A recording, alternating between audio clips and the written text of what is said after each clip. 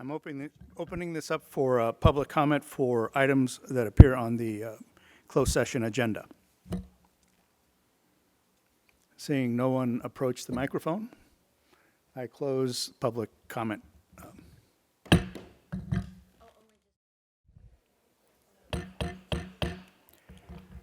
I would like to open the session with a report from closed session. Yes, report for item D1, student discipline, with respect to every item of business to be discussed in closed session pursuant to Ed Code 35146 and 489220, Government Code Section 49060 and 49078, and the Family Rights and Privacy Act. Student matters, I move for the readmission from expulsion for student A. I'll second. Moved by Ms. Gonzalez-Mata, seconded by Ms. Martin. Yes. Aye. Aye. Aye. Aye. Aye. Aye. Aye. I also move for the readmission from expulsion for student B. I'll second. Moved by Ms. Gonzalez-Mata, seconded by Ms. Martin. Aye. Aye. Aye. Aye. Aye. Aye. Aye. And that's all the items to report. Thank you. Did I see Ms. Belia Ramos? Ms. Ramos, would you lead us in the flag salute, please?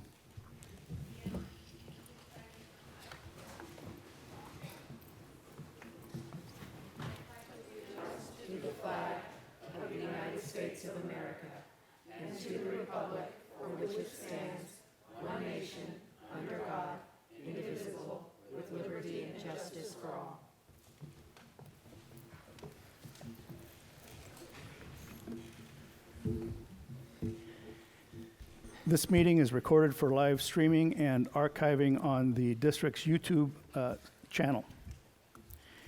And I would like to move for the approval of the agenda. So moved. Second. Moved by Ms. Gonzalez-Mata, seconded by Mr. Gracia. There was just one change. One change.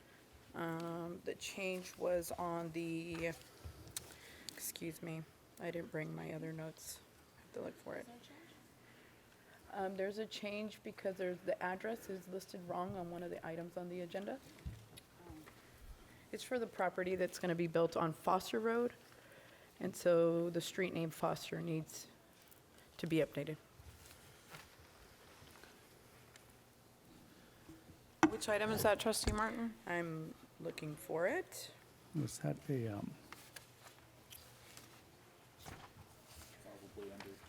yeah, I think it was a consent item. Location of school serving subdivision, is that it? Yes. Yes. That is 1.2A, location of school serving new subdivision, consent item. Okay, so, yes, so I. Aye, sorry, I2A, I- location of school serving new subdivision. The address just needs to be changed to Foster Road, please. Is Mr. Pearson here? Just an R in there. Mike, is that accurate, Mr. Pearson? Yes. Okay. So Thank we'll you. pull that item? We'll pull that item. We can pull that item and bring it back. Okay. Okay. It's been moved and seconded.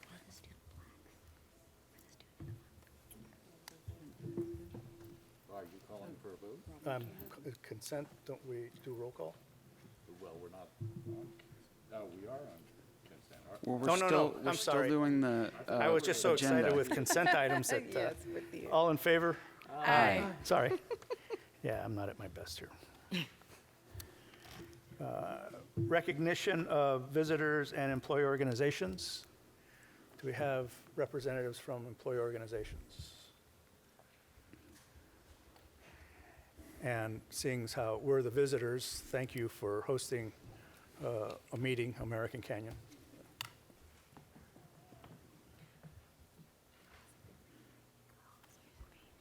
recognitions of Student of the Month. We're recognizing American Canyon High School students this meeting.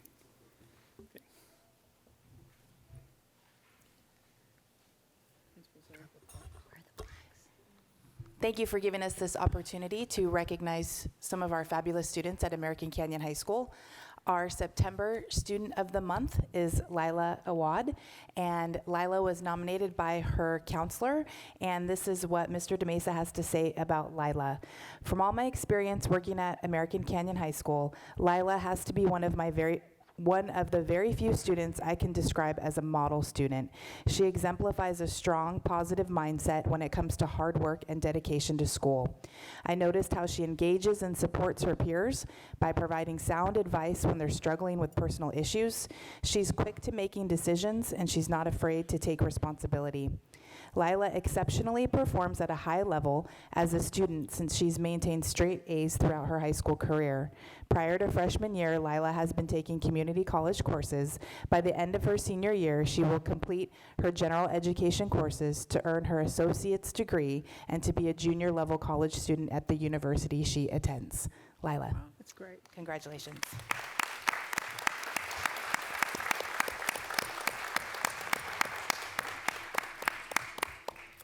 Good evening, everyone. I would like to first begin by thanking Mrs. Lopez and Dr. Massetti and the rest of the board for recognizing me today as September Student of the Month. Coming into high school, my goal was to do it all. Take all the classes, play all the sports, sign up for all the clubs, and make friends with all the people. I set ambitious goals because I knew that even if I did not complete them all, I would keep myself busy trying. 4 years later, and I completed most of my goals and then some that were made along the way. ACHS allowed me to complete all of my goals by offering a variety of courses, clubs, sports, and resources. There are many great opportunities at ACHS for their students, and it has made my time here very enjoyable. ACHS is a school that allows you to be yourself and express your self-interest. After high school, I hope to attend a top college where I will major in biology. From there, I want to attend medical school where I will study to become a cardiologist. ACHS has given me the tools and opportunity to explore many career paths. It has not only prepared me for college, but also for life. Thank you again for this award.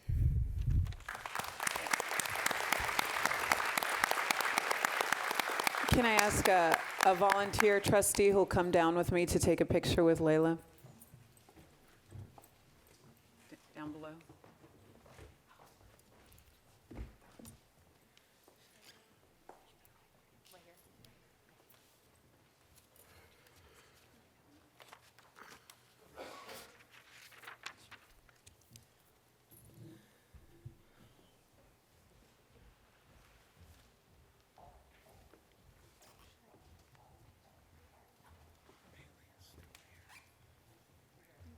Thank you.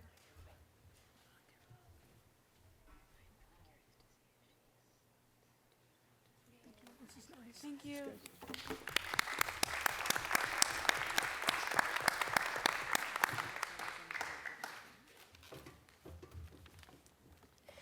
Our October Student of the Month is Federico Marquez Murrieta. Federico was also nominated by his counselor, and this is what Mr. DeMesa has to say about him.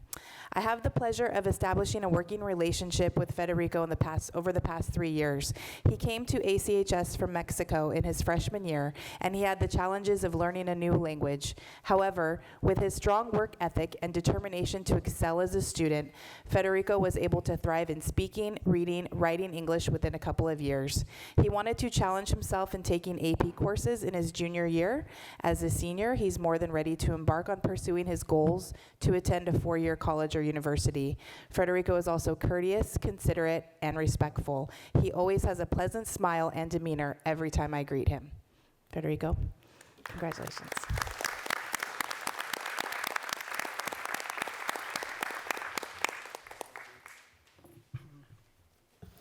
Hello, everyone. Thank you very much for having me here today and recognizing me as a student of October.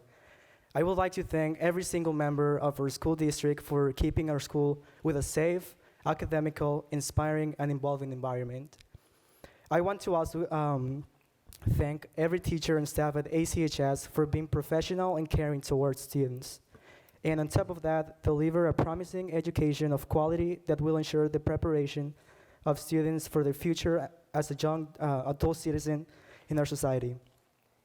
Also, I want to thank the cafeteria staff for making me gluten-free lunches for every day for the last few years.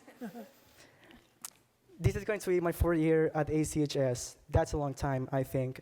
But I think time has been precisely one of the factors of my personal growth and academic progress. But within this time, there's also been a process that has required my patience, dedication, and determination to accomplish my goals.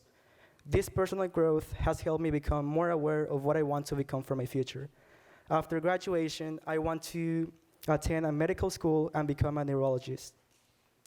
I also appreciate the fact that ACHS has given me a place to think, reflect, and get to know myself better.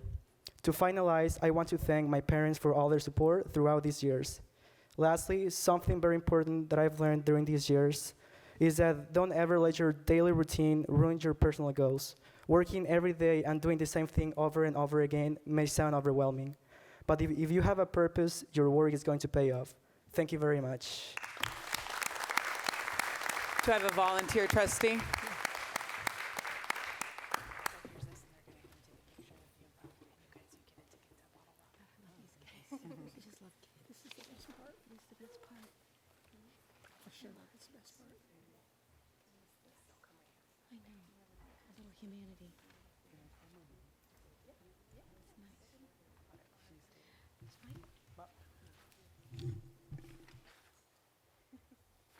Congratulations. Thank you.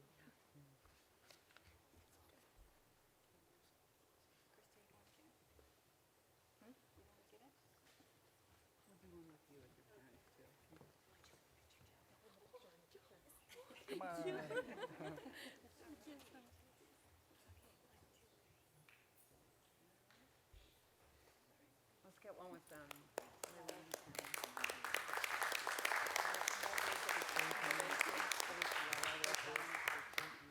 Let me see that.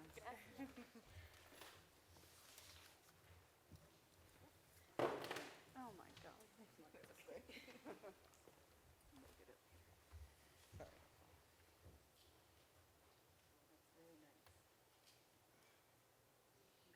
Thank you. Good job. Thank you.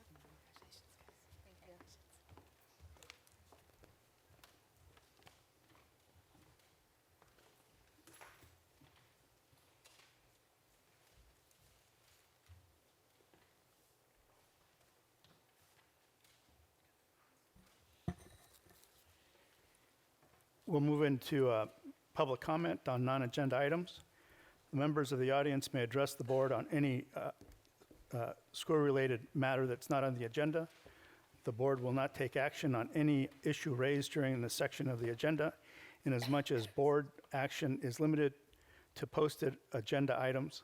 Speakers are requested to limit their comments to 3 minutes. Board policy allows the board to limit the amount of time, since this is a business meeting. I am going to, if someone could keep track of this for me, I'm going to allow for 30 minutes of comment, and then we'll see where we are after 30 minutes. And then if we, with the consent of the board, we can extend that. So first speaker is Debbie Alter-Starr, and then if Steve Green could also move forward.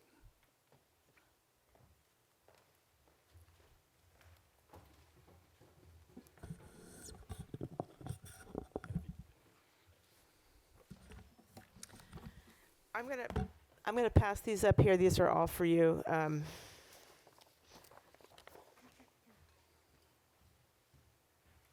Waiting for my fellow committee member, who you know well, Isela Martin. So we are here with the Latino Heritage Committee of the Napa County Hispanic Network to share calendars and to let everyone know that September through November, we're celebrating Latino heritage or Latinx heritage in this county. And I want to also add that October is Filipino Heritage Month. And this week, tomorrow actually, at the library in Napa, there's a Filipino artist who will be having her art reception. And her art will be up through September, and the art is fabulous, and I hope you will go and see it. As a kickoff of our events calendar, everyone has a copy, so we're trying to make it available to as many communities as possible. It stretches all the way to Calistoga, St. Helena, Oakville, if there's any in there, Napa, and American Canyon. If you know of any free events, of course, we just ask that they be submitted so we can also celebrate with you. And usually they're all free events for our community. Dia de los Muertos, we're making an important plug there, is that Dia de los Muertos will not be celebrated at Harvest Elementary School, or excuse me, Harvest Middle School this year. We're moving it to the Boys and Girls Club. That way there is more community coming together at the center of Napa. So you may or may not have guessed I'm not Latina, and this is an invitation to anyone who would like to join this committee, that it's really an opportunity to celebrate our students and our families. I view it as having birthday. Everyone deserves to have their heritage and who they are celebrated. My heritage is actually Jewish American, and this is the month where we have our high holidays. So, and I rarely ever say that because I'm nervous about how I will be received for my cultura, for my cultural identity and Jewish history. So it's an incredible calendar of events. There's all kinds of great things. For some of us who have older parents who grew up with Leo Dan, he's coming here on October 20th. So don't miss that. He's like, I like to say maybe the Frank Sinatra of Argentina and Mexico. I don't know. He's 80. And then there's Mexican Independence Day celebrations in every community. This is kind of a celebration that we bookend between Mexican Independence Day, which is the Independence Days are what the Latino heritage or Hispanic heritage is centered on. It's a weird month. This is why we don't focus on it anymore. It's the 15th of September to the 15th of October. And then the other big event is, as Isela said, Dia de los Muertos. And so there's a really big event that we have in Napa. Hopefully you're having things down here in American Canyon. I know it's all over the valley, but we were invited to make an altar and come be with us, and to make an altar, bring it up, or again, put your event in the calendar. I had one other thing that I wanted to share, which I gave you. You got to share more? What is that? I'm sorry. It's not related.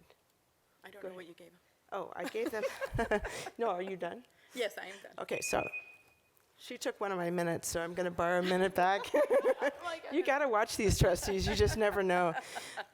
So I gave you something about the Center for Mind-Body Medicine. You might recall I've come to the board a few times really concerned that we do something that's more you could call tier one wellness, healing for trauma for everybody. And so we are having them come, this program, I'll send you more information. It'll be on November 21st at Lincoln Theater in Yountville. We're going to have a 4-hour training that's free.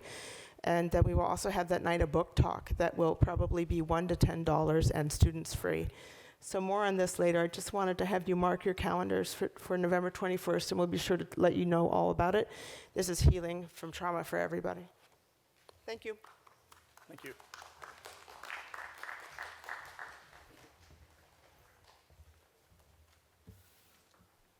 Good evening. We're already seeing the negative effects of losing the 7th period at ACMS. For example, Mrs. Walden now has to combine 6th graders with 7th and 8th graders. Before, 6th was separate. Now all our children are learning less and her classes are huge. Even worse, students who need extra help with English are excluded from instrumental music. That is clearly inequitable. The impact not only hits our kids now, but will negatively affect ACHS next year as kids aren't prepared and begin to drop music.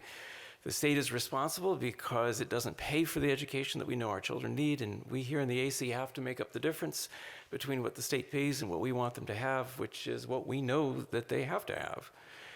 We can anticipate that paying the difference to bring back 7 periods at ACMS and then save them at ACHS is likely not large in comparison with the entire district budget, but it makes the biggest difference in our children's lives and to the AC.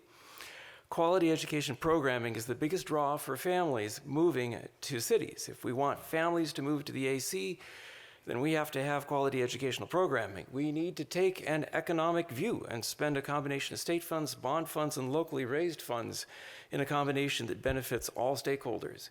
Speaking of stakeholders, ours are diverse. First are our children.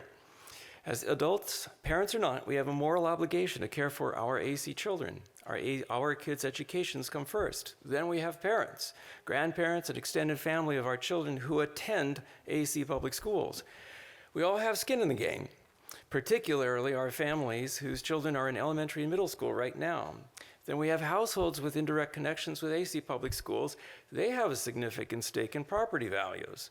The better the educational programming, the better the community, the better property values and quality of life. A healthy, thriving community and lousy educational programming in schools don't go together. As we move into this fall semester, we as a community need to keep our eyes on the prize, and that is the best educational programming for our AC kids. That means that we parents, the district, the board, and the AC city government have to act like the adults that we are and set the example for our children by coming together and doing what's right. What's right is giving our children the education that ensures their happiness and success first as children, then adolescents, and then adults. Thank you.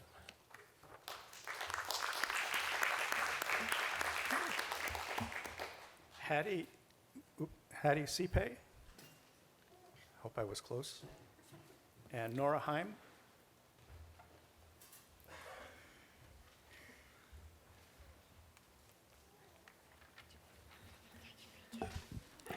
Gotta stand up.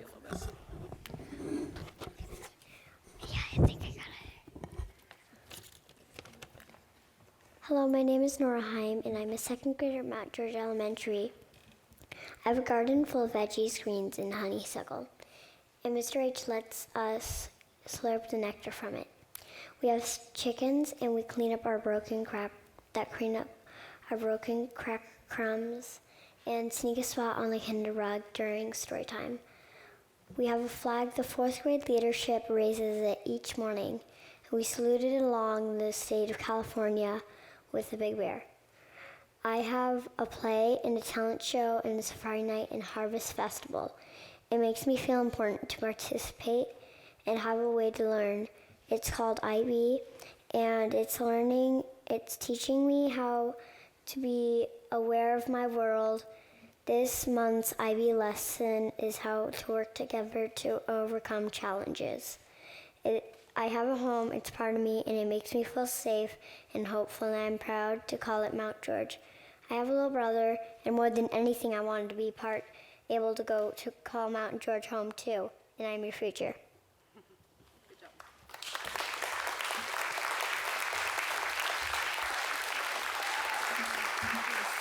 He's very cute. I'm not going to top that, so. Heidi Zape, parent of American Canyon students, and I just wanted to thank you guys for coming back down here to American Canyon again. And it seems like, this is going to be a meeting that has some opinions and that kind of thing. But next time, can you come down and do something fun here with us? Can you come to make the meeting a little more fun and exciting?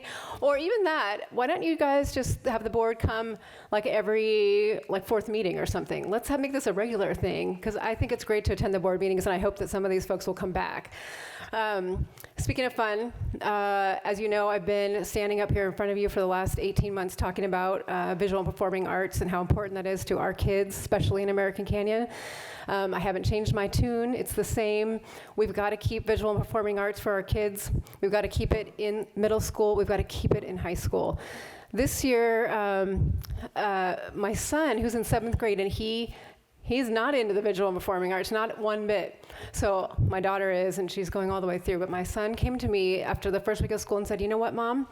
I think I want to join Miss Walden's choir. I want to go on 0 period. That's our early morning choir." And I was like, "Really? Really?" And I said, "Okay, son, you go talk to her yourself and make sure there's space for you in the class." And darn it if he didn't. And darn it if he's out the door every morning at 5 minutes before 7 to get to school early enough to get settled before 0 period choir. And this is a kid who I don't think can sing, but he wants to be in that class. So that's a testament, if nothing else. Speaking of fun things, the first choir performances here at American Canyon High School are October 16th and 17th. So we'd love to have you all come. Email achchoir at Gmail, I want to say, and Mr. Butler will hook you up with tickets. We'd love to have you. And then, of course, the Christmas concert's coming up in December. Thank you. Okay.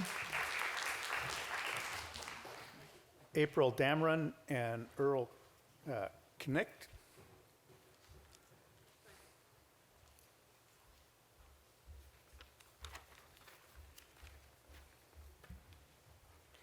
Good evening. My name is April Dameron. I have 2 sons at Mount George. On Tuesday of this week, Dr. Musetti held a town hall meeting for the Mount George community. While trying to answer questions surrounding school closures and next steps, including enrollment boundary lines, open enrollment process, and potential integration of impacted students to other schools, she used the word chaos more than 5 times.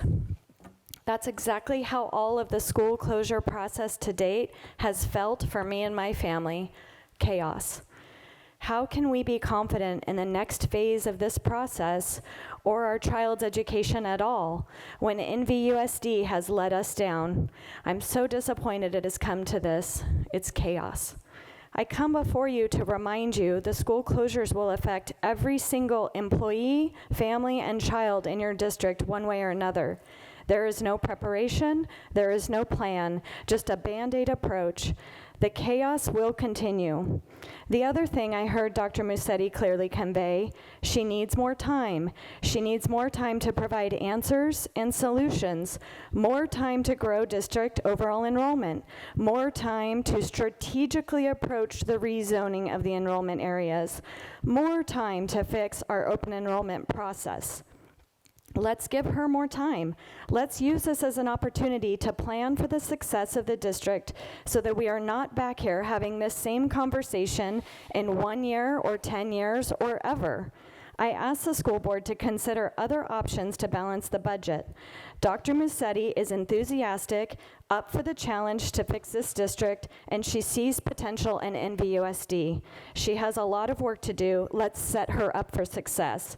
Our children and families are depending on you. This is your time to fix this for the long term. Expect more and think progressively. I know the families of Napa do. Thank you.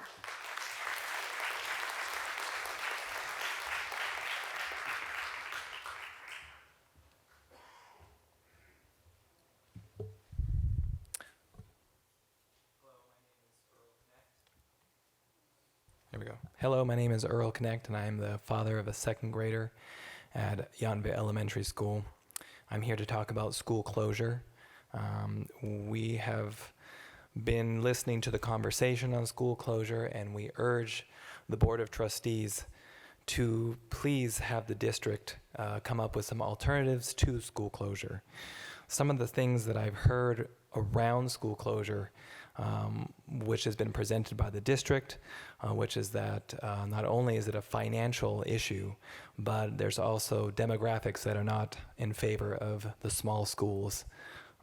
Most recently, one of the things that I heard was, it's difficult because we have a limited amount of resources, and when we're talking about small schools, we're talking about a small amount of resources spread out over a small amount of people. Well, I understand that. That was one of the reasons why I chose Yountville to go to that school. And if I may, I'd love to read a little bit about why small schools are important for a district. 1, small schools, students at small schools develop strong relationship with their peers and their teachers. This is really important for people who, students like my son that need a small environment, that they thrive in a small environment, that they don't get lost in the shuffle of a big school. I'm well aware that not everyone needs a small school, but I think the district ought to provide at least an option for those kids who need a small school. I'm fully aware that big schools are great, and I'm sure that they provide a wonderful environment for those kids who need that. But special needs comes in many forms. And I would suggest that the district fully consider keeping some small schools. And I don't mean 300 kids as a small school. I'm talking like something the size of 150 to 200 kids. I think there are plenty of children who thrive in a smaller environment. The other options that I can see for small schools, teachers at small schools report higher level of job satisfaction, leading to increased teacher retention and consequently increased consistency for their students. Small schools foster citizenship, leadership, and social emotional skills through increased student engagement.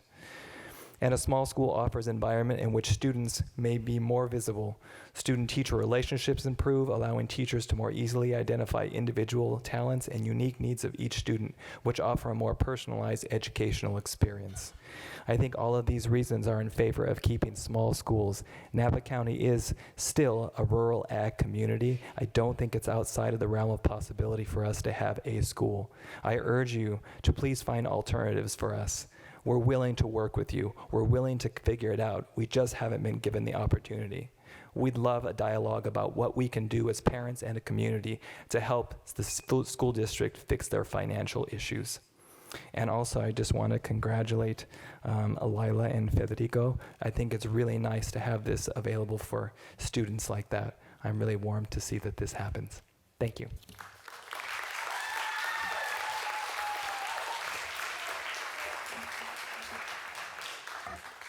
Natasha, I can't read that.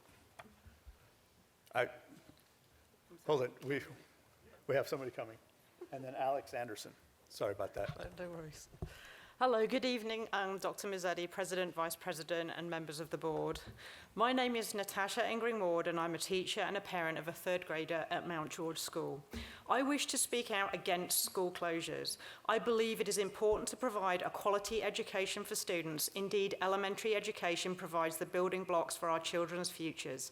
I cannot understand why the district is looking to close one of the most successful schools in Napa, where year after year parents enroll their children because they believe in the sound education that it provides. Why is the district not sending us more students rather than trying to close our school? My daughter asked me the other night what was happening, and I had to explain to her that it was being decided if Mount George could be closed. She looked at me in horror and said, "Surely it is our education that is the most important." She could not understand why it was only the financial position that was being considered. How can I justify that to my 8-year-old? In fact, Mount George's costs per student are considerably less than some of the other schools, yet it has been singled out because it is a smaller school. We have wonderful teachers and an amazing IB program that is something to be reckoned with. This program needs to be kept alive and the school kept open. Members of the community are interested in partnering with the school district to find creative solutions which do not involve closing our schools. At the meeting on Tuesday about Mount George, many parents expressed their wish for the school to stay open and gave suggestions for other avenues for funding that could be looked at. Many people have also come to the board meetings to express this opinion. Why are we not being heard? I am very concerned about the speed in which this process is moving. There has been not enough time to present accurate facts and figures at the 7-11 committee meetings, and committee members have no time to digest all of the information and discuss any of the issues. It is also alarming to me that the district seems to have no real plans as yet as to where our students will end up if schools are closed. This process needs to be slowed down, please. Our options need to be evaluated, and closing a school should be the last option. Once schools are closed, they will be gone forever. If the district wishes to garner the support of the community and for us to have confidence in their decision-making, then it needs to listen to our ideas and let us have input into how the solution to our school funding program could be solved. The school board is elected to serve our community, and many members of this community are requesting that you do not close our schools and that you investigate other ways to balance your budget and look for alternative revenue sources to fund our children's education before it is too late. I urge you to take these opinions in consideration. Thank you. You're welcome. Alex Anderson.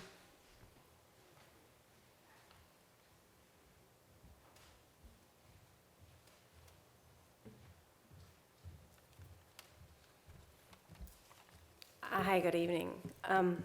Thank you for taking the time to hear us out. My name's Alex, and I'm the mother of a first grader at Yountville Elementary. I recently moved to Yountville specifically because I wanted to send my daughter to a small school. She was enrolled in Novato last year, and she'd come home with bruises, with cuts. Nobody would ever see anything. Sorry. She doesn't thrive in a large school. And the fact that the schools are so large in Novato, where she was at Hamilton, no one would see anything. And so it never got addressed. And at Yountville, she's excited to go to school. She's happy. She's thriving. We moved here for that reason. So I was trying to be a little bit more about figures, and of course it's turned emotional again, but I'm just asking you to consider what this will do, not only to the school, to the parents of the school, but to the town of Yountville itself. Once the school closes, the library's gone. Then next to that, it'll be the community center, because what you're taking away is the foundation of what small town America is about. And I know that it runs a lot on tourism, it runs a lot on the wine industry, but all of this valley does, and Yountville does a lot to support this valley in times of needs, not just in Yountville. And I know while the money doesn't go back to the school district, it does help keep families here so that they can rebuild their homes, so they can get the resources they need so that they can stay and work and put their kids through the schools here. And so what I'm asking just is, I'm asking for a little bit more time so that together we can help you be more resourceful, come up with a more creative solution, and then, just allow us to look at the budget and find another solution, because this can't be, it seems just like a short-term fix that really isn't gonna do a lot in the long run, not only to our children, but to this economy as a whole. Because once this goes downhill, families will move out and they'll leave. It's just, for me, I will not put my child in a large school. I've seen the damage that's done, and there's other parents like myself. And, so is it's a small town, and it should stay that way. And I'm just asking for a little bit more time and some transparency, and so that we can together try and find a better solution. So anyways, thank you so much for your time, and thank you for hearing us out. Thank you.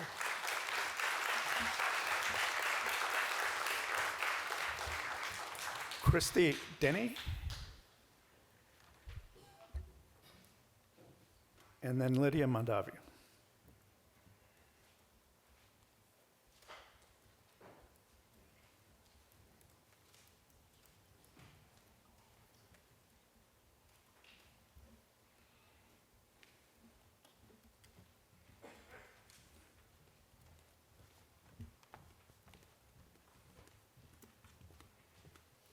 My name is Christy Devine, and I am here representing my son, a second grader at Mount George. While I've not been able to attend all of the meetings, I have been getting updates and also tuning in to watch as much as I can. And I'm really urging everyone to really try and look for alternate solutions. Here in the Napa Valley, we are not people that play the short game, we play the long game. We are longtime business owners, vintners, farmers, and we're always looking towards the future. As you've heard parents talk about, that small schools are so imperative to so many students who thrive in those environments. They need a little more of the one-on-one.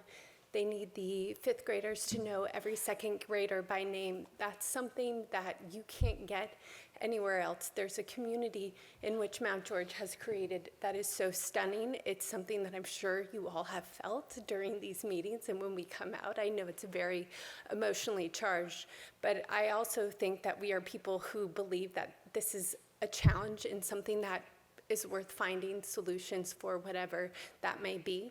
I worked for the city of Santa Rosa in the gang intervention and prevention program all throughout college, which was funded by a property tax measure allowing for multiple after-school programs, and even through budget cuts, which I understand, especially in the school system, I do understand how difficult it is.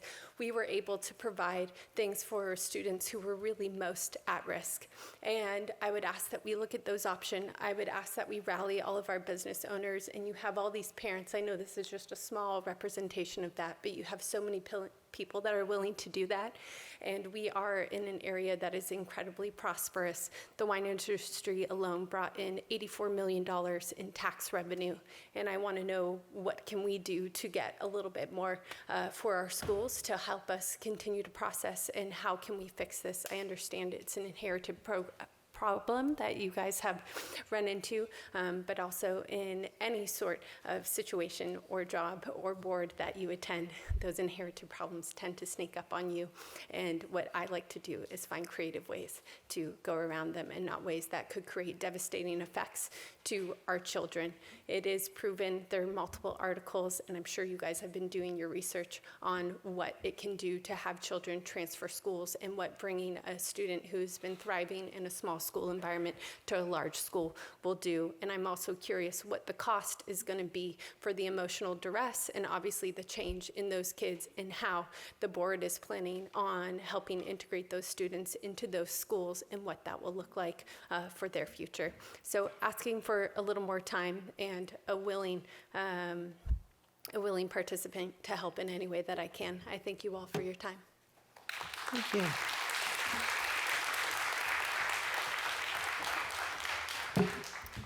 Hi, I'm Lydia Mandavi. I'm a parent of a third grader at Yountville Elementary School. Thank you for hearing what we have to say this evening. As we look at budget cuts, it is devastating to see the district is in such a financial state. I would like to champion us and challenge us to look at opportunities that we have in Napa Valley. We have 60% of commuters coming in to our workforce every day. We need to start attracting some of these families to our small schools and to our district. We need to look at sustainable options. Yes, we have to cut budgets. Yes, we have to make hard decisions. However, let's look at the assets that we have, not just selling off property so we can have another hotel or more restaurants or more tourism. Let's truly champion as a community. Look at assets like we have just on the Yountville campus alone. We have before and after care programs that have over 55 kids in that before and after care program during the day. We have 10 students that are dropped off by vet home workers and that are going to St. Helena for that after school and before school program.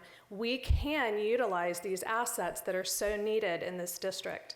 We also have opportunities that we can look at that Dr. Massetti has amazing experience, 7, I believe you said, of immersion language programs that we can add to these small schools to attract away from Napa Valley Language Academy and into the district, that we can attract other outside families that are not in the district to come to Napa Valley Unified.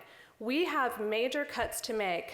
Yes, the slash and burn method takes some of the bleeding away. If you look at the adopted budget, you are still in deficit in 2 years over $500,000 with closing 2 schools and letting go staff, teachers, and not adding in any additional enrichment programs. We have people in the community to help you. Gasser Foundation, Napa Valley Vintners, all of these foundations are willing to help. They called me all back today and said, how can we help you? How can we help you raise money for Napa Valley Unified? Let's get on board. Let's be sustainable. Let's not think about slashing just budgets. Let's grow the district.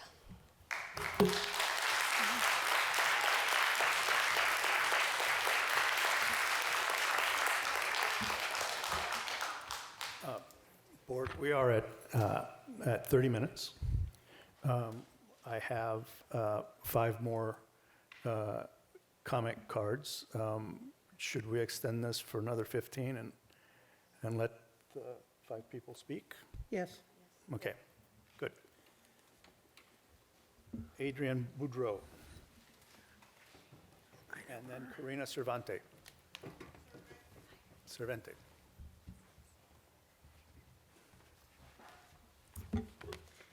Hello, my name is Adrienne Boudreau, if you don't know me. I'm one of the faces behind Napa SOS, and that group was started back in June, and originally it was actually entitled Support Our Students. And as the process kind of unfolded, we decided that we needed to focus more on saving our schools. And since then, I and several other parents have been just scouring any information available. We've come up with really good fact-based arguments for why school closures aren't always going to solve the budget problems you think they're going to solve. And we still have a 7-Eleven committee that's in the process of doing a lot of work on that front. But we also are dealing with the reality that you guys are all going to have to make a decision in October. And I think that if that's the case, and if it's the worst case for parents like me that have children at Mount George or Yountville or even West Park or Alta Heights in the future, that we really need to start doing more work.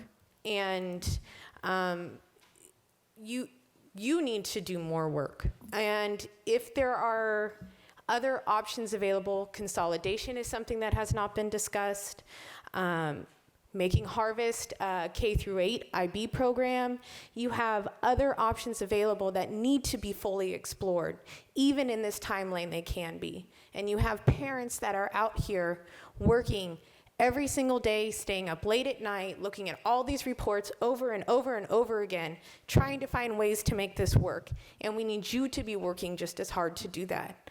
And just for an example, an accurate capacity analysis. You guys are going to be approving a thing right now tonight that has inaccurate capacity data for your elementary schools. Mr.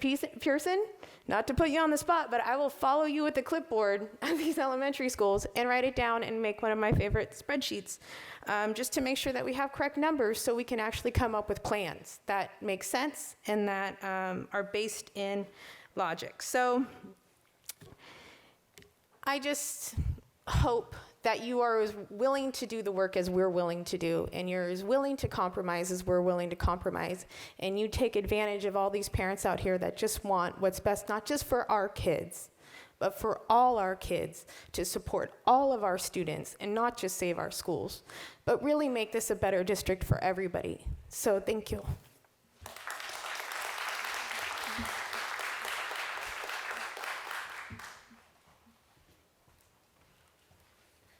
Trustee, is that comment card about the lunch? Yes. I withdraw. Okay. From that. Thanks.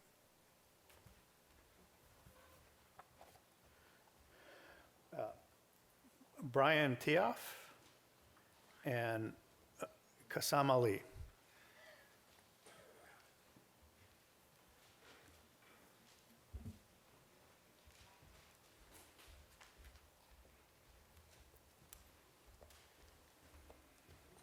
Hello. Hello. Hello. So my comments are, I'm really interested when I came to the meeting was to hear the brief presentation about the budget tonight, and couldn't pass up the comments. And first comment is, this is a really great school. I've never been here before. It's a nice school. That's good. But what I wanted to do is look at some of the stuff that I've been reading in the paper, and so I'm going to read a little bit from the Napa Valley Register. This was last week, Tuesday, September 3rd, and it says a better outlook for jail funding. And it starts off, Napa County financing plan for proposed $128 million jail no longer requires a multi-million-dollar loan, right? We are in a privileged position to be able to get to this point without mortgaging the future, Supervisor Alfredo Pedroza said. And it goes on, right? And I don't quite understand it, I admit, but it says it says here that one of the ways that they were able to get the money was, one reason the county can erase the loan is a continued increase in anticipated excess education revenue augmentation fund, ERAF money. The county could get a $46 million over several years from this source for the jail. I don't understand that. I don't get it. And it goes on here to say the shrinking enrollment at Napa Valley Unified School District is one factor that means more ERAF property tax money for Napa County. And Ms. Ramos said the county's gain through the loss of student enrollment is bittersweet news. Yeah, that's true, right? So I don't, why I'm bringing this up, and they may not be linked, but I don't get it as a community member. I don't know why. It seems that there is money out there. Why are our kids not getting it? Why are the schools not getting it? And so my question is, how do we get Napa County elected officials and residents to prioritize education and youth issues? What can we do? Can we find revenue sources together? And is Napa Valley Unified going to lead that conversation. I expect they will. That may be naive, but I really hope that we find the money out there. And so some of the things that have come across my, in my little circle just recently, different topic, but so my kids go to Napa Valley Language Academy, and we are a charter school, and I've heard if Napa Valley Language Academy gives up our charter, that we can keep these small schools open. That's not true, right? And if we close these small schools, we can build a school here in American Canyon. Is that true? I don't know. But what's happening is outside of these board meetings, parent groups are having these conversations. You've pitted these parent groups against each other, these communities against each other. I think we need to really have a 10-year plan. I think that we need to bring us along. What does it look like in 10 years? Not just 2 years, we know that, but what does it look like in 10 years?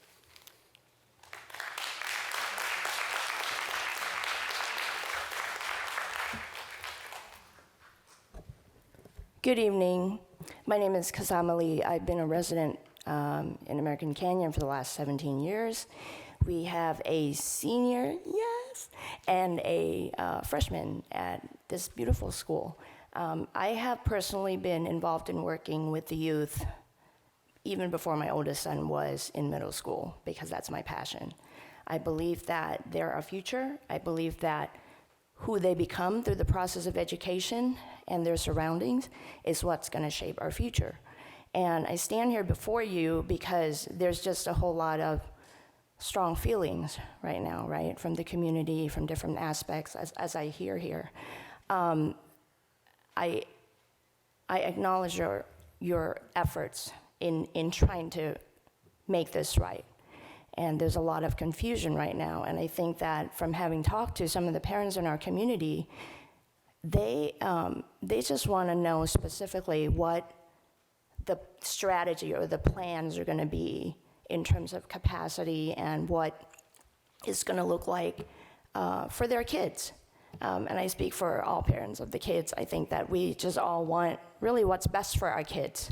And there's just a whole lot of noise right now from different entities and organizations. And I think that, we use the word collaboration and we teach that to our kids in school. It would be really cool to see all of us as entities collaborate and work together with respect and clarity in what our goal is and transparency. Thank you for your time. You're welcome.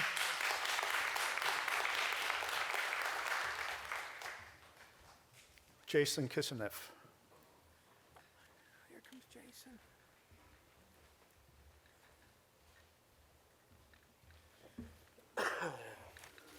Good evening. I'm Jason Kishinev, congressional candidate in District 5, and I just want to say a few words in solidarity with these parents at Mount George and Yountville specifically. I oppose school closures. It's not right. Yountville specifically, 118 kids. I could talk about how the district is shoveling the cost of transportation onto the parents. Parents that already have to participate in school supplies that my parents didn't have to help pay for. I could talk about the cost to the environment of all the 118 added cars on the road, but just what it boils down to is it's not justice to leave a town without a school. That's not right. Thank you.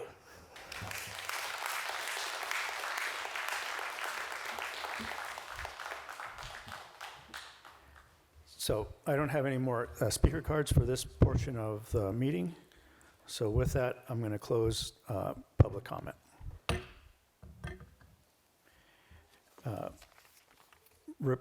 Board of Education and Student Representative comment. Ms. Madrigal, do you have anything to say this evening? You're okay? No, nothing. Okay, thank you. And report from school, actually, all the schools are currently good. Valley Oaks just facing trouble with attendance and a huge deal with dress code. Yeah, thank you. My favorite subject. It's been a busy couple weeks. Attended the back to school night at Alta Heights. had a tour of Snow School to see the new facilities there, which are quite nice. Attended the 7-Eleven committee meeting just as an observer. Went to the Mount George Back to School night, and I think there was a couple more things, but it was a lot of, oh yeah, I went to the Napa High Back to School as well.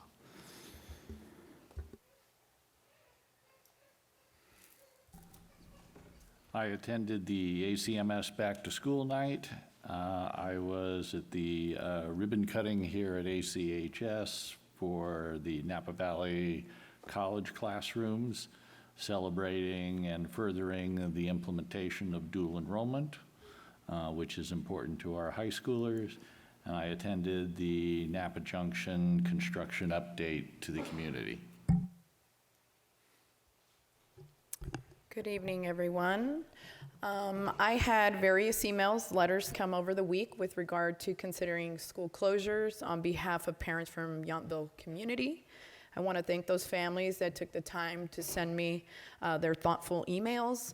I had one solo parent from American Canyon community called, and she spoke for about 35, 40 minutes with regard to a plan B should the middle school not be built.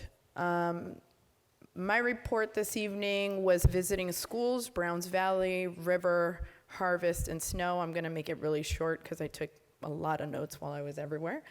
But instead of really doing my usual tours, I really did a check-in with Mr. Frank Silva and his transition to and from Napa High, and now starting again at Browns Valley. Hands down, I think everywhere we go, we have true gems in our school.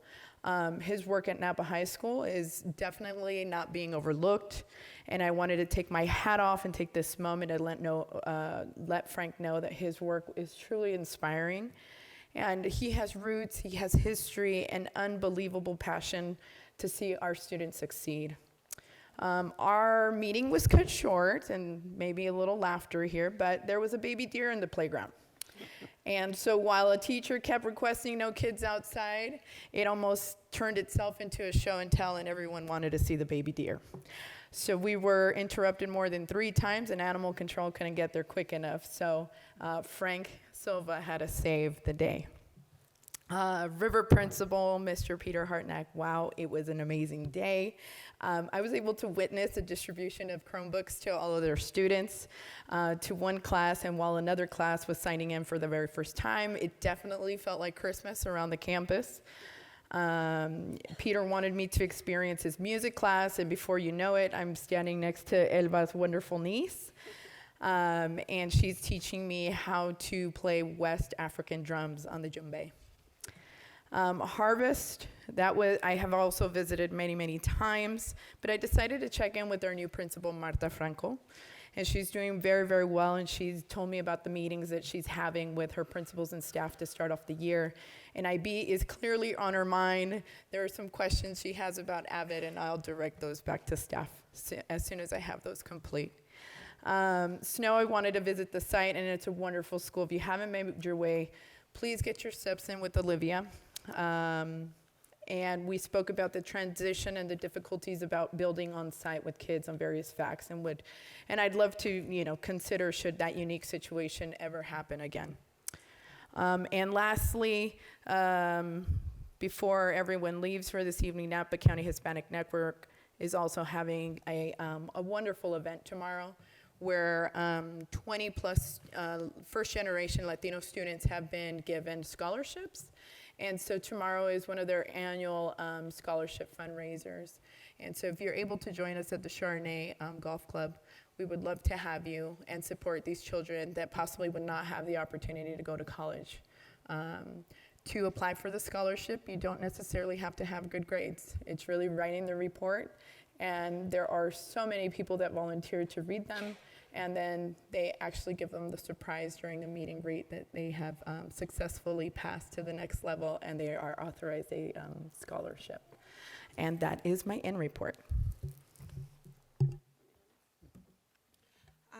I too did some visiting of a campus at Napa High. For me, it was going down a little bit memory lane since I graduated not too long ago.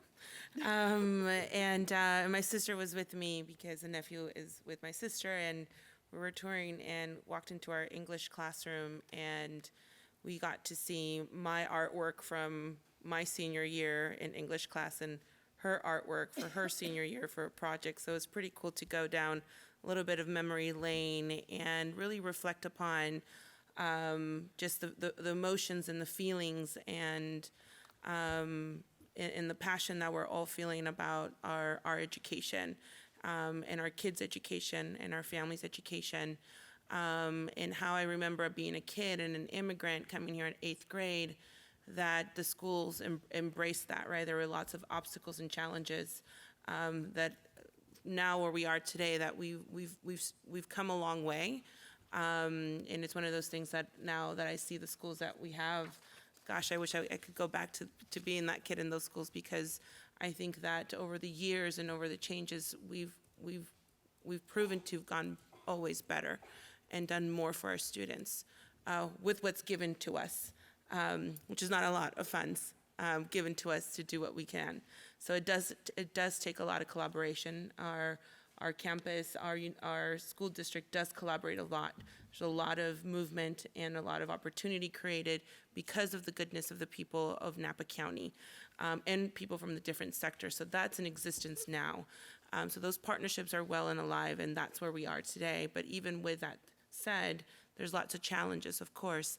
So just, going down a little bit of this memory lane and really just reflecting upon that just made me feel still very, very grateful and thankful that we have such a community that is very passionate and cares a lot, because that's what's really going to bring us together, and that's what's really going to allow for the opportunity and the space to do that. Last time I was here, I was inviting and welcoming for our communities to reach out to me. I only had one American Canyon individual reach out to me. I hadn't heard from others in different, official capacities to continue to have the conversation. So to me, I think a lot of the information is on the website. We have the committees, information's out there, and we still continue to welcome that. So I do really think very much those emails that come through, they are read, they are being acknowledged, and every opinion that comes to public comment, as we can see it, no matter what age, it's really important to me as a board member. So I thank you for your participation. In the past couple of weeks, on August 20th. We need your mic. That's unusual. There we go. And September 3rd, I attended the first two 7-Eleven committee meetings. Just for context, the district was not obligated to provide this committee structure, but felt it was important to provide transparency and inclusion, a forum for public comment, and an independent, diverse committee to discuss the issues at hand and act in an advisory capacity. The meetings have been very well attended, passionate, and have created an opportunity for stakeholders to have a voice. I attended 2 back-to-school nights, Yountville and Mount George, and had an opportunity to spend time in classrooms. I got to see Trustee Grazia's wife work her magic, and spent a meaningful amount of time speaking with parents.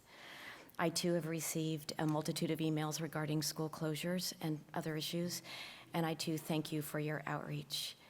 I attended a football game at Memorial Stadium on Friday night, my first one of the season, possibly my last one of the season. And on Saturday evening, I attended the Vintage High School Hall of Fame, where I listened to an evening of inductees talk about their experiences and inspiration stemming from their time as NVUSD student athletes. And lastly, I agreed to be a mentor for senior projects at Vintage High. Well, it is a busy time of year, and it's nice to be back in American Canyon. Let's see, the last couple of weeks, I went to Shearer School. I've kind of been haunting Shearer School. It's convenient to my house, 2 blocks away, and my children went there. And I met with Principal Brian, and we had a very nice visit and wandered around the campus, and he showed me the classes and watched the children interacting and eating the pink muffins that are so popular. And I went back to school night, and the place was full of enthusiastic parents and teachers. And I got asked to go to the cowboy poetry event that some of you might have seen in Yountville. So I crammed my feet into a pair of 25-year-old red cowboy boots and staggered off, and it was lots of fun, and the kids enjoyed it very much.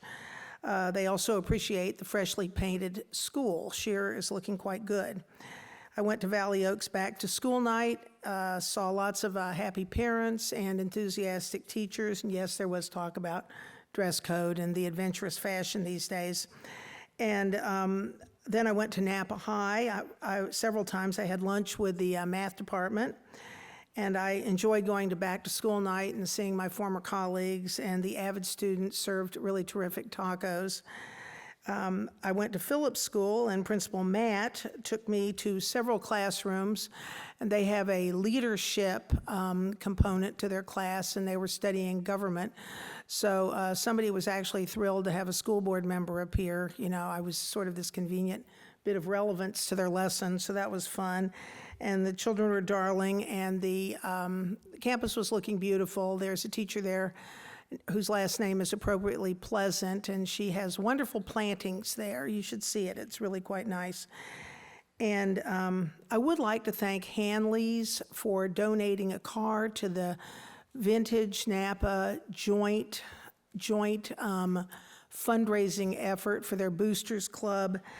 I bought tickets from a crusher, and Darcy Ward from Napa High has me on the line for more tickets from a Napa High player, from a Grizzly. And just in case, you know, I'd really like to support the Wolves, of course. I'll be at your concert. And, you know, hit me up in October because Isella already grabbed me for the Hispanic Network. So, you know, I'm kind of tapped out this month. But I'll be back strong, you know, for you all. You can count on me. And I'm actually kind of pleased about this because I used to work at Napa High, and actually I used to get alarmed at the frenzy whipped up over the crosstown rivalry between the two football teams. I mean, I was beginning to think that it was, you know, we were moving towards World War III, or maybe it's IV, and I like this joint effort because it shows that, you know, after all, we are all on the same team. We're on the same team. And Heidi, in closing, Heidi said she'd like us to do some interesting things, and I will be back down in American Canyon on Saturday at the Senior Center at 10 a.m. I'm with the Master Gardeners, and I'm going to be leading a worm composting workshop, and, you know, just drop on by, pick up a free composting bin. It's going to be lots of fun. Thank you.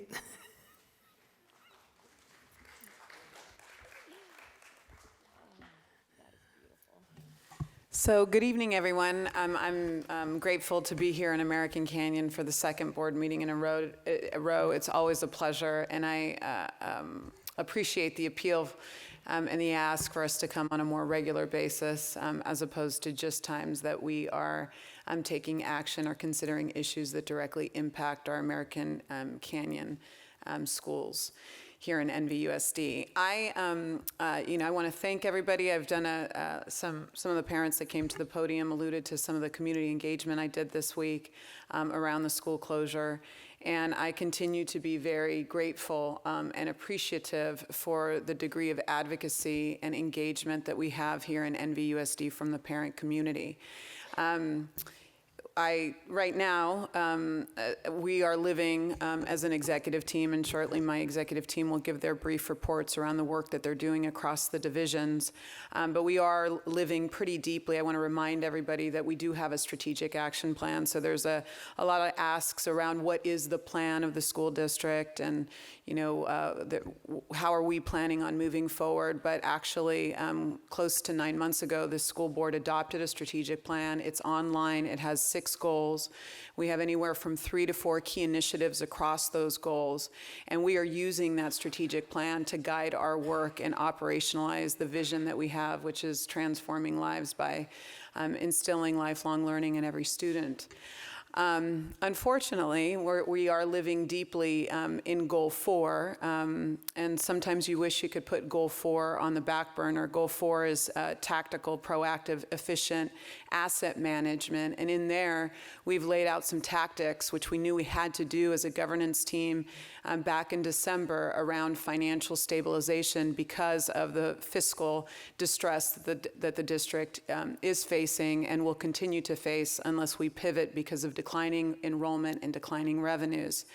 And really, we have a key initiative there that is around educational programs benefit from predictable and stable funding.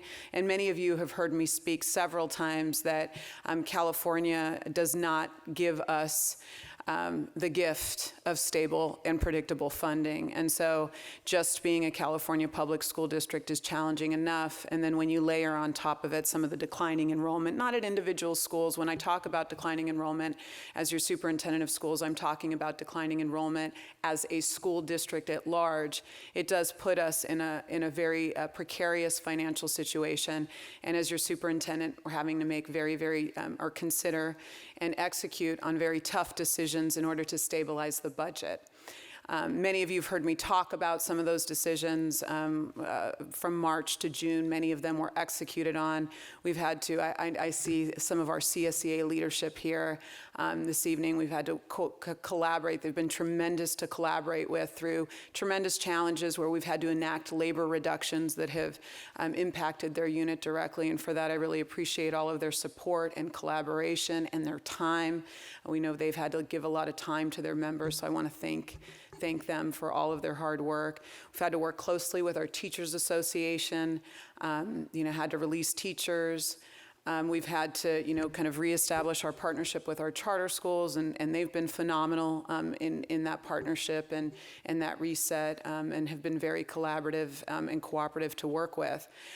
While all that is going on and we take on some of these tough issues that I know are frustrating and alarming and I think was stated earlier, causing chaos maybe in individual homes across the district, it's not our intent. The execution of these things can be extremely challenging.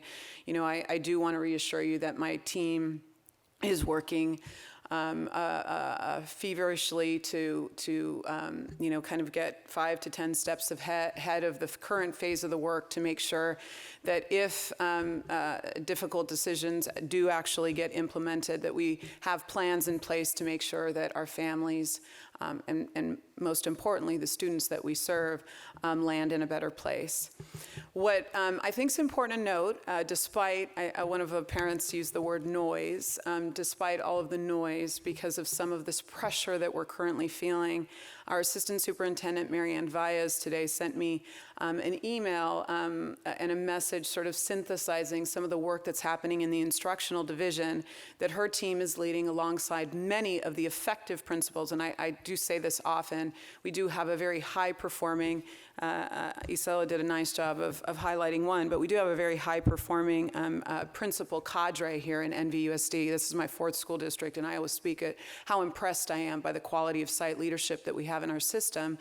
But those principals, highly effective principals, and our instructional division, are doing a lot of great work around making sure that despite all of this challenge, that we're still putting forth high-quality program in front of our students.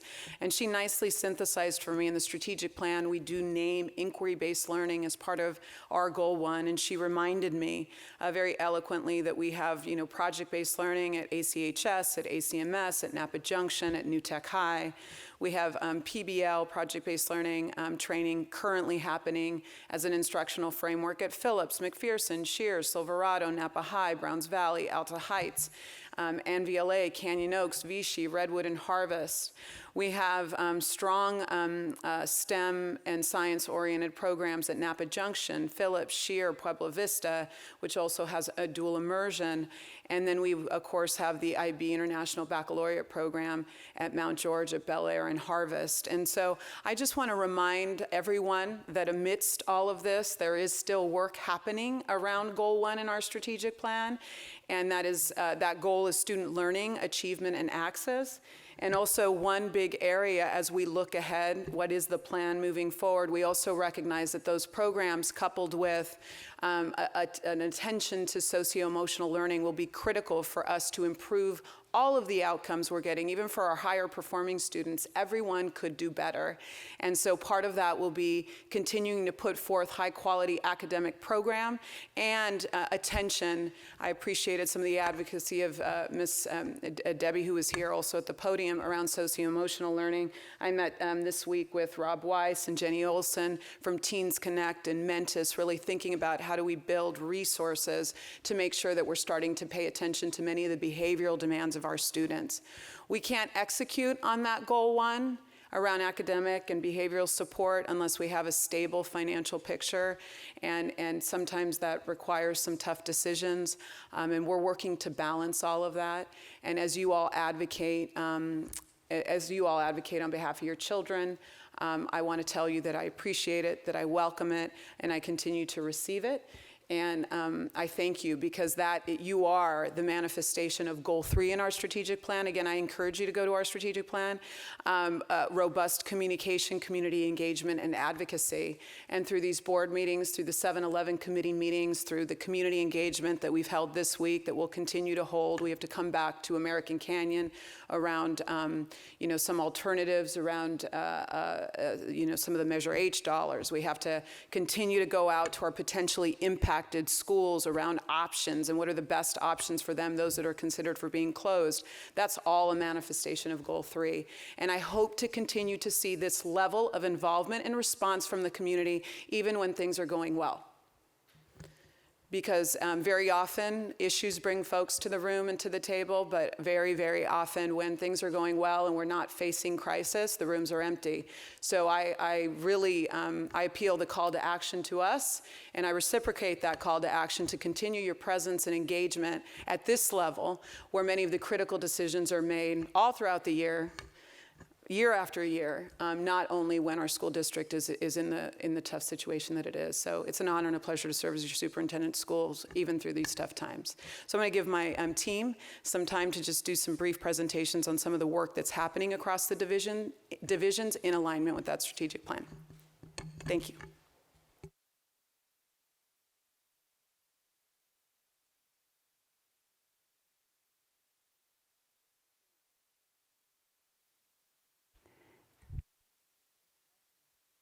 Good evening. Hello, members of the board and community. I'm Mary Ann Vias, the Assistant Superintendent of Instructional Support Services. And tonight I want to just share some brief highlights that come out of the division.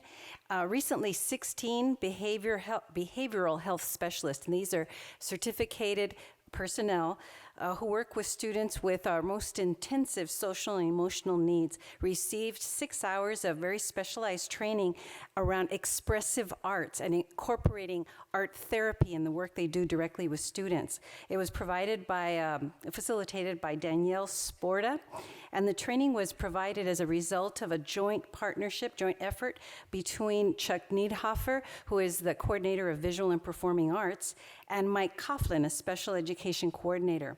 A second 6-hour training is scheduled before the end of the month, and this is really a unique opportunity for this particular classification of employees. Another exciting initiative that maybe some of our parents are aware of, the Library Services Department within the Instructional Division, which is a whole 1.5 people, launched the Blue Bin Project last year, in which it provided a blue bin, a literal blue plastic bin, for every kindergarten through 2nd grade classroom, containing 30 paperback books of varying reading levels. The bin is sent out to the classrooms from the school library and rotated across the grade level to keep the titles fresh and interesting for the students. And last year, over 4,500 paperback books were circulated in 54 blue bins across all K-2 classrooms. Blue bins were also placed on the Magnet school bus, were provided to Magnet Ed eligible students. And for this year, we're planning to expand the Blue Bin Project to 3rd grade. We're going to replace books for the K-2 blue bins. We're going to put a blue bin in every wellness center. And we're going to pilot blue bins in some of our buses, our back to school and home buses. So that'll be very exciting. The last update I'd like to share is that over the summer, 13 special education students participated in a Resorting to Opportunity program, and resorting is the key word, it's resorts, and they participated in a training program, and those that passed the program were hired, and we had employees at the Meritage Resort and Embassy Suites right now who graduated from the program. They're very fortunate, and I think their parents are even more fortunate. Thank you. That concludes my report.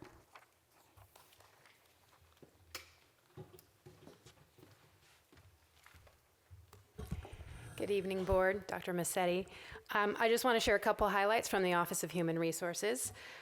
This time of year, we require it's state law, we have to have all of our employees do mandated reporter training, and that just reminds every single employee about their duty to identify any suspected child abuse and to report it as a mandated reporter. So I want to say thank you to our employees. We have over 1,800 already completed, and we're at the finish line here.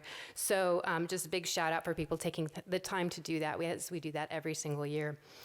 Also, this week was the first meetings for our induction program. So we have almost 30 teachers that are either in their year 1 or year 2 after getting their teaching credential. It's a requirement that they clear their credential through an induction program. The induction program, we are happy to be able to provide for our teachers the kinds of support that our brand new teachers get are mentor support from an experienced NVUSD teacher, as well as sub-release time for the mentor to come and observe them in the classroom and give feedback, and also for the teacher, the brand new teacher, to go out and watch experienced practitioners. We do contract with the Napa County Office of Ed to provide some of the sessions and some extra support to the brand new teachers. But it's our NVUSD teachers that are critical in supporting these brand new teachers into the field.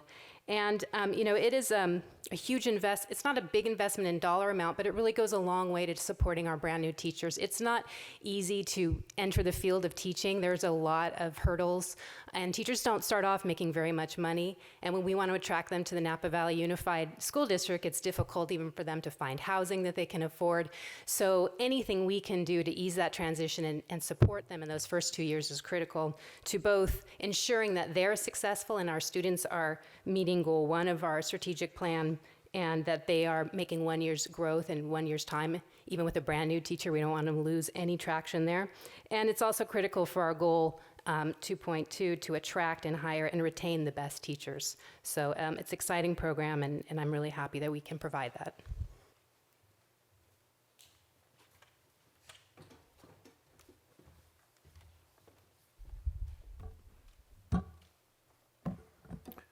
Good evening. My name is Rob Mangwa. I'm the Assistant Superintendent of Business Services. Since we last met, we've worked diligently to close the books. We'll be presenting that later on tonight. We'll have a discussion about our unaudited actuals. So I'm going to save most of my discussion for that presentation, but I would like to take a moment to thank Ms. Melissa Cook for all of her help closing the books and helping with this presentation. Thank you.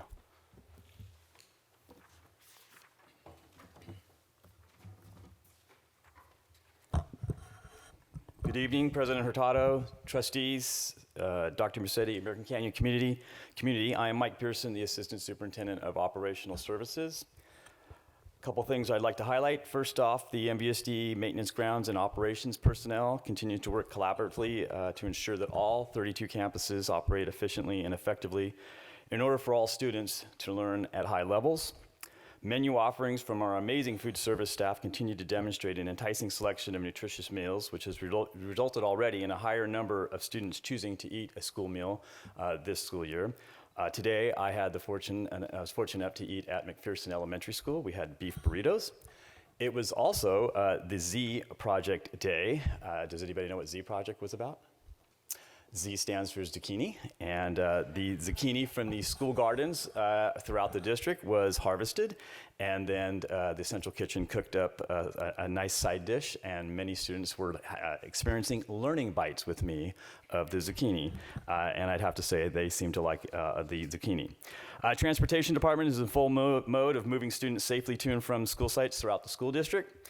And additionally, transportation is also starting to safely transport students to a variety of extracurricular activities, mainly in the athletic department. And lastly, the directors and the assistant directors who comprise the operational services team, there's a total of 6 of us, we continue to meet on a weekly basis where we're using the NVUSD strategic plan as our guiding document. And additionally, all managers have begun to do a deep dive into the art of managing employees to coincide with our professional reading of Radical Candor. And now I'd like to introduce Kelly Jurgensen from Van Pelt Construction Services, who oversees the implementation of our Measure H bond program. And Kelly will be discussing some of the work on our facilities that has happened in the last couple weeks and over the summer.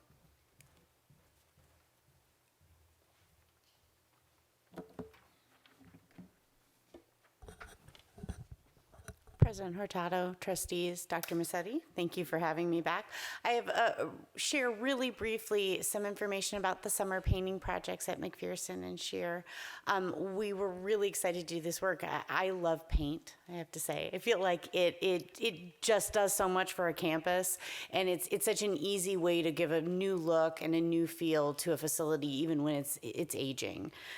So with that said, I'll share some pictures from what happened over the summer.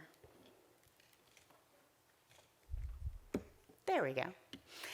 So here's the new look at Shear Elementary. One of the things that also happened when we were planning for this project is we're looking to standardize the paints that these projects use. Not completely standardized. We don't want every school to look identical, but we are kind of doing color selections that maintenance and operations can easily patch and maintain, so we're not carrying tons of different types of paint and painting each campus so differently that it's hard to manage. With that said, we also sought some input from our principals, and as you can see on this slide, we got some glowing feedback from the principal at Shear. Give you a second to read the quote.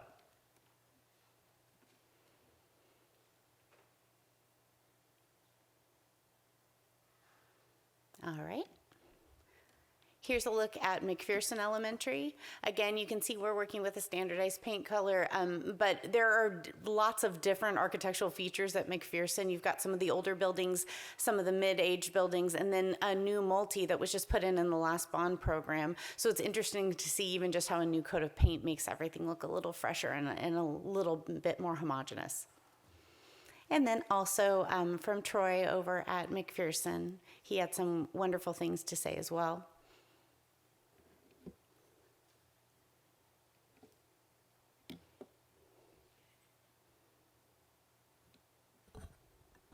And in addition to that, the other exciting news is that work is progressing over at the Napa Junction Elementary School. So that is really, really great to see that start to come out of the ground and see equipment out there on the site. So other than that, that's about it.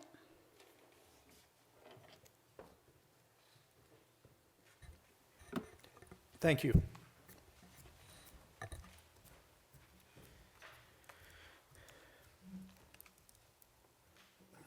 Thank all of you for all your work, and thank you for the concise reports. Approval of the consent agenda.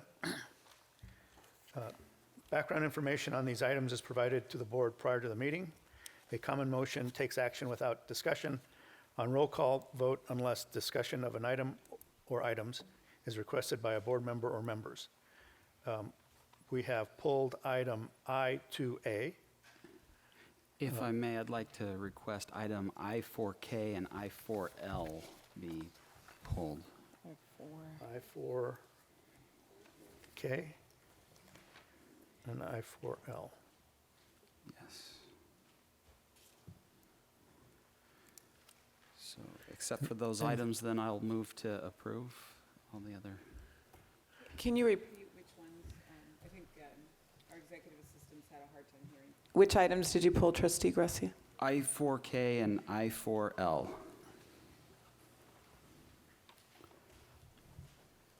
It's been moved by Mr. Gracia, I'll second. seconded by Ms. Water. Roll call. Aye. Aye. Aye. Aye. Aye. Aye. So item L4K, I4K. I wanted to talk about I4K and I4L together because it seems like there's a little bit of a disparity in what we're charging on these contracts. One has a fee of $3,364 for 18 hours worth of work, where the other has $3,144 for 21 hours of work and 1 hour of testing. So I didn't quite understand how we ended up charging less for more work. And at first glance, these seem to be incompatible. In my pre-board inquiry, I was informed that the district is going to be standardizing these rates in January of 2020, and I'm happy to hear that. I think that's a good step forward, but I was wondering how we come up with these rates prior to our new standardization in January. Ms. Baez? Thank you, Trustee Gracia. These are courses that are offered through the adult school in various workplace locations, and primarily it's a variety of different courses, but some of the ones that we're discussing tonight are English as a second language for the workers of a particular industry. And there is an existing long-range contract or memorandum of understanding with one of the organizations that set the rate at a certain fee level, and that rate the whole memorandum will be reviewed in the coming years, and then it can be reset. And that's the differential.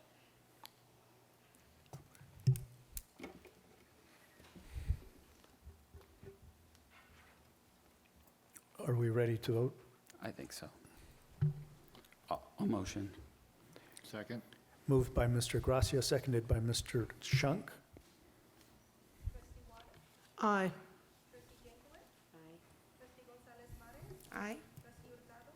Aye.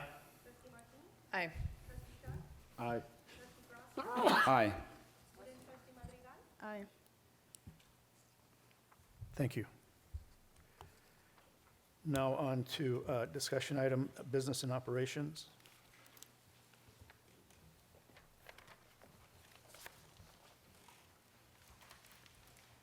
So J1A,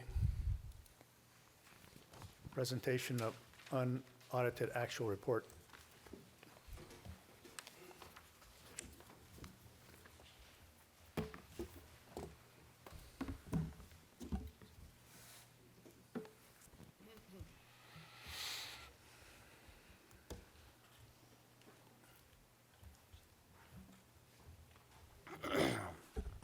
Good evening again, Dr. Mercetti, members of the board. Thank you for the opportunity to speak with you about the closing of the books for the 2018-19 fiscal year, or also known as the unaudited actuals.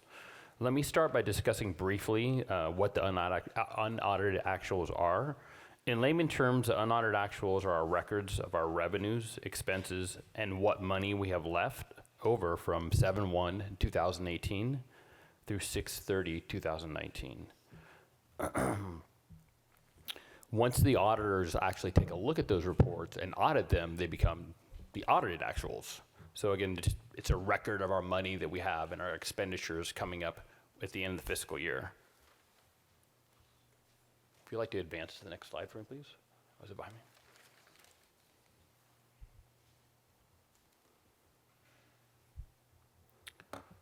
So the big thing to remember is we're not talking about any policy tonight. So again, it's just a snapshot. We're examining our data from the past. What does it look like? Where do we stand in terms of what happened at the end of 6/30? So the numbers that we're looking at tonight has nothing to do with the policy decisions that we talk about in terms of building a budget. It's more just a snapshot of the data and where we stand. And so once we load all this data, we do load it up into what's called the standardized account code structure software. It's basically a large PDF file, and from that very large PDF file, which is quite difficult to read, it's about 150 pages. Based on that, we get a summary, which we'll talk about a little bit, right now as we go through it. So some of the big picture ideas when you look at this data, the budget cuts that we did make last year, and strong expenditure control that was made before I came here last year, has improved the district's overall financial condition. Not substantially, but it did improve the overall condition of the district. We do have we have some money set aside for compensation increase, and so you will see in this approximately $3 million put aside for compensation increase. We are required to compensate based on a formula that we have in our school district. So the formula that we use is for our certificated teachers, and then after that we do have a Me Too agreement. So some other things we did notice in our budget, again, we like to use conservative assumptions. We did have to put aside money for unfunded workers' comp liability. So in looking at our books, we had about approximately $944,000 in unfunded workers' comp liability that we did have to fund. That's often referred to as the tail from when we self-funded for workers' comp. We also had some special education lawsuits that we had to put money aside of approximately $300,000. Some of the other big picture stuff, our reserve does meet the minimum 3%, but we're far below the minimum reserve of 7.5% that's outlined in our board policy. If you can go to the next slide, please. So what you see in front of you right there is that's a summary of our data. So you can see that for revenues, again, we are only talking about our general fund data. We're not, our general fund dollars. We're not talking about restricted dollars. You can see that we had approximately $161 million in revenues. From that money, we spent approximately $160 million, leaving $1.5 million. So I'm very happy to announce that we are no longer deficit spending because of the difficult cuts that were made last year. If you take the $1.5 million and you add that to our beginning balance, you get what is known as our fund balance. When you look at our fund balance, it's composed of a number of things. The first part that you want to pay attention to is a reserve requirement. So we are required to have a 3% minimum reserve. That 3% reserve is based on our overall expenses of all of our funds. So it's not just 3% of our unrestricted money, but it's 3% of all of our money that we bring in terms of expenses. A portion of that, $1.3 million, is non-spendable, leaving $4.4 million. And also we have the $3 million we put aside for potential compensation assumption. And so the total that we have there is 3.71% of total is our total reserve. And I would like to point out there, when you look at that 0.71, so we are 0.71% above that amount. And so one thing that I'd like to point out here to kind of put it in perspective for the board and the audience, like, well, what does $7.3 million look like? What does it mean for a school district? It's really important to put that in perspective. So our burn rate, or what we spend on a monthly basis, it's about $16 million.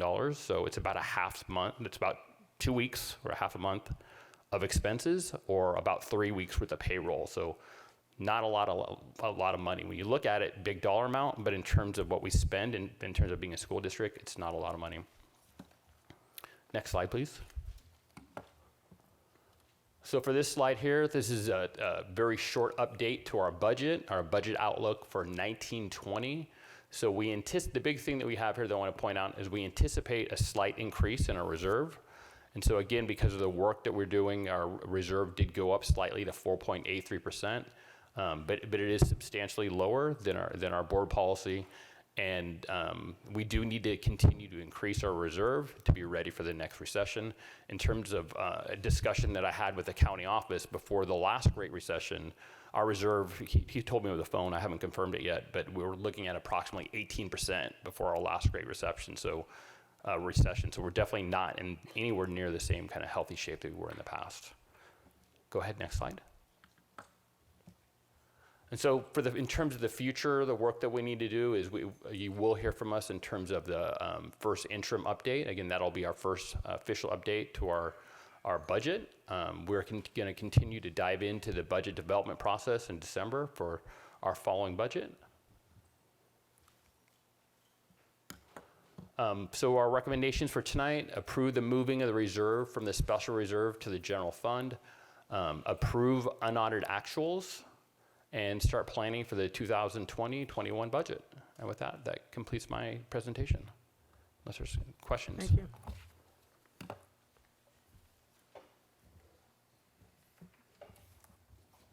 Thank you. Thank you.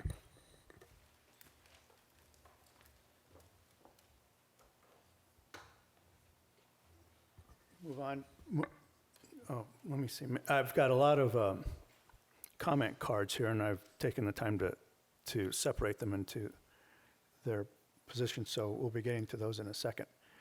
School planning and construction, discussion item, presentation of facilities, capacity in American Canyon schools. This is an information item. Mr. Pearson. Again, good evening, President Hurtado, trustees, Superintendent Musetti, and our American Canyon community. I'm here to speak on item J2. Tonight I'll be reviewing the facilities of all schools in American Canyon, along with projected enrollment numbers and how anticipated and unanticipated growth will and or can affect the school facilities in American Canyon. At the end, I'll be able to answer some questions, and I also have Rob Murray from Jack Traders and Associates here too, should you need his input. The strategic goal I'll be looking at is specifically goal 4, tactical, proactive, and efficient asset management, as was already mentioned earlier by Dr. Musetti, is one of the things we've been having to focus on right now. When you start to take, next slide please. Before you start to take a really deep dive into your capacities, you also have to, your school site capacities, you have to look at the development that's happening in a given community. And here in American Canyon, there are a number of developments that are occurring that are summarized in this table for all of you to see. And there are 2 very large developments, as we know, the Broadway District Specific Plan and the Watson Ranch development as well, too. And then we've also outlined the years with the new units and the total number of students that would be generated. One thing to highlight in this is that over the course of the years of the development here, we're projecting a total of 582 students will be generated from these developments. And that's 582, though, to make sure you understand, that's K-12. It's not 582 elementary. It's not 582 middle school. It's not 582 high school students. It's at 582 over the course of these developments that occur, that start from in 2019, as we can see with the Village at Vintage Ranch, all the way through 2026 with Watson Ranch happening as well on that.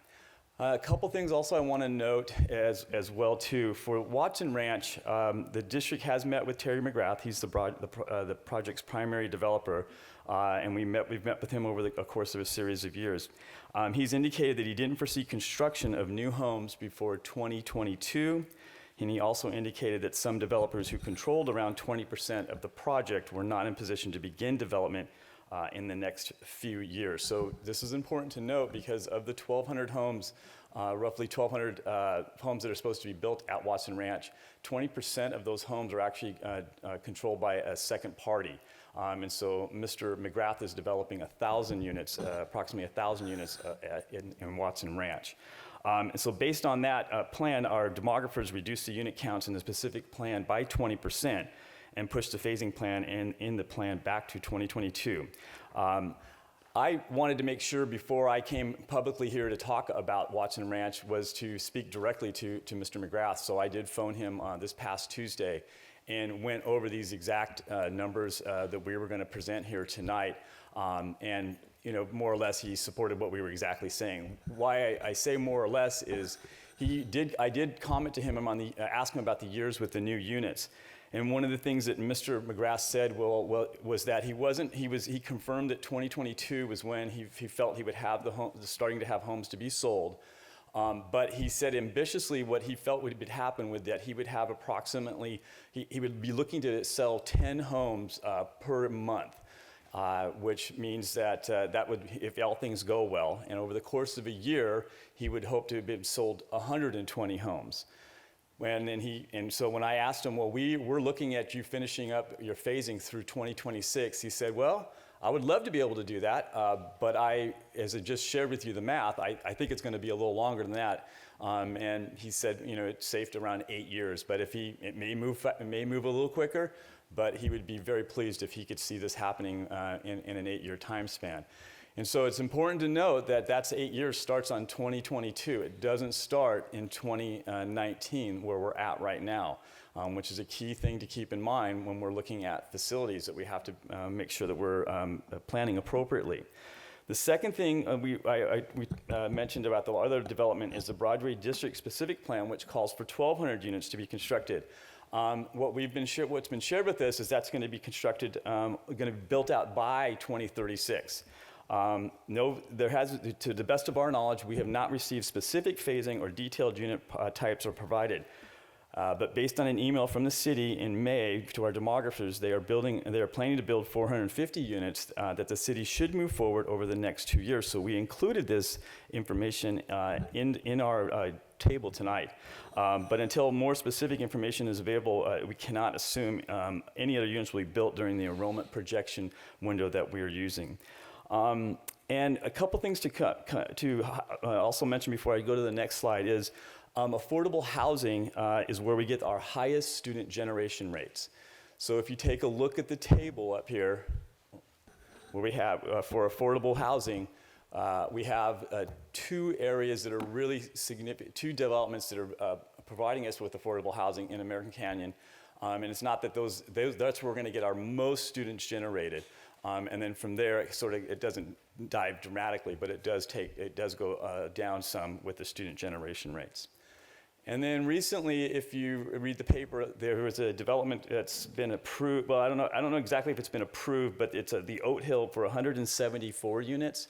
And this is just the hill that's above Napa Junction.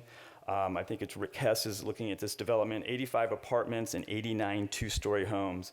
But as was noted at the city council meeting, reported out in the Napa Register, there are still several reports and things that have to happen before Mr. Hess can actually start building on that particular development too. All right, next slide. So in American Canyon, we're going to focus first on the elementary schools. Next slide, please. For those you don't know, because this is being streamed, I know everyone here in this audience knows, but it is being streamed on YouTube. I wanted everyone to know we do have three schools here, three elementary schools: Canyon Oaks, Donaldson Way, and Napa Junction. Next slide, please.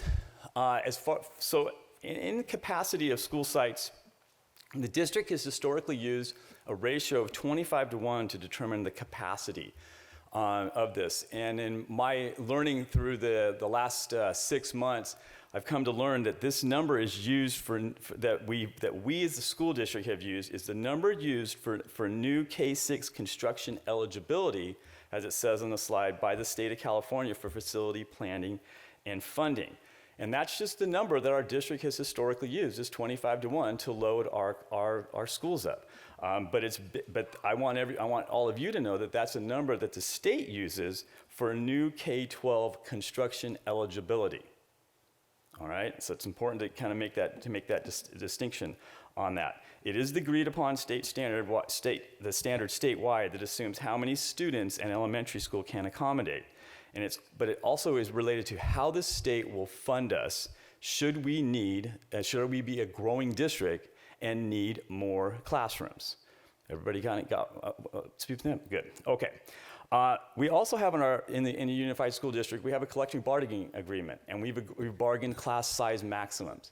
And as it's stated on the slide, K1 is the class size maximums are 24-to-1.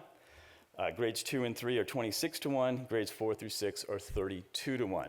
There are some slight differences if you have combo classes, but for the purposes of tonight's report, we're going to focus in on every class as a K class or a first grade class, et cetera.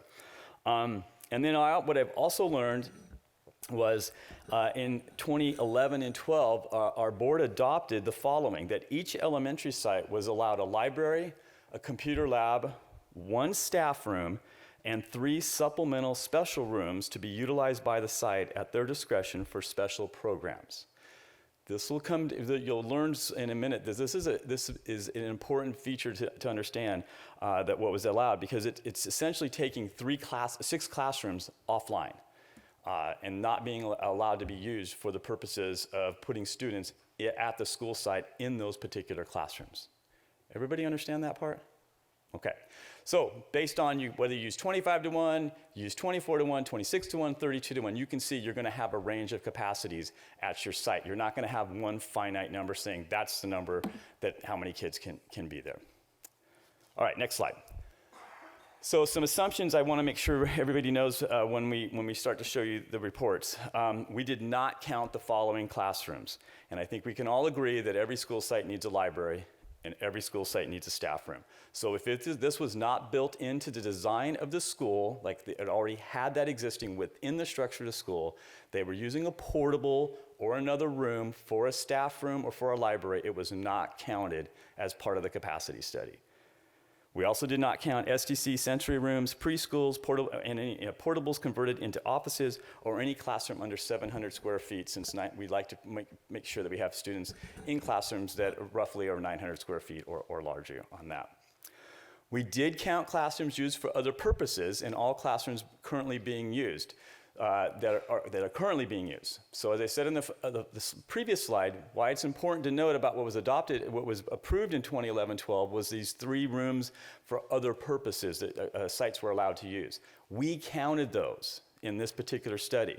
All right, they're currently being used for that purpose, and you'll see in a minute what it is. So some are moved for computer labs, some are used for science classrooms, some have been used for resource pullouts and things like that. We counted those rooms in this particular capacity study, thinking that if we had to maximize our sites, we want to make sure we're maximizing our sites. We're using every available resource that we have there. And then finally, we took the average of the CBA, which is the collective bargaining agreement class size maximum, and we averaged that. So we took 24, 27, 26 and 32, divided it by 3, and we came up with, it comes up to 27.33, to apply a consistent ratio to each site. And to demonstrate that capacities at each site can fluctuate, but to also note that the capacity at each site could fluctuate. If you use this 27.33, it could fluctuate up and down a little bit depending upon the number of first grade classes you have, or second grade classes you have, or fourth and or fifth grade classes you have. So for example, if you have a lot more fourth and fifth grade classes, that number is going to potentially go up. If you have more first grade and second grade, you still have to follow, kindergarten and first grade and second grade, you still have to follow the collective bargaining agreement.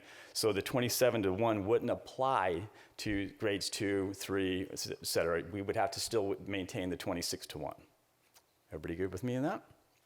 Okay, so let's look at our first school, Canyon Oaks. So there's some historical data here when it was constructed, the usable site acreage, the total square footage, the total number of classrooms. The classrooms not used for the capacity for this particular study was they have 1 sensory classroom and 1 SDC classroom. That was not counted. The classrooms used for the capacity study, one computer lab, 1 resource room, and they have currently occupied 25 K5 rooms, which are 27.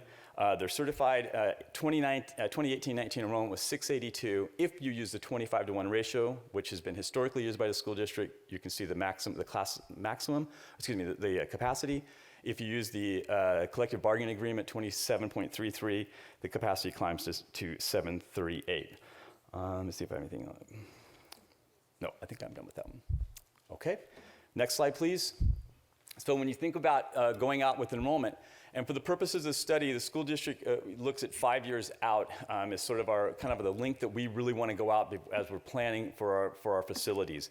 We could go 7 years, we could go 10 years, but once you get going out there, it gets a little bit more dicey as far as and reliable on some of these numbers. So we chose to go with 5 years out.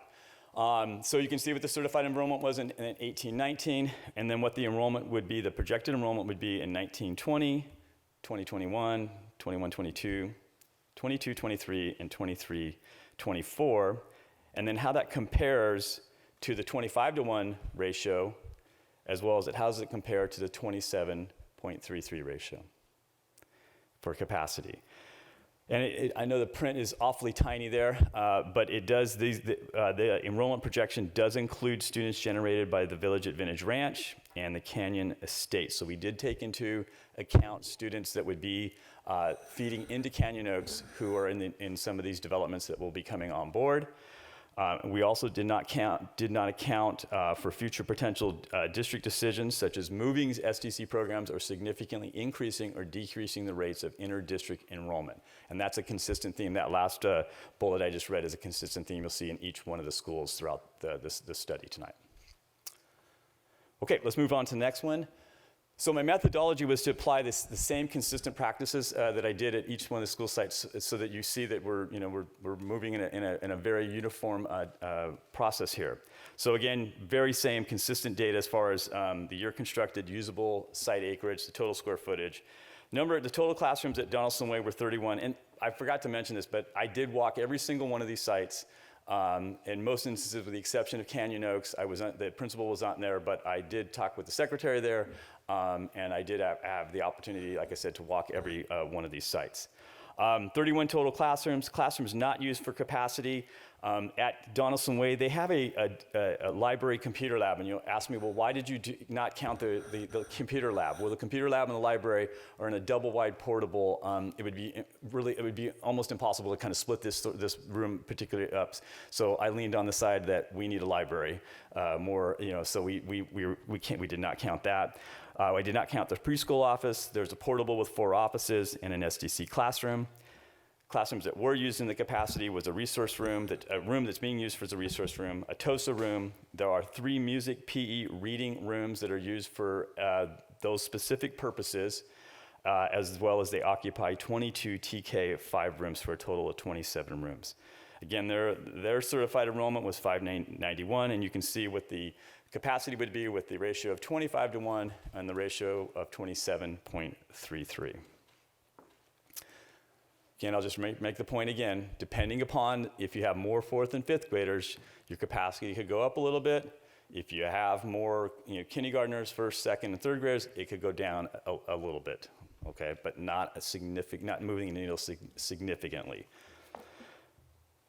Moving to the next slide, please. Then with Donaldson Way Elementary School's future enrollment projection, this is what, again, it shows out 5 years. We have our certified at 18-19, then we go from 19-20 all the way through 23-24 with the enrollment projection that we see, and then the state planning funding number of 25:1, and then the capacity at 27.33. There were, in this particular example of Donaldson Way, there's not currently any planned development in the Donaldson Way boundaries, so we did not see any of these developments I talked about on slide 3 to count into this particular boundary of Donaldson Way. All right, let's move to the next one. So why continue to have the current Napa Junction Elementary School site here? Well, because it's currently going to be occupied this year and next year. As we've shared, we're not going to be opening up this site now until 2021. So I felt it was important to at least bring this site out and not to just ignore the Napa Junction site. So again, same agreement, same things we applied here with the years constructed, same data points. The classroom's not used for capacity. There are 2 NCOE, which stands for Napa County Office of Education preschool programs, an RSP pullout room, 1 staff room, 1 STEM lab, 1 psych speech room, and then their library as well too. You might ask, you saw RSP, or resource pullout classroom, and on the last slide you saw a resource room counted into it. It was the size of the room that determined whether we could use it for capacity or not. So keep that in mind. If it was available classroom size, it was roughly 900 or 960 square feet, we were counting that as part of the capacity.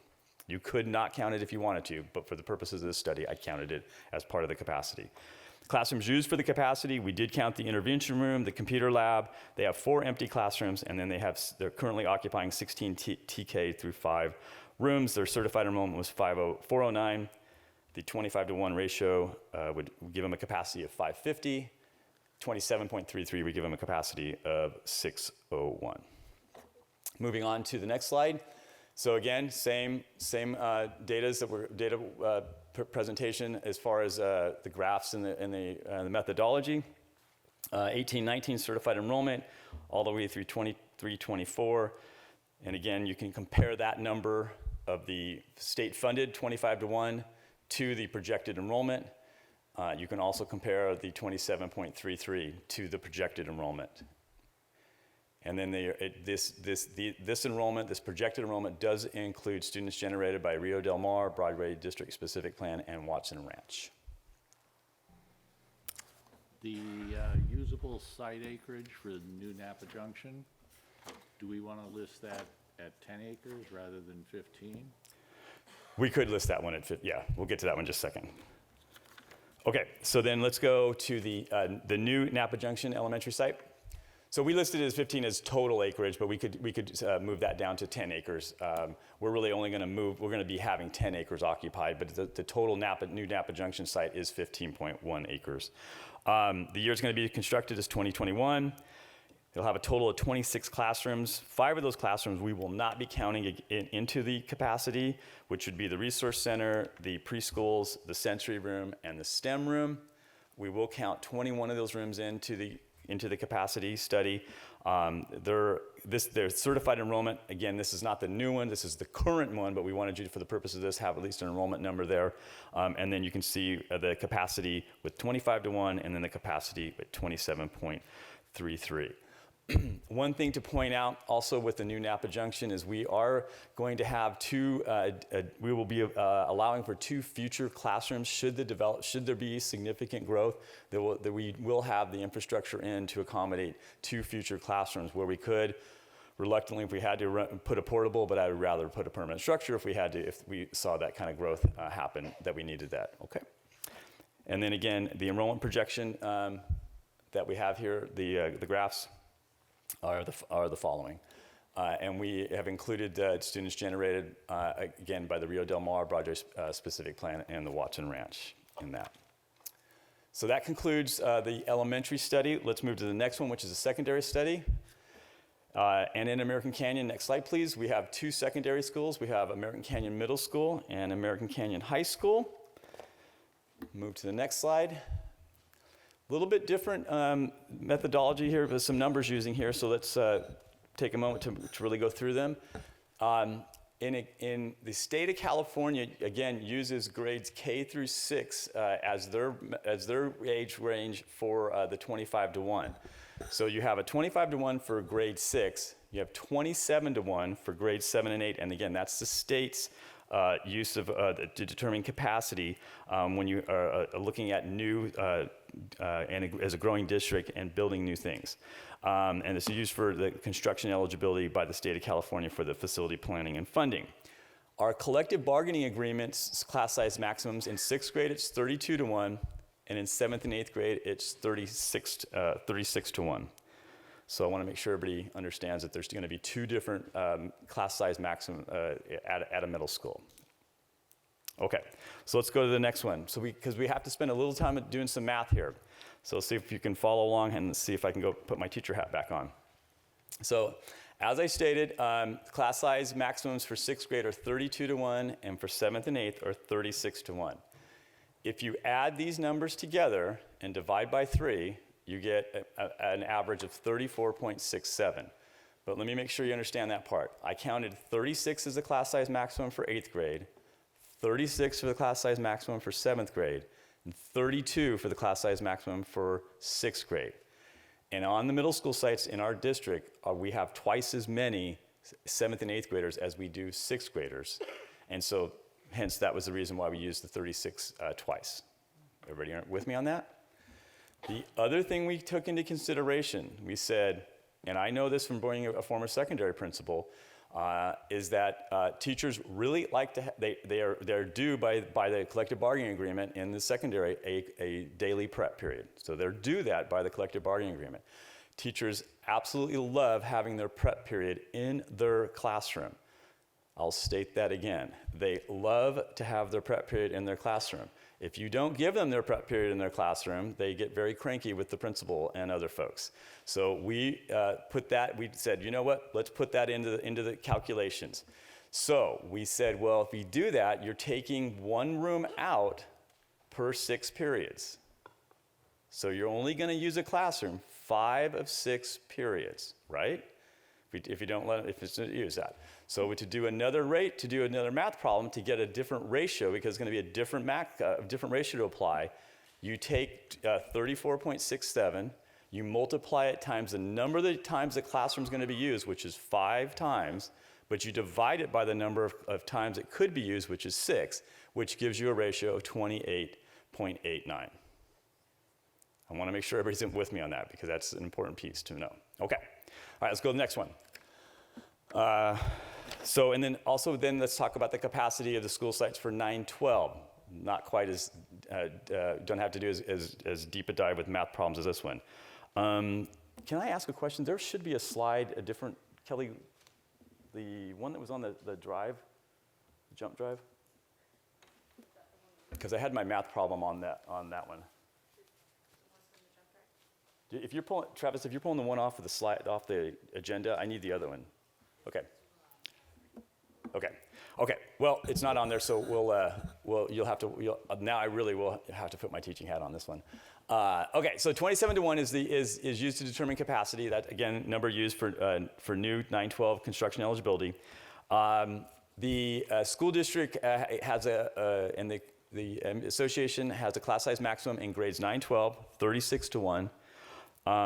We're going to again say that classrooms are not used one period per a classroom. If a teacher's teaching full time, it will only be occupied 5 out of the 6 periods with students. Everybody with me on that? Okay.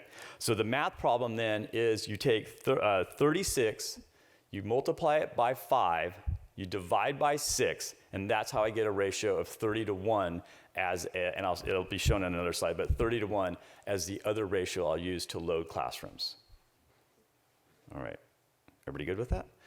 Other thing to note is there are no programmatic inclusion or exclusions that affect the capacity in a site. So there's nothing I found that said high schools or middle schools can use a classroom for this, or they can use a classroom for that, or something like that. But as I said at the 7-Eleven committee, if you're a good principal, you know how to do facility creep very well and use all available spaces as possible. So assumptions then, next slide please, for grade 6-12 would be the following. All teachers receive 1 prep period, and that classroom is not used on their prep period. We did not count the following classrooms: RSP, SDC, transition rooms, sensory, wellness, rooms, inclusion, career center, career tech ed, and alternative education, and I'll explain more about that. The ratios used for tonight are the following. For the middle school, 26.33, remember how we got that? 32 plus 36 plus 36 divided by 3, that's how we got that. The 28.89, we got that by taking the 34.67 and timesing it by 5 and dividing it by 6. And then the American Canyon ratio we used was 27:1, which again, that's the state one. And then the NVUSD CBA one was 30.1. Everybody good with that? Great, okay. All right, so let's go to American Canyon Middle School. So it was constructed in 1997, sits on 9 acres, has 92,000 square footage used. There's a total of 50 classrooms. 46 of them were used for the capacity, and 4 were not used for the capacity. The ones that were not used were the wellness, the 2 full inclusions, and the 1 special ed. There's a special ed office and sensory. The ones that were used was a staff room, restorative room, 5 empty classrooms, 2 classrooms used 1 period, and 36 classrooms 6-8. Why the staff room? The staff room is a classroom. And in talking with Dan Scudero, who's the principal out there, ideally he would like to keep that room, but he also knows that he can use the library, which is what most principals at secondary level do to get all their staff into a particular room. So again, we could say we don't want that to happen at this site. I used it in this particular study as part of the capacity study. The other point I wanted to mention is there's 2 classrooms used 1 period. What does that mean? There are currently 2 classes offered in a world language in 2 separate classrooms only for 1 period. So those classrooms could also be used on that. Okay, and then you'll see that their certified enrollment is 1,013. That's in 1819. If you apply the state planning funding thing at 26.33, it becomes 1211, and then if you do the CBA, it's 28.89. Moving on to the next slide for the enrollment projection. So in 1819, the enrollment was 1,013. It's been projected in 1920 at 973 at the middle school. So we don't have our certified enrollment at this point, but we will have that in the near future to compare it to this. But as you can see, the projected enrollment is between 972 all the way up to 1,011 in 23-24, and we did include the following developments in this study as well.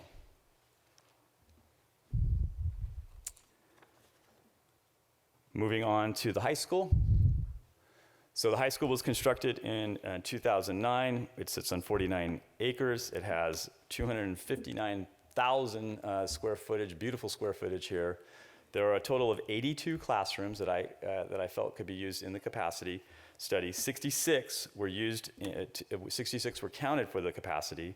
The following classrooms were not counted in the capacity. There is one classroom already used for the Napa Valley Independent Study Program down at the high school. There's also one classroom used for Valley Oak in here. There's a career center. There are 4 RSP STC classrooms, 3 transitions STC classrooms, and then 3 Napa Valley College classrooms. We would never use the college classrooms as part of the capacity study, but I wanted you to know they exist here on the campus. The 3 CTE classrooms, the reason they were not counted in the capacity study is that their class size is set. In some instances, it's as low as 20. Sometimes it can go up to 26, but their class size maximum is different in the career technical education classes as opposed to an English class or a math class or a social studies class. So I just decided because it was a different maximum, I can't apply 36:1 to that classes. I'm gonna pull those classes out of this study. And then I pulled out the independent study in the Valley Oak, making the determination that those are important features to the American Canyon High School.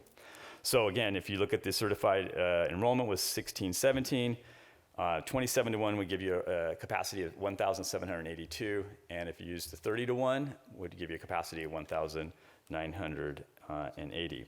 Another thing I want to mention too, in the classrooms in American Canyon, there are 10 double classrooms.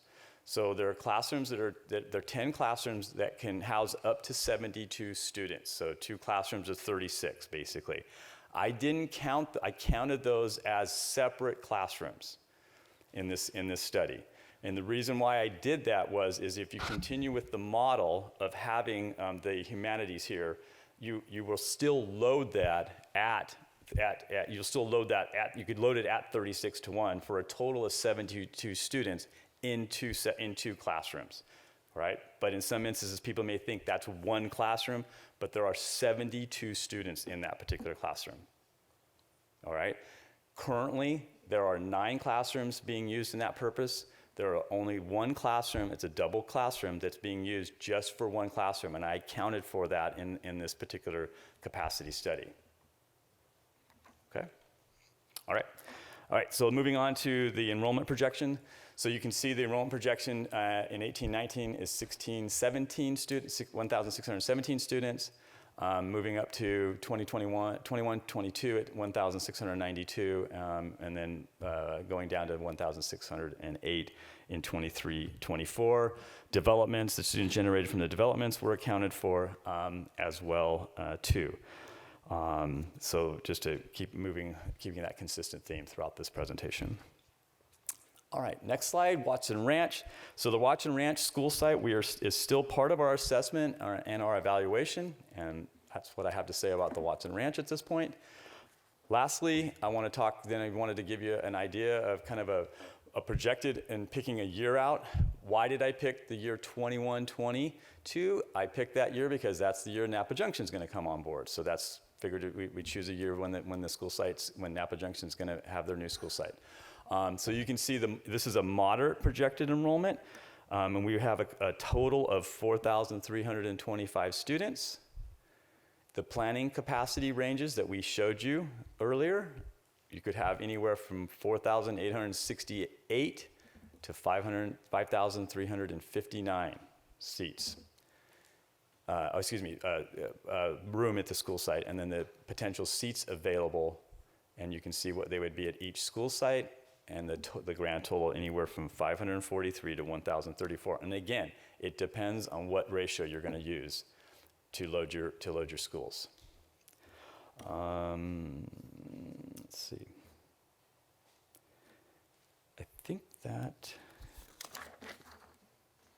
I think that concludes my next slide.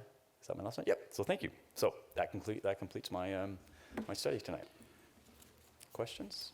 I do have a question. I noticed that in our second to last slide, we used a moderate projected enrollment. And I know that's what we normally use to project student enrollment in our district. That it's been very accurate, like 90 some odd percent up till now. But I'm just curious, because I think that some of the members in the audience would like to know, what would it say if there was the high projected enrollment? Thank you for asking me that, because that was something I reached out to Rob Murray about with Schrader and Associates, just to make sure I kind of understood that.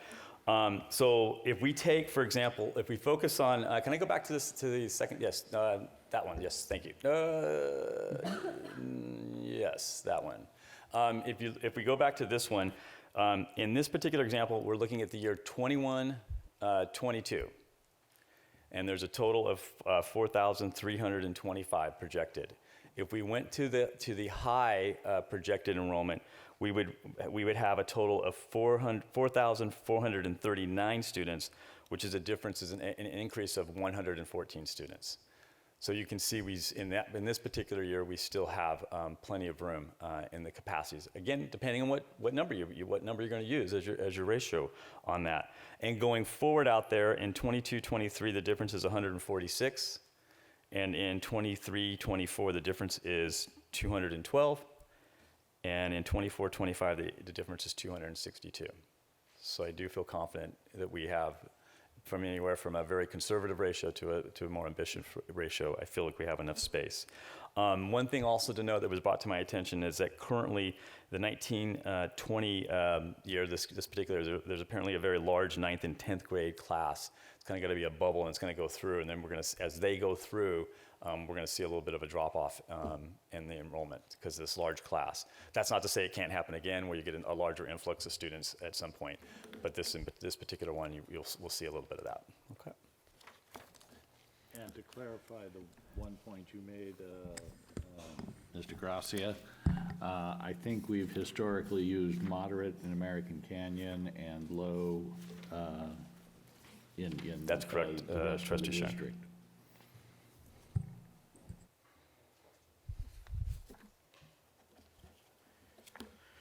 So I have one, thank you for that report. That was, I'm done. yes. We may call on you in a second. I have one comment card, speaker card for this, and that's Eric Altman.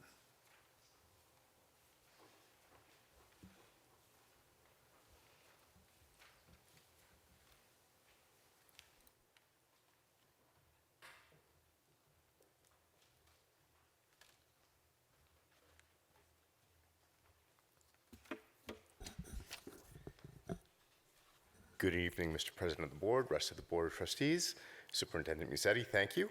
I'm assuming from some of the earlier comments, I know you all received an email from me with lots of information that raised lots of questions about the demographic study that is being relied on. There's been some additional comments provided here. I appreciate Mr. Pearson's presentation, but again, there's questions. I'll hit them fairly quickly. Well, first, let me make a side comment. I know that this is just an informational piece, but my understanding as a member of the Planning Commission for the City of American Canyon, I'm here as an individual, not as a Planning Commission member, but is that it's a violation of the Brown Act.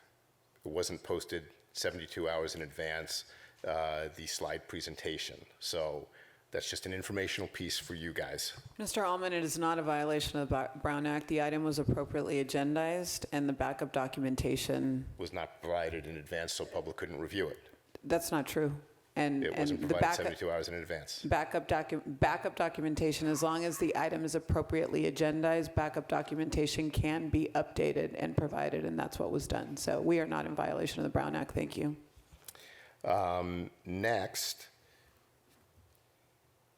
I appreciate the comment about Oat Hill and the 189 units. So how many students is that going to add to the 582 students that are being projected here? Because even though there will be some studies done within this 5-year window, expectation is that that project should be advanced and moving forward. Also, it wasn't specifically discussed here, but the cohort ratios, as I pointed out in my email, are incorrect. Therefore, I think all of the projections are incorrect using the math provided by the demographer. Simple math shows it's not a 1.3, but it's a 1.39, or effectively a 1.4. So there's an undercount of enrollment going on. None of that has been addressed. None of that has been considered. Additionally, there's the current enrollment, as I understand it, at American Canyon Middle School is not the projected 973, but is 1,020. So there's another, 57 students, showing the inaccuracy of the projections that you're dealing with, and therefore, how can we rely on projections going forward that we know are inaccurate? Also, New Napa Junction, the extra 5 acres. I'm not sure if this is the spot or whatnot, but my understanding is just through hearsay, this could be incorrect, but that the school district plans to add some housing on some of its land. And I've assumed it was at the New Napa Junction. As I say, it may be incorrect, but if that is the case, where is that accounted for in terms of the additional numbers? Excuse me, where did that information come from? As I said, that's hearsay that I've heard. Okay. It's yeah, Good, thank I you. acknowledge It's that up hearsay. front. Got it. So, Time's up. okay, that's fine. I'll That's give fine. you That's fine. 10 seconds. That's fine. That's fine. Okay. We want to listen to what you got to say. But they don't. So. He just gave you 10 more seconds. Come on.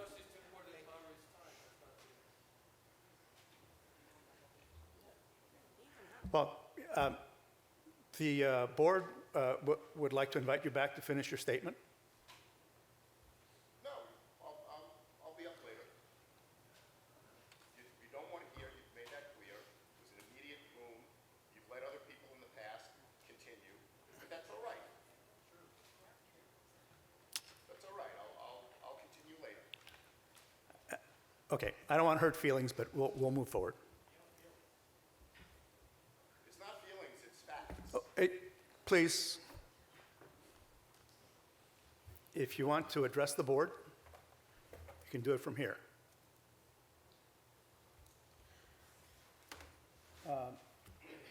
We'll move to action items, K1, K1A, demographic analysis and facility capacity study. And that's to accept the study.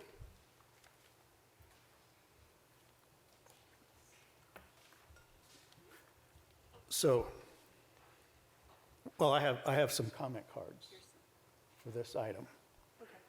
So I'll call them up. Sabrina Wolfson and Jason Hutchings.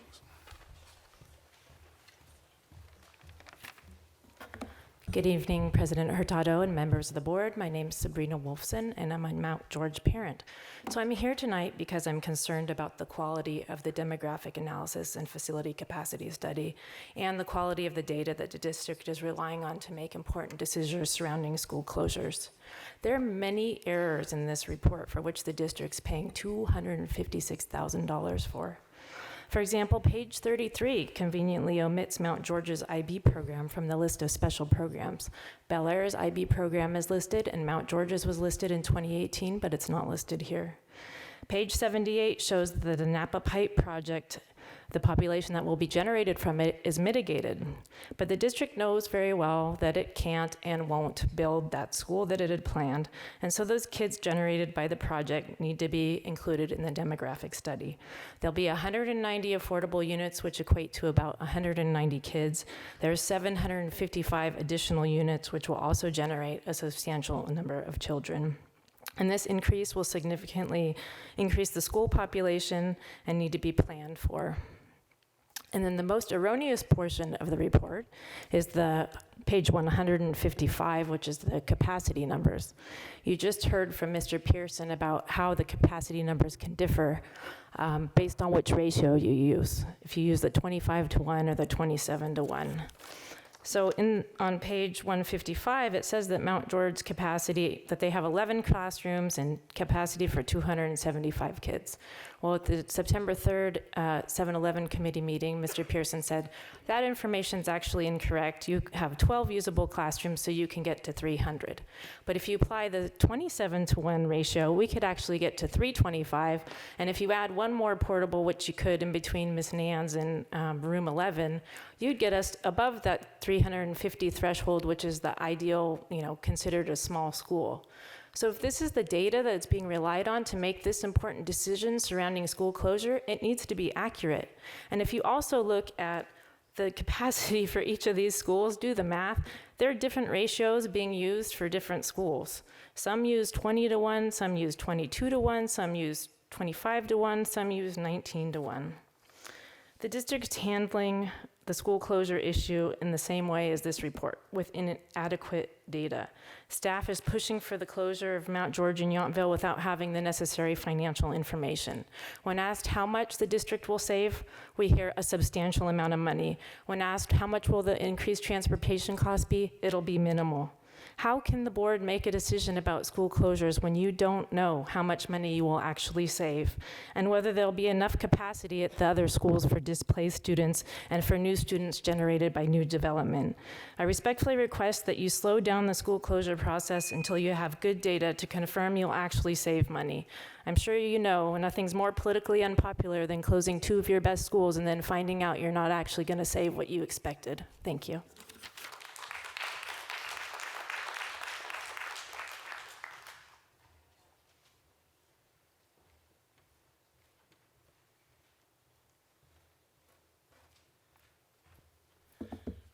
Good evening, President Hurtado, honorable trustees, Dr. Machiavelli, Dr. Massetti. I couldn't help but notice on this report at least 6 major contradictions and discrepancies. And there's more to comment on, and I only have 3 minutes, and so I'm not going to touch on all of them. But the one thing I want to mention is that it seems the staff, the only consistency that they've demonstrated is inconsistent data. I'm respectfully insisting that you guys as a board make a sensible decision tonight and postpone taking action on this demographic and facility report. The staff has tasked you with an unfair and unreasonable timeline. Budgets can be adjusted and budgets can be reevaluated. Yountville Elementary School, it's a unique school. It's a small school, but it's probably the most unique elementary school in the district. It is the center and the fabric of our community. It's the layers of community involvement are unprecedented. I spoke with Jennifer Brewer of the Allied Council at the Veterans Home. She's also the president of the Tug McGraw Foundation, and she would love to inform you of the collateral damage that you would cause to the veterans at the Veterans Home. They went through hell for us to be able to do what we do here. So she would love to talk to you guys. Yountville is a microcosm. The school itself is a microcosm of the county. Nobody likes to see people living in poverty, but we do have kids that do live in poverty at the school. We also have kids that come from wealth. Most of the kids are right there in the middle, and they all sit next to each other in the class and learn from each other, and that's a healthy environment.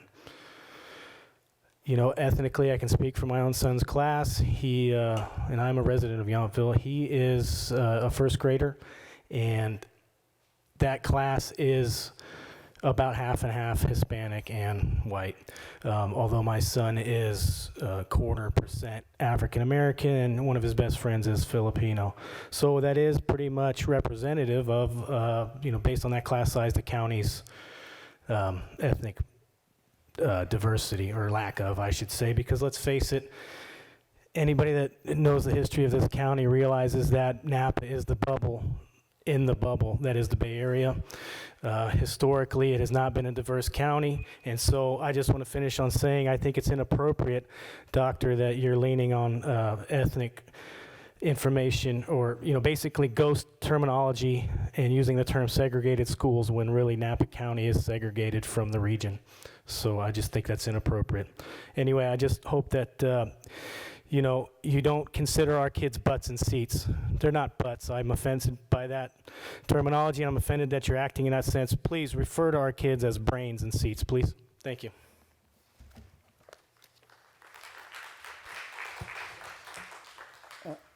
Dr. Massetti, isn't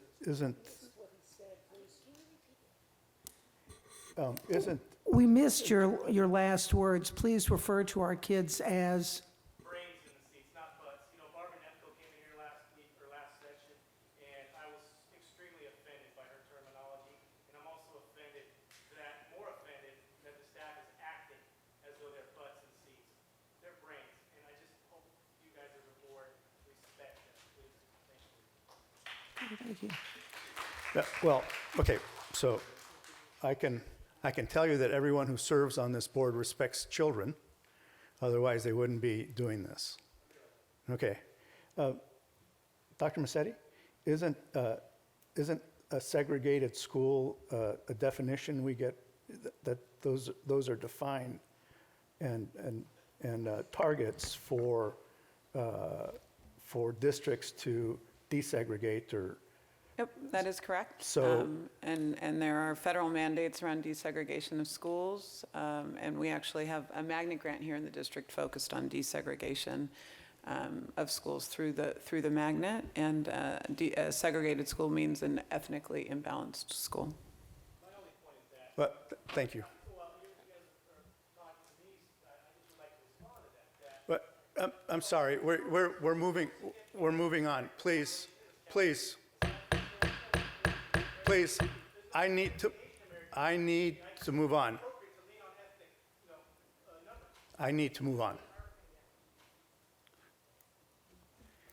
Sabrina Wolfson and Mark Joseph. Oh, I'm sorry. Oh, Mark, I'm sorry. I didn't mark you. All right. Well, thank you. President Hurtado and the board, thank you for coming down here 2 meetings in a row. We appreciate it. And I just wanted to point out on the fun theme that after Trustees Waters' worm thing, you can then drive over to the new Boys and Girls Club on that same Saturday and participate in the Art Foundation's Community Mosaic Art Project, which could be arguably as much fun as playing with worms, but I don't know. I'll see you there. Okay, thank you. Relating to the facility study, the point I would like to make again is that American Canyon is planning on building some 2,500 to 3,000 units. Not in the next 5 years, but certainly within the next 10 to 15 years. And so I don't necessarily argue with the conclusions of your 3 to 5 year projections. I do want to emphasize over the longer haul, those homes will get built. And I would hope that you integrate those numbers into the longer range planning that you're doing for facilities here in American Canyon. The second one is to ask whether or not the study analyzed the fact that we're in the process of experiencing some turnover in housing in our older neighborhoods. Napa Square, Rancho, McKnight Acres. These were all legacy homes, for lack of a better term, with the original owners, many of them still there and in the process of transitioning due to age and other factors. It's likely because those homes are more affordable, relatively speaking, that you will get younger families buying in. And as those homes turn over, you may get more enrollment through those transactions than you might otherwise based on any kind of statistical numbers. So it's a second observation to consider that may anecdotally reflect in higher numbers than you're anticipating. And then the last thing is on the 25 to 1 student to classroom ratio, I'm curious to see if there's any relationship between how many classrooms per acre of site, because obviously you can keep adding portables and bump up your capacity to whatever number you need. But there's some drop off in terms of the quality of education if you don't have any yard space. So those are just some of the concerns that I have or points that I want to make that I hope the board will consider in making their decisions and deliberations. Thank you very much.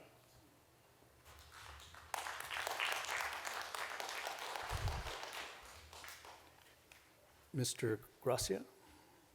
Yeah, I wanted to follow up on something that was mentioned by one of our public speakers in that looking at the report, it does have the school capacities listed at different values than we've been seeing demonstrated lately from Mr. Pearson's walkthroughs on the campus.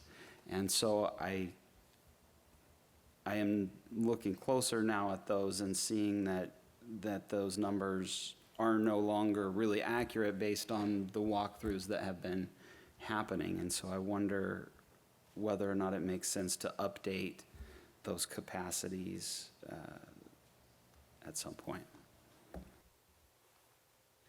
You want to bring up Rob? One of the things that I'd like to speak to around the demographic study. So the demographic studies typically are usually conducted every 3 to 5 years within school districts. I think NVUSD has been a bit unique in the sense because there's been so much building across the bond programs, because it's been a growth district, particularly here in American Canyon, and we've been building schools. We've been using demographic studies more frequently than I would say is typical in most school districts. So the demographic studies have been framed, right? Staff make recommendations and have been framed around sort of, I think, a growth model. And we're currently the team that's sort of pivoting, right? Because we're no longer in that growth trajectory. We're actually in a decline trajectory.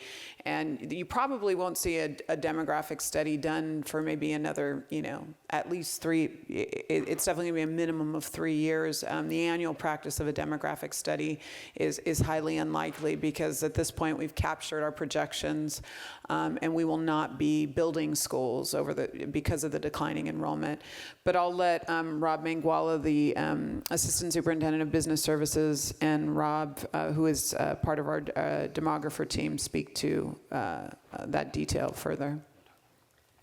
Yeah, so Trustee Gracia, just to answer that specific question, when you're looking at just the number of classrooms in those admittedly kind of simplified capacities that previously the board in 2011 had chosen to adopt for planning purposes, if you look at the preamble to that section where it mentions that it's 25-to-1 for the K-6 classrooms, but also that you have ratios for severe and non-severe special education or SDC classrooms, and those are at lower ratios. So depending on how many special education classrooms there are in the mix at a certain school site, its overall capacity will be a little bit lower than what you would see just by multiplying the number of classrooms by 25.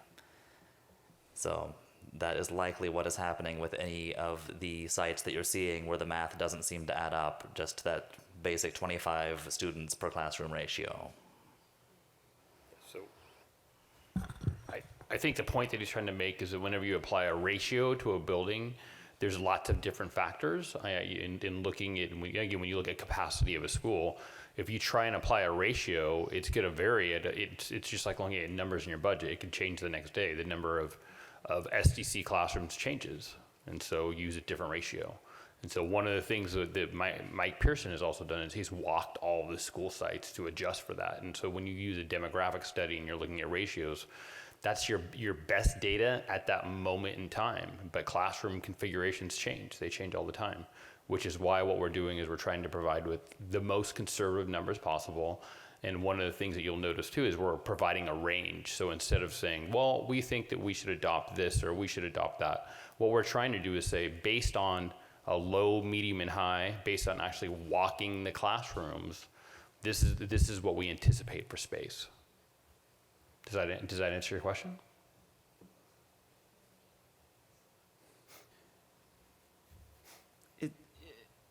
does a little bit. It just seems like at the end of the day, we've discovered that we have more capacity than we previously thought we had because of. Yeah, That's true. Yeah, well, there's a lot more, and that was based on a different model. So the previous model that the district had adopted, I know Mr. Pearson talked about the fact that we had previously said, let's put aside 3 classrooms because for different reasons, for different spaces, and so we don't need to put aside 3 classrooms for that. And most school districts don't have 3 empty classrooms that they leave for principal determination, and so those have been taken out. And in addition, I just want to emphasize that the practice has been to over-rely on the 25-to-1, which is the build construction ratio. And what Mr. Pearson did, which is connected to this demographic study, was create that range. We were looking at the collective bargaining agreement. We're not strictly, the demographic study mostly strictly looks at that 25-to-1 build with some exceptions due to variance in program like special day classes and special education rooms that have a different sort of program model that lower down the ratio.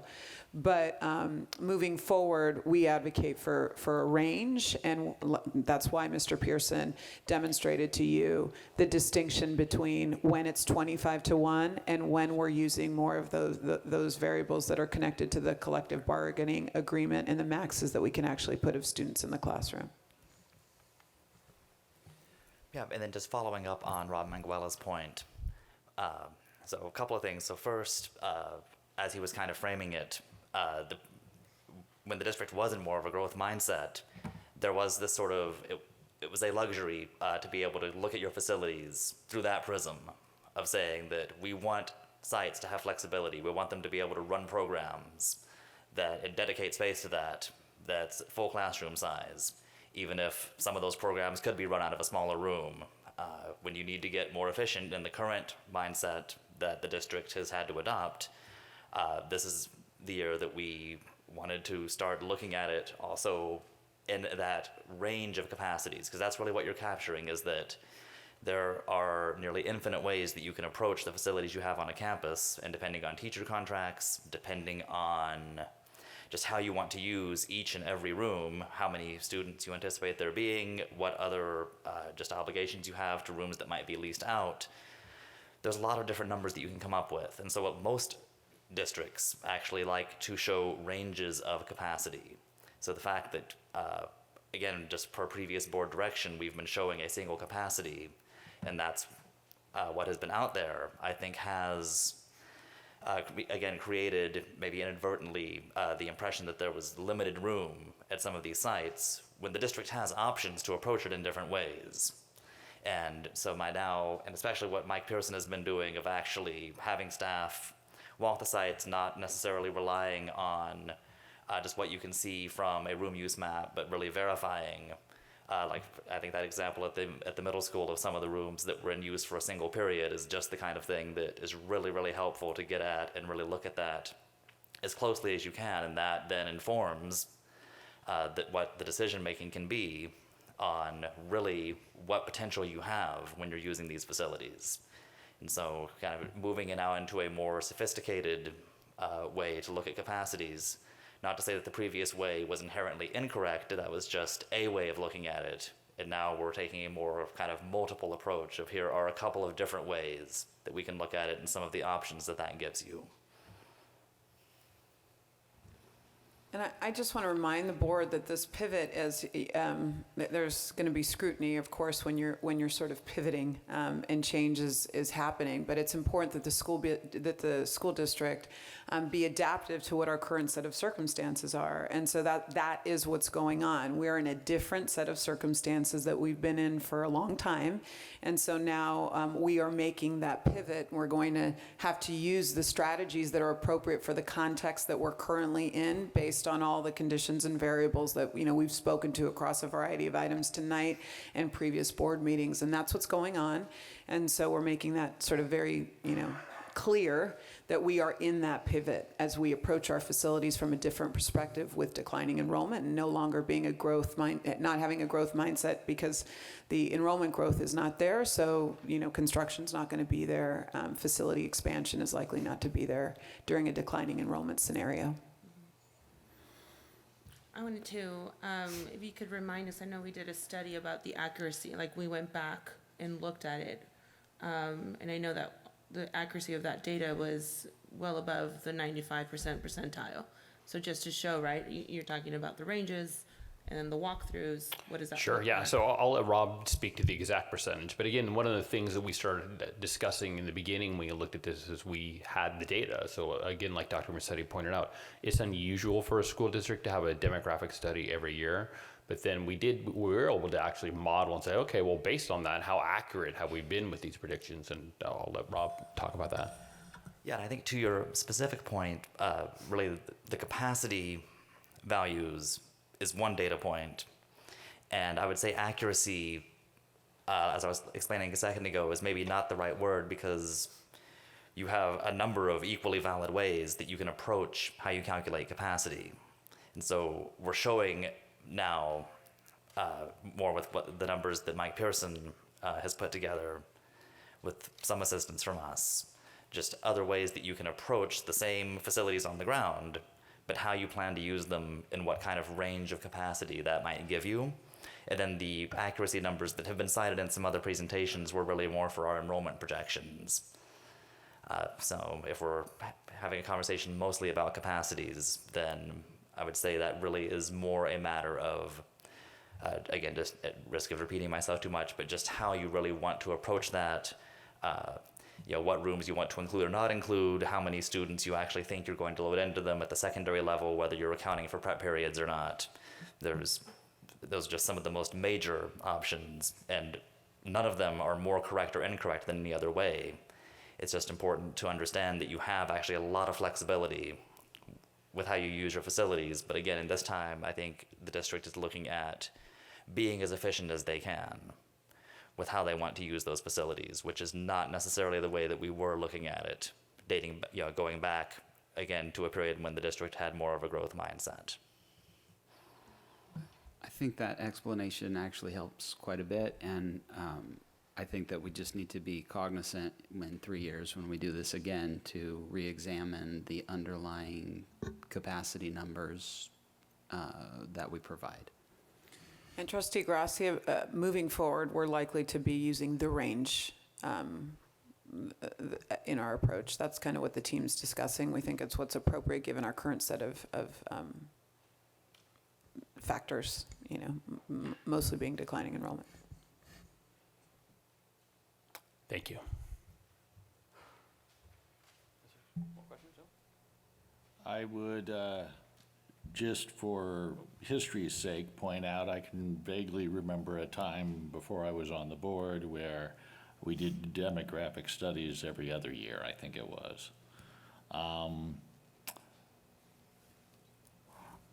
Classrooms, I know as my kids were growing up, classrooms were repurposed at the elementary level year to year based on grade mix, more or less mixed grade classrooms, different combinations. One year we'd have a spike in first graders, and another year we'd have a particularly high group of fifth graders. And that the district has for the last 30 plus years managed demographic changes across all of our campuses through the judicious use of portables. I know some people take a dim view of portables. I was always happy to have my kids in portables. They had more electrical and better facilities in many ways than our post-World War classrooms that were built in the 50s.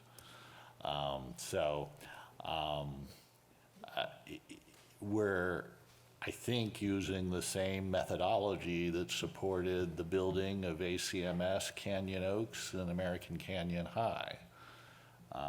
So just because I don't like the answer this time doesn't mean the methodology is wrong.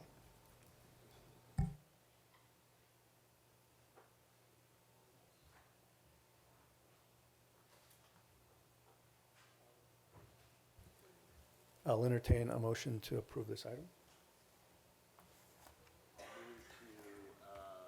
Accept the demographic analysis and the facility capacity study. I'll second. Moved by Mr. Shunk, seconded by Ms. Martin. All in favor? Aye.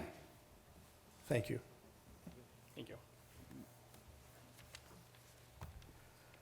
Item K1B, Resolution 2003, Closed Special Reserve Fund 17. I'll move. Second. Moved by Mr. Gracia, seconded by Mr. Shunk.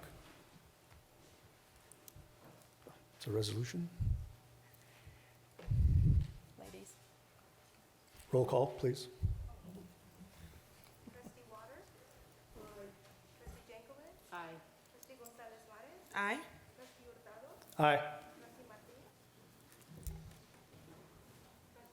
Trustee Martin? Aye, sorry. Trustee Shaw? Aye. Trustee Gracia? Aye. Aye.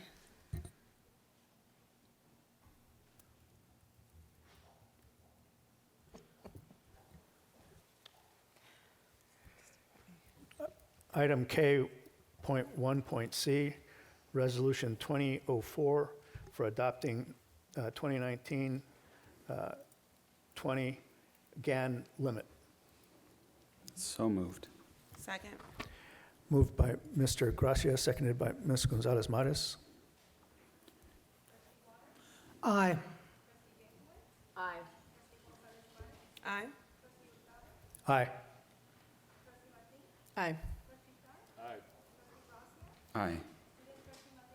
Aye. Item K.1.D, unaudited actual report. I'll move to approve. I'll second. Moved by Mr. Gracia, seconded by Ms. Water. Oh, that's me. Aye. Aye. Aye. Aye. Aye. Aye. Aye.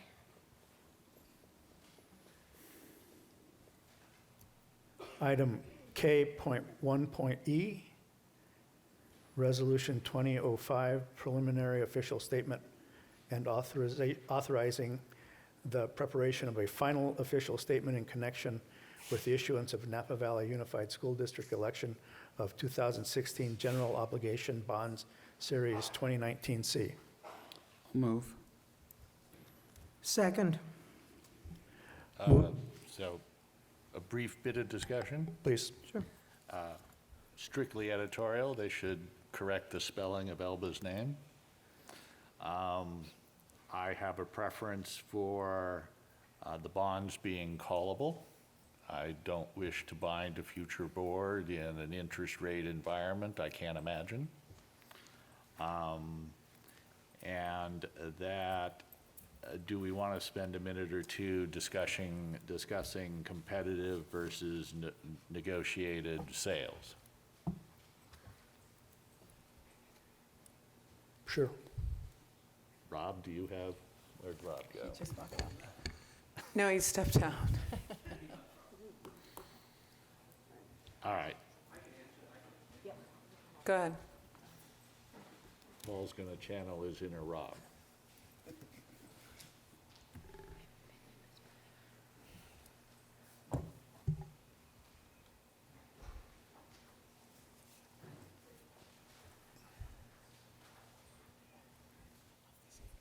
I'm sure.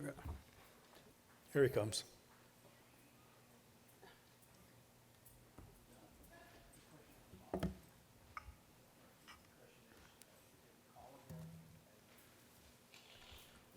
And they will be, they'll be callable. A preference for callable. Yeah, they will be. And whether we wanted the sales done on a competitive or negotiated basis. Because of the district's credit rating, we may have to negotiate. Okay. So we need a flexibility to do either. We had the credit call last night, so we'll know a little bit more shortly. Okay. So it's been moved and seconded? Roll call? Trustee Waters? Aye. Trustee Jankovich? Aye. Trustee Gonzalez-Mares? Aye. Trustee Hurtado? Aye. Trustee Martin? Aye. Trustee Shaw? Trustee Gracia? Aye. Aye.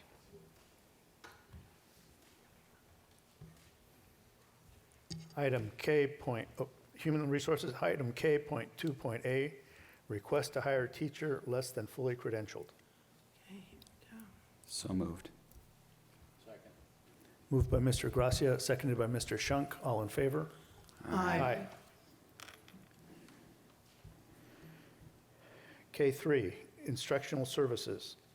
K.3.A, Agreement between Marisol Angel and Napa Valley Unified School District for Mount George. So moved. Second. Moved by Mr. Gracia, seconded by Ms. Water. All in favor? Aye. Aye. What about the student rep? Oh, Aye. aye, thank you, I'm sorry.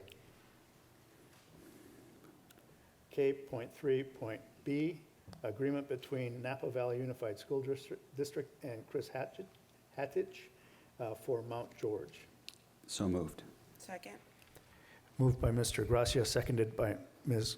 Gonzalez Mares. Ms. Madrigal? Aye. All in favor? Aye. Thank you. K.3.C, Woodwind Brass Wind Instrument Purchase. So moved. Moved by Mr. Gracia, I'll second. seconded by Mrs. Martin. Ms. Martin, all in favor? Aye.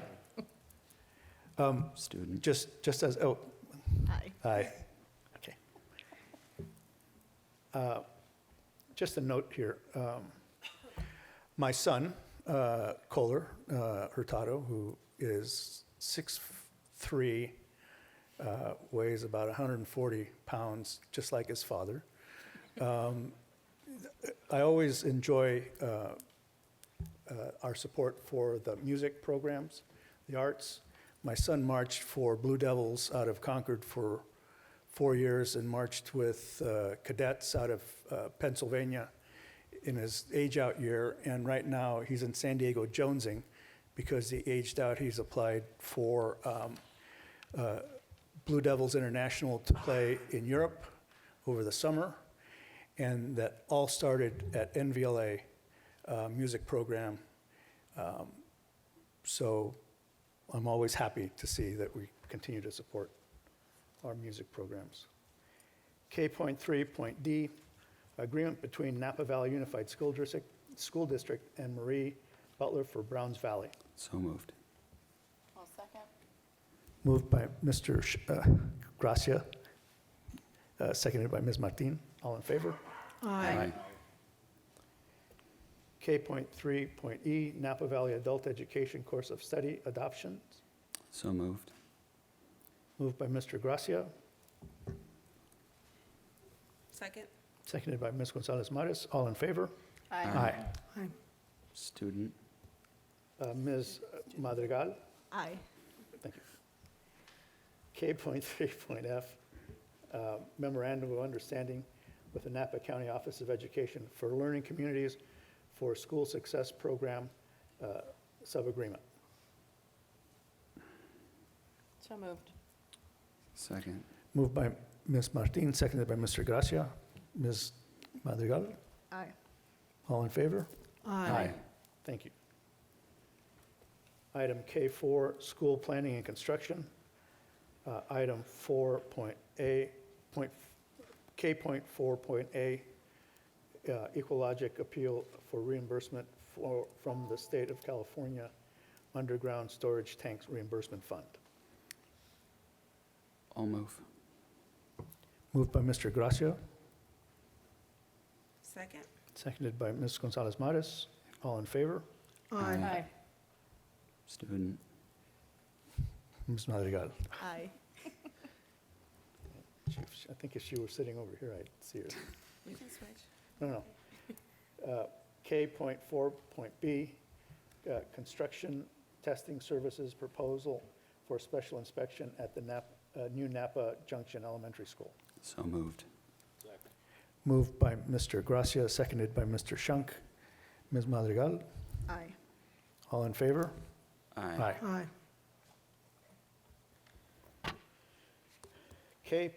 K.4.C, cancellation of the construction of the new middle school in American Canyon and removal of the project from the 2019 NVUSD updated implementation plan.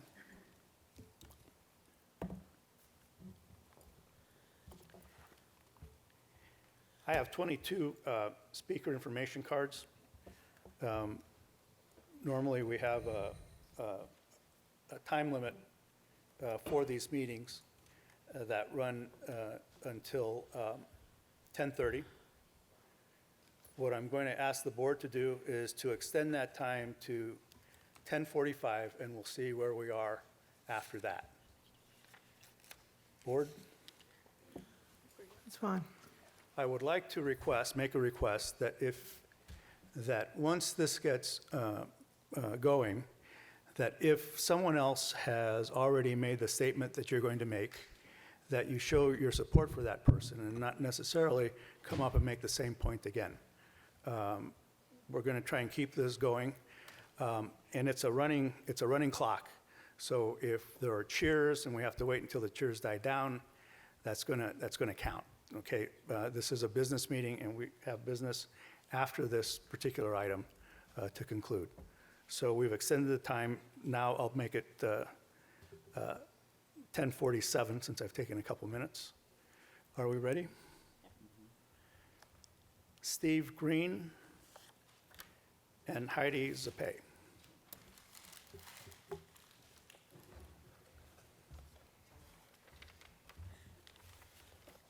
Hi, I'm going to truncate for time, help out by truncating my comments. I hope other folks will do that too. I just want to say that I voted for Measure H, and I'm actually quite optimistic. I want to point out a few things that I think we all know, and that is we have a beautiful high school here that's always been and will continue to be for the foreseeable future under-enrolled.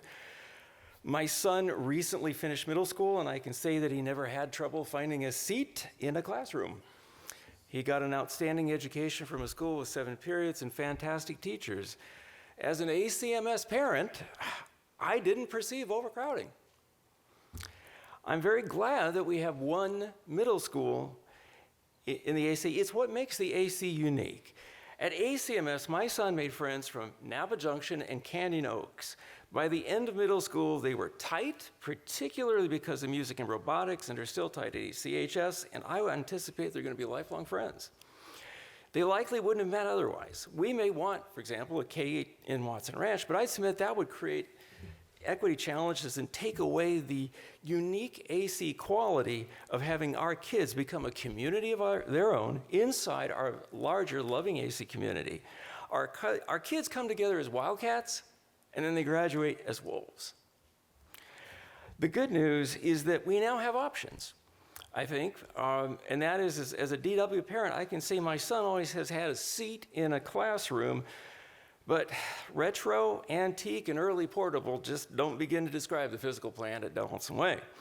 It's ridiculous. DW needs renovation yesterday. At ACMS, we could replace temporary 1-story buildings with permanent 2-story buildings, freeing up open space on campus and having plenty of classrooms to meet the highest projected enrollment. In fact, one of those buildings could be a multi-use classroom and stage so that we can move our ACMS choir, string, and band concerts out of the gym and into a space where they belong.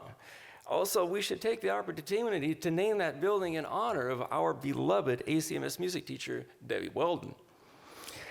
Finally, I encourage the Watson Ranch developer to put monies intended to partially fund another middle school into an AC School Arts and Sciences Programming Trust that would match funding that the AC raises through a parcel tax to restore educational programming at ACMS and keep at ACHS.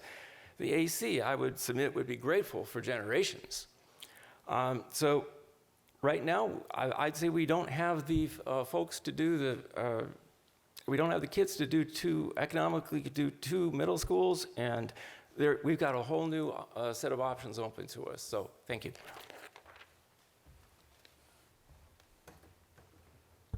Hi, Heidi Zappe. So my kids are through ACMS and one in ACMS, and I think that's important to make that point.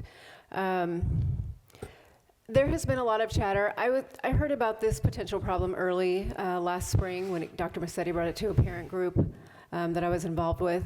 And it was surprising, and I appreciate all of this that has gone on for the last 6 months, because this is no picnic, this is no fun, and it's not really the answer everyone was looking for, but you know what? It is what it is. This is a reality. The state of California has a problem. We're getting the brunt of it. But what's happened is there's been a lot of chatter, I think, about overcrowding at ACMS, but from people whose kids don't go to ACMS, people whose kids don't go to school in American Canyon at all, people whose kids don't go to the district, who have chosen to opt out of the district, some of whom may follow me here. So as a parent representative of actually ACMS, it's fine. Mr. Scudero's done a great job. The campus runs well. My kids have never had a problem. It's not overcrowded. It's fine. So I'm glad we're making this decision. Let's move on and talk about maintaining the programming, that it's so important. And when that comes up again, you know I'm going to be back, because we don't want to lose Mr. Hurtado's kid, right? We don't want to lose that kid who's probably in third grade right now. Thank you.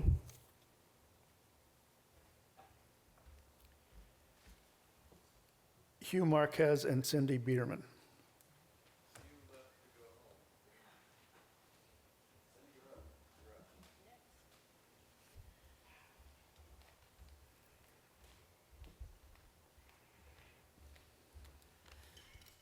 Yeah, it is bedtime. Cindy Biederman, my name is Cindy Biederman. I am a trustee of the Napa County Office of Education, but I'm here speaking as a mother whose children since graduated from the Napa schools, and a grandmother of 3 granddaughters who are currently attending. Per your August 22nd presentation, it appears school enrollment peaked, then it began to decline in 2014-2015. In 2016, Measure H was placed on the ballot and was presented that if it passed, American Canyon would get a second middle school to alleviate the overcrowding. The Measure H was supported by our board member representing our district in 2019, the same demographical information is now telling us we no longer need a second middle school given the enrollment decline. Basically, to me, it confirms that stats can be presented based on what the presenter wants it to read, or just perhaps the voters were provided with inaccurate information to secure the passing of Measure H. Either way, the reality is our current middle school has 1,020 students stuffed on 9 acres of land, which was originally built for 700 students. Today's enrollment actually exceeds your predicted enrollment of 973. The only solution repeatedly presented is not to build a school. The meetings have not allowed any discussion of alternative ideas or solutions, and there has been no dialogue of collaboration, which is one of the fundamental elements our schools teach our children today. You cannot ignore the problems our middle school students and staff are presented with due to overcrowding. Adding portables for classrooms only provides seat-to-student ratio, but it does nothing for needed space or create an environment to learn. Ongoing budget and program cuts are increasing the classroom size to make up for lost instructors, providing additional stress and challenges on both the students and the teachers. Overpopulation on a limited space breeds hostility, especially when some students are transitioning from the elementary of 6th grade while 8th graders are preparing to transition to high school. When trouble among students arises and separation is needed, where do they go on an overcrowded campus? Utilizing office administration for campus oversight when staff is short might be a great way for the district to save money, but what does it do for the safety of our children? As I said before, 1,020 middle school students are attending school built on 9 acres of lot. Silverado Middle School has 895 students on a 40-acre lot. Harvest has 813 students on a 29-acre lot. Redwood Middle School has 963 students on a 37-acre lot. The River School, which you recently received over $30 million in Major H funds for improvements, is on a comparable lot of 9 acres, but they only have 391 students. Where's the equality? Honestly, I'm tired of hearing about the things you cannot do for our children. I am looking forward to hearing what we can do. Thank you.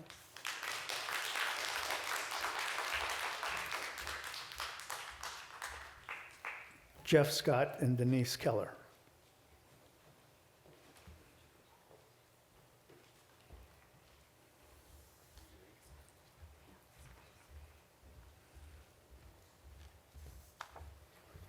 Good evening, Jeff Scott. I have to commend you on the death by PowerPoint tonight. That's I've seen some doozies in my 14 years in the Marine Corps, but this was pretty special. I'm really here for one simple answer tonight. I'll be honest. I don't know if you can tell or not, but I'm not from here originally. All right, where I'm from in the South, when you make a handshake agreement, especially with a community like this, that promises a new middle school to this city, and then you don't deliver, I have a problem with that. What I would like to know from the district, from the board tonight, let me back up. This is exactly why I don't vote on measures like this. They're intentionally vague, there's no accountability, and there's no legal recourse. There's really nothing that American Canyon can say at this point that is going to force the board to hold up their end of the bargain. And if we want to be honest, there is no Measure H without American Canyon. That measure passed overwhelmingly down here on the promise of a new middle school. Now, I'm not here to argue the stats, I'm not here to argue the demographics, I'm not here to talk about any of that. I understand that the district may be in financial straits, I understand that things need to be done, but I do expect the board to hold up their end of the bargain when it comes to the money. And I believe, I don't know this figure to be right, but there's about $54 million that was allocated to that project of American Canyon Middle School. I want some reassurance from the board at this point that that money stays in our community based on the promise when people came knocking on our doors in American Canyon that we would get a new middle school. I'd like to see that $54 million to go into our infrastructure, to go into our schools, to go into our programs. Because I'll be honest with you, I don't believe for a second this was sold as an either or. You either get to your middle school or you get your programs, one or the other. And I don't believe for a second that once this middle school is canceled officially, that the next target isn't the programs in the name of efficiency. So what I'm looking for from the board tonight is some sort of assurance. What's the plan B? It's been exhausting to come to these meetings month after month when the foregone conclusion that this project was going to be canceled, and we don't have a solid answer on what plan B is. We don't have a solid answer on what that $54 million is going to be used for. I have a sneaking suspicion what it's going to be used for, and I don't think it's going to be down here. I hope you can prove me wrong.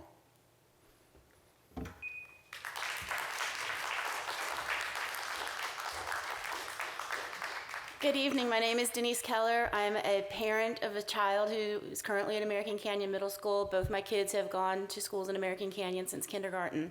I'm also a teacher at American Canyon Middle School, and I've been a teacher of many of the people in this room. I even had board member Shunk's son at one point. I'm going to pick up where Ms. Biederman left off. She gave you all of the numbers I was going to give you. As we know, Dr. Musetti stated earlier that no new schools are going to be built. We all know that. And that's why we're here, because we know that, and also we want to make sure that that money remains in American Canyon and that upgrades to the current facilities do get made for our school and for our students who live in this community. We are currently over 1,000 students larger than our school, or I'm sorry, we're at over 1,000 students, which is about 300 over what our school was built for. And even with the addition of the H-wing 16 years ago, the two-story building in the back of the campus, we're still over capacity, despite what the demographers reports say. And we have to build portables. So we're filling up our spaces with portables. We're currently at 9.12 acres of usable space, which I know we already heard. Other middle schools are at 3 and 4 times that. Those schools have 2 gyms. Those schools have 2 fields. We're trying to manage over 1,000 children in 1 gym and 1 field. We have 4 PE classes every single period of the day. Children are trying to have their PE educations, which we know they need, and they also want to have field time available so that they can play at lunch. The kids need to run around. They're still kids. They're 11, 12, 13-year-olds. They need to run around. They play football. They play foursquare. They don't have the space to do that because We need the classroom space, which is what those fields and what those gyms are. So it is more than just rooms that we can count in buildings. It's also the space that we use to educate our children so that we can create whole people. So please, again, make sure that that money remains in American Canyon so that we can, again, build another gym, give us some more fields, find the space, because there is space around the campus that can be used in order to provide the facilities necessary for our students to be successful. Thank you.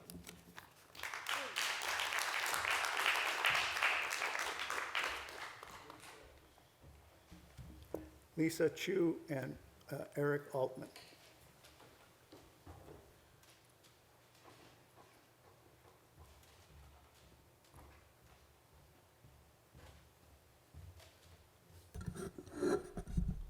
Hi, my name is Lisa Chu, and I am a parent of a second grader at Canyon Oaks and a new sixth grader at ACMS who loves the school. He has been telling me wonderful things that they've done at the school, despite the fact that he has A, B, and C periods. I think it needed to be done to be able to accommodate so many kids. And I also believe that it doesn't feel as overcrowded as it might be if they didn't put in more classrooms. However, those classrooms are quite aged. So I started actually helping in the classroom last year because I coached a robotics team at Canyon Oaks Elementary. And so I understood what level the kids were at to get to the next level of ACMS robotics. That is a very big passion of my son, so I go with it. I think that's every parent's objective. And I go in the classroom, and I just see a very rundown classroom with not enough plugs. There are mice droppings in many parts of the classroom, not very public health safe. And I'm a scientist, public health scientist, so I understand that that is probably not where you would like your kids to be. So I understand that this is a super tough decision for the board to cancel the middle school, the new middle school. And I am supportive of that because, like, I would never buy a huge home when I cannot pay taxes on that home. I cannot expect you to force us as the public to pay for that decision of building the new middle school when the state might take over our district.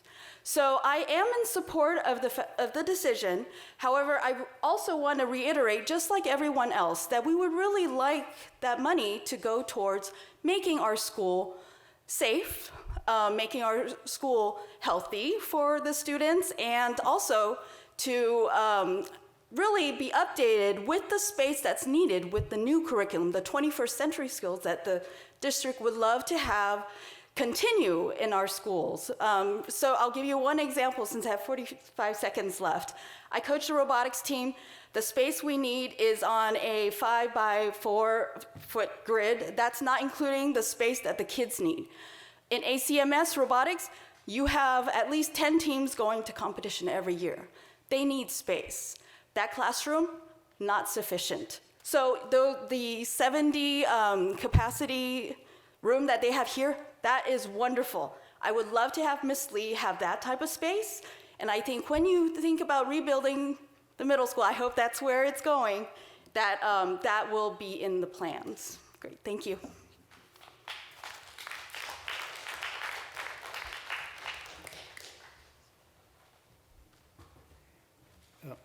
Mr. Altman, because we have so many speaker cards, I don't believe I'll be able to honor Jamie Potter's request to cede his time to you. All right. Not surprised.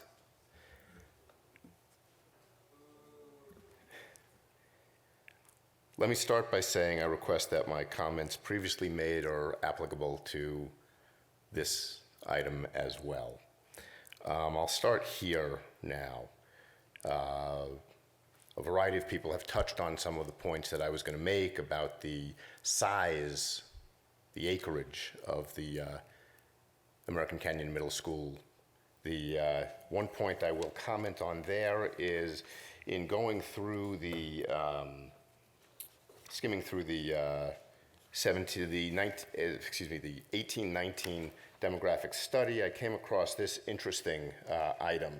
Table of 49, state site size requirements, middle school, up to 900 students enrollments, acreage, 20.9 acres. We're at 9.2. There's a problem. So while there may be some parents who feel there isn't a feeling of overcrowding in classrooms, there's overcrowding in the facility without question.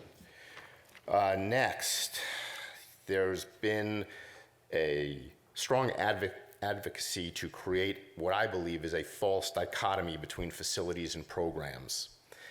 I'm of the belief that excellent districts have excellent facilities and excellent programs. Good districts have good facilities and good programs. It's only questionable districts that are facing this dichotomy. I don't want to believe that this is a questionable district, because my kids go here, and I care a lot about my kids. Next, again, we'll briefly touch on the fact that we all know American Canyon passed Measure H with 70.4% of the vote. Elsewhere, it would not have passed, didn't hit the requirements. I noticed in the end of the 1819 demographic study that there is a series of recommendations on page 173 of 185 that starts, begin work on the passage of a new bond with the focus on funding much-needed modernization projects for Napa area schools that have not benefited from major modernization projects since 1999 to 2001. If you do not slow down and think about what you're doing, it's going to be a long time before American Canyon is going to come out with that kind of overwhelming support, 70% for a new bond measure. There is no need to rush this decision. There are a lot of other issues I want to get to, but with 8 seconds, and you're not permitting me more time, I will hold it here, and we'll go from there. You can have my time. I'm here and I'm speaking regardless. You can have my 3 minutes. I'm speaking regardless. I have a card up there, so you can have my 3 minutes. I'm going to have people who haven't had a chance to speak come up first. Okay, that's fine. Listen, I'm rather surprised that someone who's on a deliberative board would behave in this fashion. This is a meeting, and there are rules, and one of the rules is that people come up here to speak to the board. Thank you.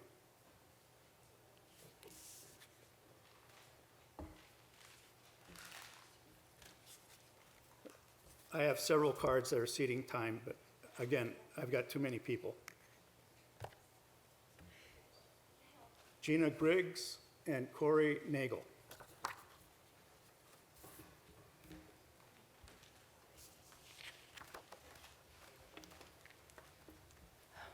Okay. I'm sorry, that just increased my anxiety about tenfold before I get to come up here. So, good evening, President Hurtado, Dr. Musetti, board, trustees. Thank you for coming to AC. Thank you for bringing your meeting here. Thank you for allowing me to speak, allowing all of us to speak. I feel very overwhelmed by the amount of information that has been presented tonight. I'm appreciative of it all. I'm appreciative of all your reports, of all of your comments, of all of my community members and fellow parents' comments. I have a 5th grader at Napa Junction who's not going to get to go to her new school, and she's not going to get to go to a new middle school. And although this is disappointing for her, obviously, I am in complete agreement that we're not in a fiscal position to build a new school. It would be great. It would be great to have 2 small middle schools. It's just not feasible. And difficult times call for difficult decisions. I support that decision. We went to Dillon Beach as a family a few weeks ago, and we rented this little cottage that was 600 and some odd square feet. And I thought, oh, this is going to be interesting because we live in a 3,200 square foot house. And we walked in and it was like, wow, every square inch of this space is completely usable, and it feels totally functional, and we don't feel crowded at all. So I would like to echo those comments and encourage the board to use those Measure H bond monies that have to be used in certain specific ways within a certain time frame to improve the campus at ACMS and make it feel more open and provide those spaces that our very well-spoken teacher at ACMS spoke to. That was very, I agree a lot with what she had to say. And then the other thing that I wanted to talk about, and I forgot it, is I really appreciate all the comments about the support for music. And at the August 22nd meeting, Trustee Water said that we have to fundraise for such basics as sheet music. And I would just like to say that sheet music is more than a basic. It's absolutely vital to running the program. Sheet music is their textbook. And although it's an elective, it happens within the school day. It's not like after school sports where you do have to fundraise for things that are truly extras, right? It's like AP Calculus or AP Psych or AP Bio. Those are electives. Students elect to take those classes for their own reasons and their own purposes for what they want to do with their life and their future. And they don't have to fundraise for that textbook. So can we please buy the textbook for fine arts? And thank you.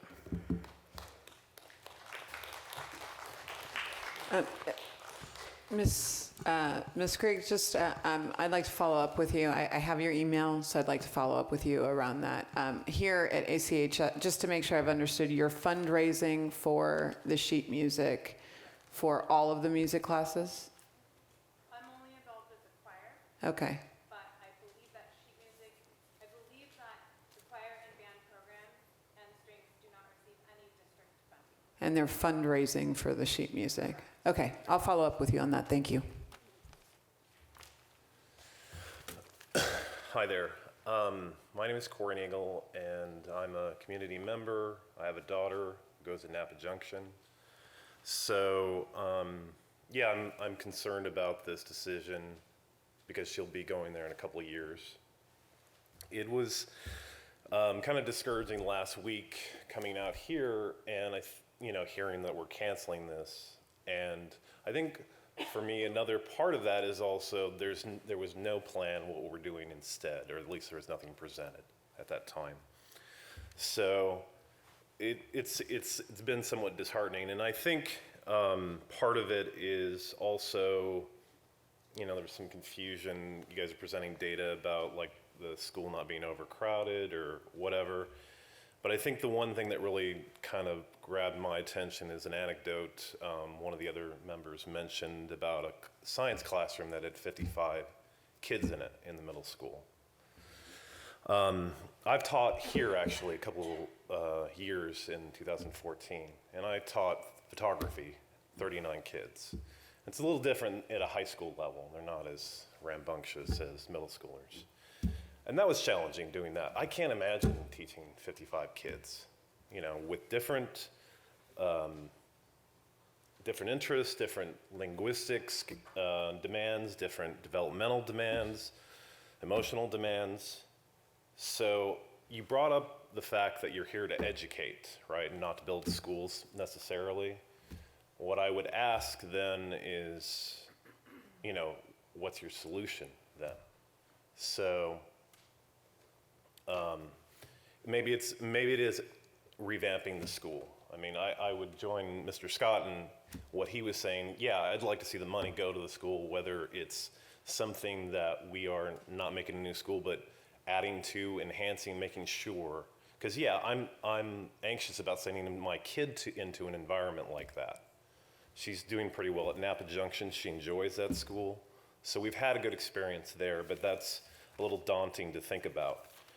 And I would just like to finish with just saying that I think it's been hard having faith because, yeah, we didn't look at, I voted for Measure H. Obviously, I didn't read the fine print if it's not something you have to honor, So it seemed like you guys were dragging your feet on getting Napa Junction, but at least that's getting done. So, yeah, it's been disappointing, and I just hope you guys will provide us a good solution. Thank you.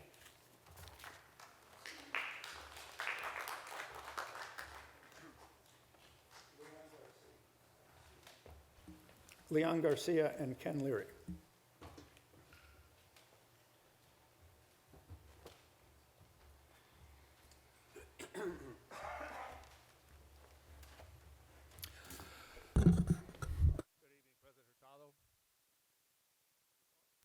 Now it's on. Good evening, President Hurtado, Board of Trustees, Superintendent Dr. Musetti. My name is Leon Garcia, I'm Mayor of City of American Canyon, but this evening I'm addressing you as a resident only. You know, we have a very difficult decision to make here with cancellation of it, but I do really appreciate your very thoughtful deliberations. And I would encourage you to engage the community collaboratively and options that could be explored on into the future. You know, meeting community members, as you heard tonight, you have some ideas, some insight that could contribute to that whole process. And sure, we need to move on beyond where we are, understanding there's disappointment, but that comes from folks who are very enthusiastic in championing and supporting the proposed middle school. Here's an opportunity I would propose for you. October 16th, it was mentioned the choir is going to be here. I don't know if you've had the opportunity to attend a choir concert here. This auditorium is full. The stage is full. It doesn't hold all the students. The wings are filled with students. There's over 400 students in the choir, and they have won statewide competitions. But the families are here, and it's an opportunity for you to meet them and start that dialogue. But I think at this point, community engagement on options is critical. And I think you will find American Canyon, on many occasions, this community has come together with very challenging and difficult decisions for the city, and we've been able to work through it. And I hope that in the spirit of that, we can continue. Here's some interesting facts, though. I just checked out Village at Vintage Ranch with the woman who does the leases. Pod 1 is done at 7 townhouse units, 3 nurses, 2 attorneys she's identified, and 5, which she thinks are school-age children. So I don't know if that's a trend. I really appreciate the demographic data this evening, but it goes out to 2024.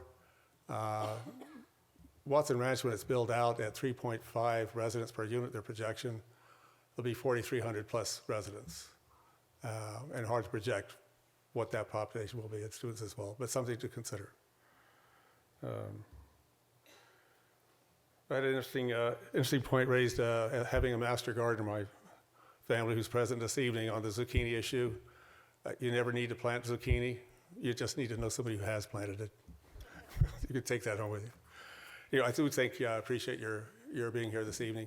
Again, as you can hear, there's a lot of concerns in the community. But let's work through this together. Thank you.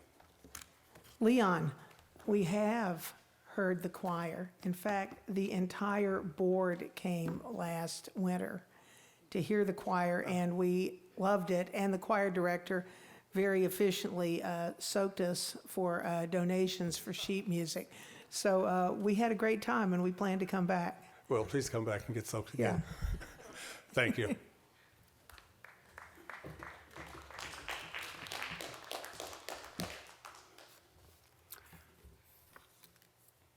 Good evening, President and trustees and superintendent.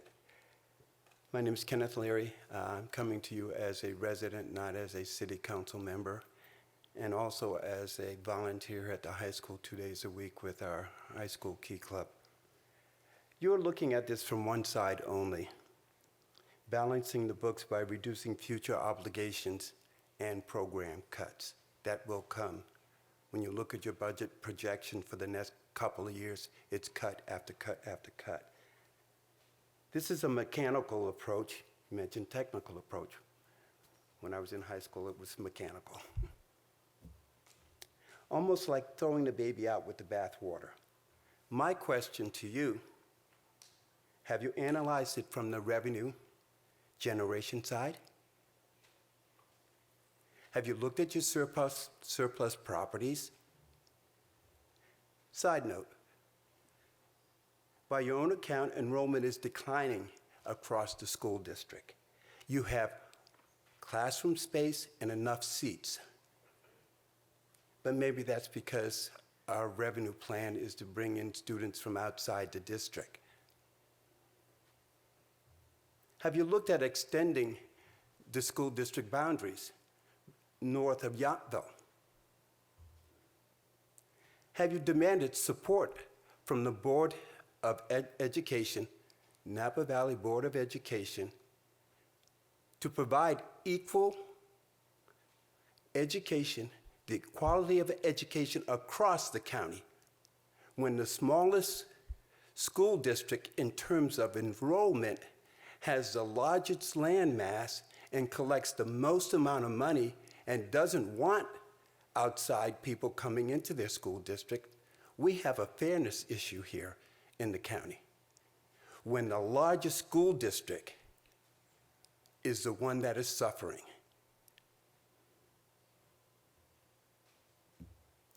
One day, you're going to have to come back to the well, and the well is here in American Canyon. Napa County is both one of the richest and poorest counties in the nation.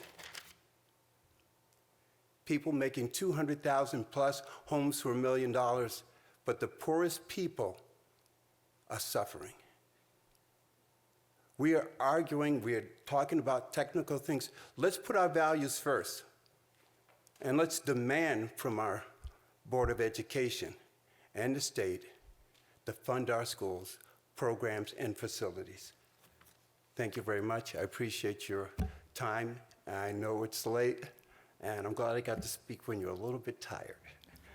Oh, I also have written comments that I would want to give to the board. I have one for each of you, so they're different than what I spoke about, so thank you very much. Thank you, Ken. So, President Hurtado? Yes. If we're going to extend again, could we perhaps get a few minutes break to use well, the I was gonna facility? say we have 8 more speaker cards. I would be open to taking a break and then letting the last 8 speakers approach the mic if that's amenable to the rest of the board. Actually, if possible, I'd rather listen to the speakers and then take a break. It's up to you. I would really like to take a 5-minute break. I think this. So, yeah. So we'll take. Trustee Gracia, you need to stop with the big I am bonus. convinced. We'll take 5 minutes and then come back and listen to the rest of the people.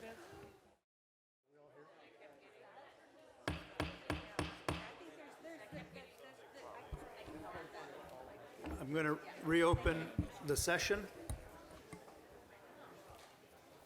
So I'll move to extend the meeting until 11:30.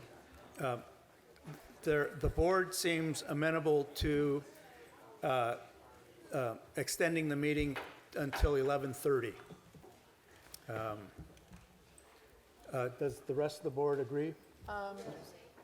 We're extending the meeting to 11:30.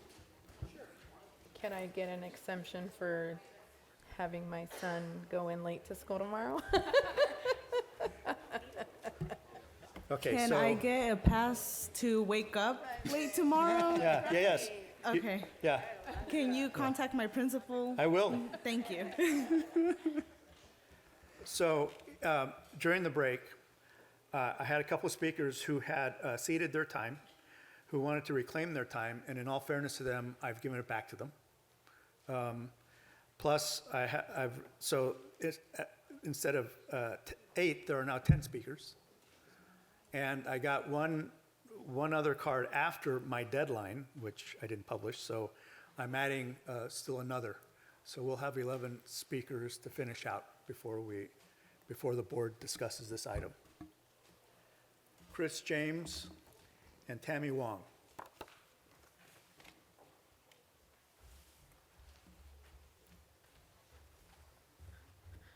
I don't often run, so that was a bonus there. Thanks very much for listening tonight. I'll try and keep this brief.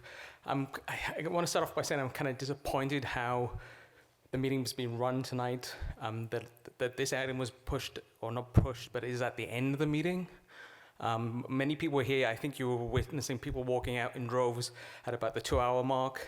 It was. I'm sure these people were destined to talk tonight. Some of these 8 names probably won't come up. They're left on the list.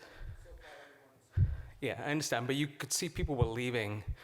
And I'm kind of just disappointed that, you came down to listen to us, but then it was the last item, and we had to step through each of those little items. I know it's business, but if this was our city council meeting, and it was such an important thing, it would have been brought up in the agenda for people to talk.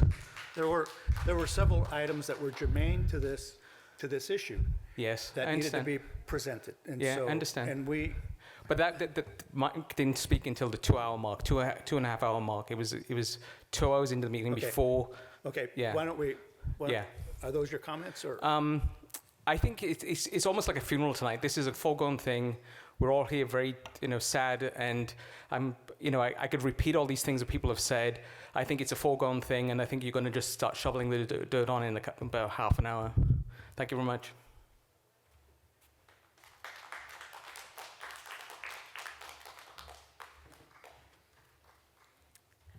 Hi, I'm Tammy Wong.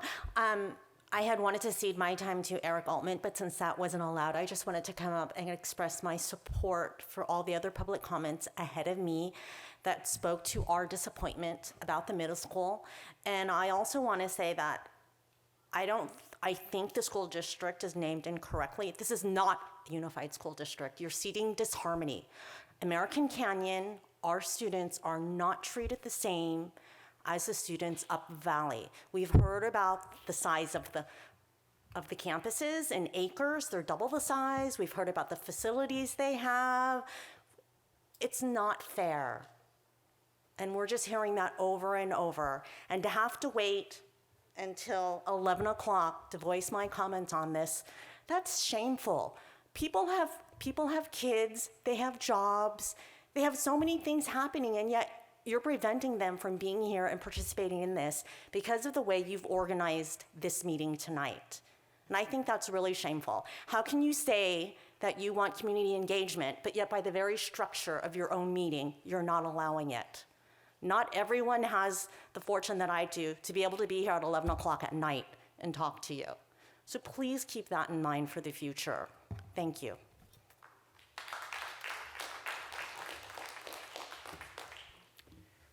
Mark Joseph and Karina Cervente.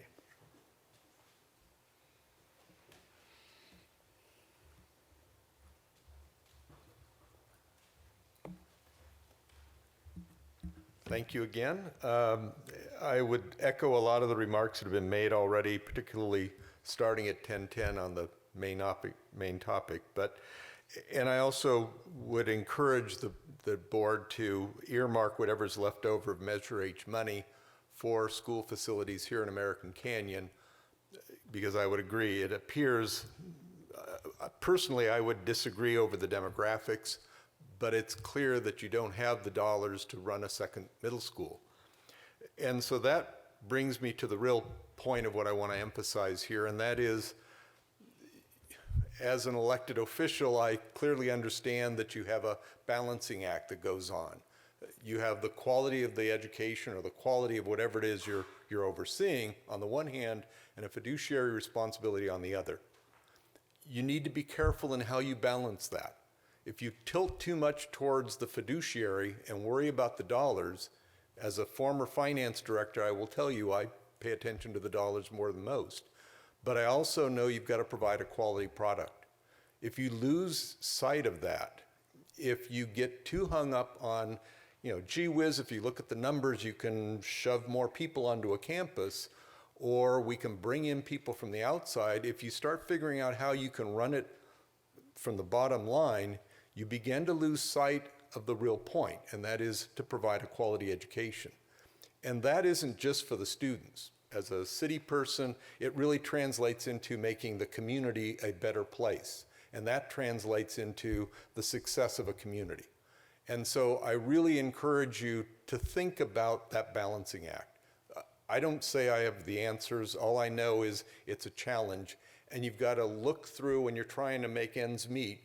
Consider all the alternatives. Consider not just school closures or avoiding facilities, but look at your staffing. Look at how you do business. Figure out how you can essentially provide the same quality service at a lower cost. That's the real challenge. And I'm not suggesting I have all the answers, but I just know from my own experience, that's the real balancing act. And I wish you luck in that regard. And in that regard, I would still say reach out to the city, reach out to the Board of Education, reach out to the college. You have a lot of allies because we all know what it's like, because we've all been in those same places with a different topic. So we're here to work together. I think that's something that I would really strongly encourage you all to consider. I know you have a tough decision tonight, but keep in mind there's others out here that are here to help, particularly the community itself. Thank you very much. Thank you.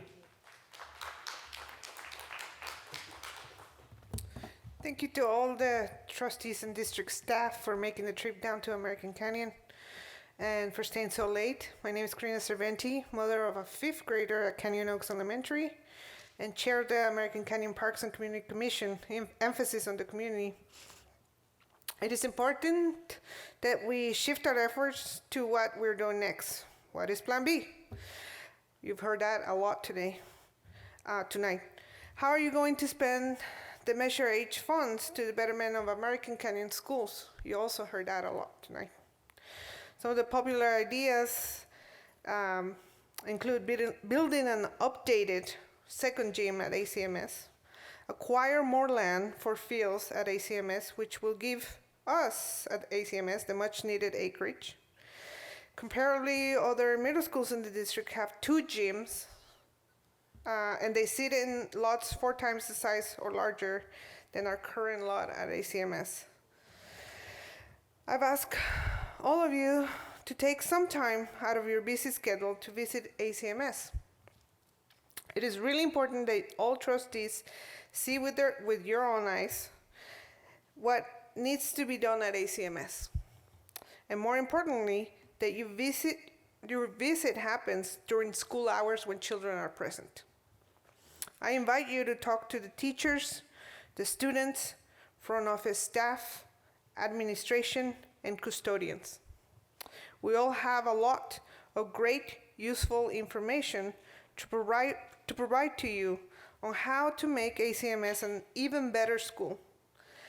Let me know and I will personally greet you with an American Canyon welcome.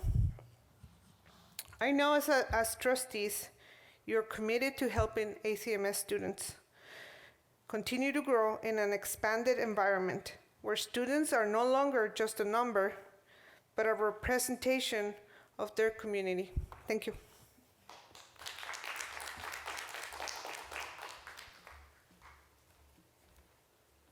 Jason Kishinoff and Cami Wanos. Sorry.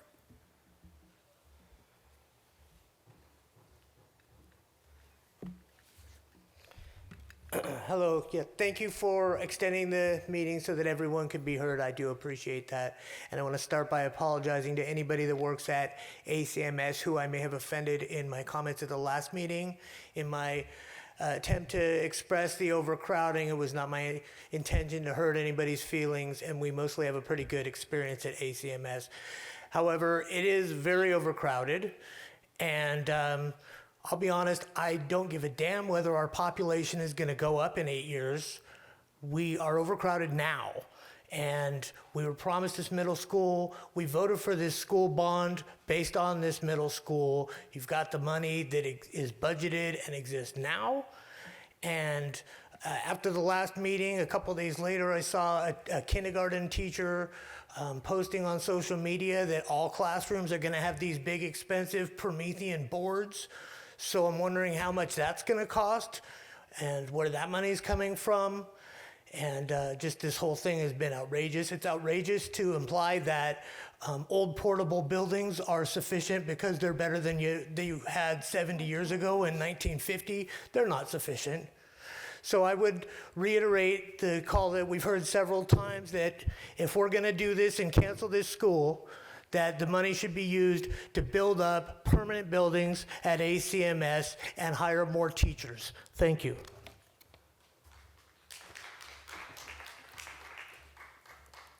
Cami, and I apologize for not being able to pronounce your last name. Just quickly for the record, Jason, the Promethean boards are part of the Measure H technology. It's the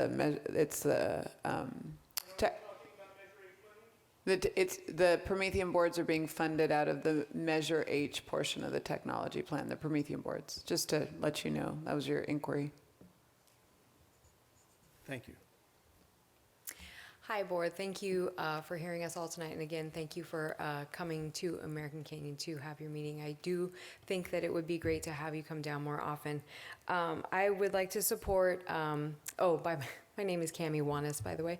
I would like to support everybody that's gone before me in speaking about the importance of providing more of a quality experience for our students.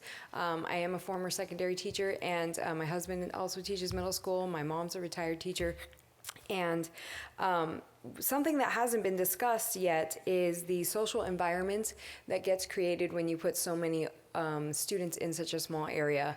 I've heard from many students, or parents, who've enrolled their kids in martial arts, who've taken their kids out of the school, and who've gone to Napa because of the social environment is so, because of bullying, because of just very close. And when you have kids that are forced to be close together, who wouldn't normally associate with each other in that kind of environment, it can get tricky.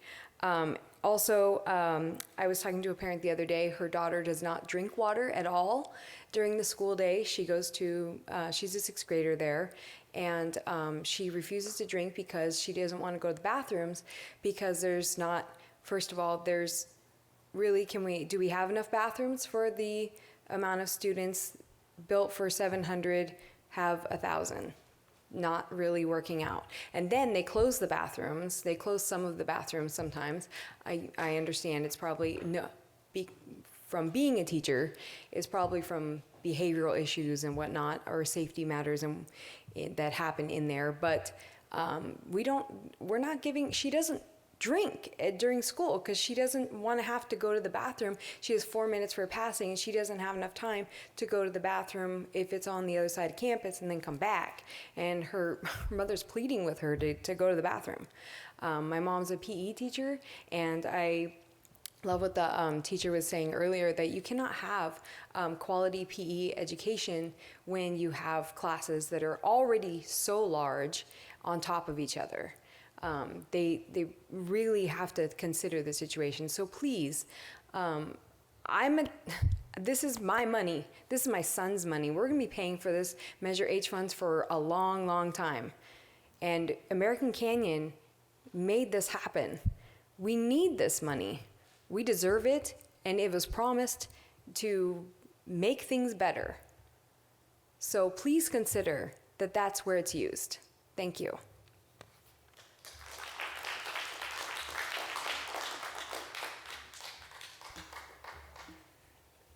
Miriam Abudamos and Janelle Selleck.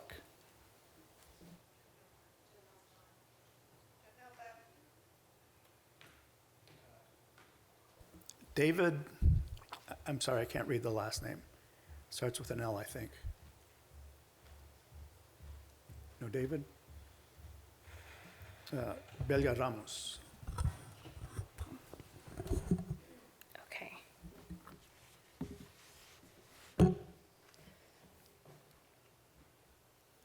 Good evening, everyone, and thank you for coming to our town once more.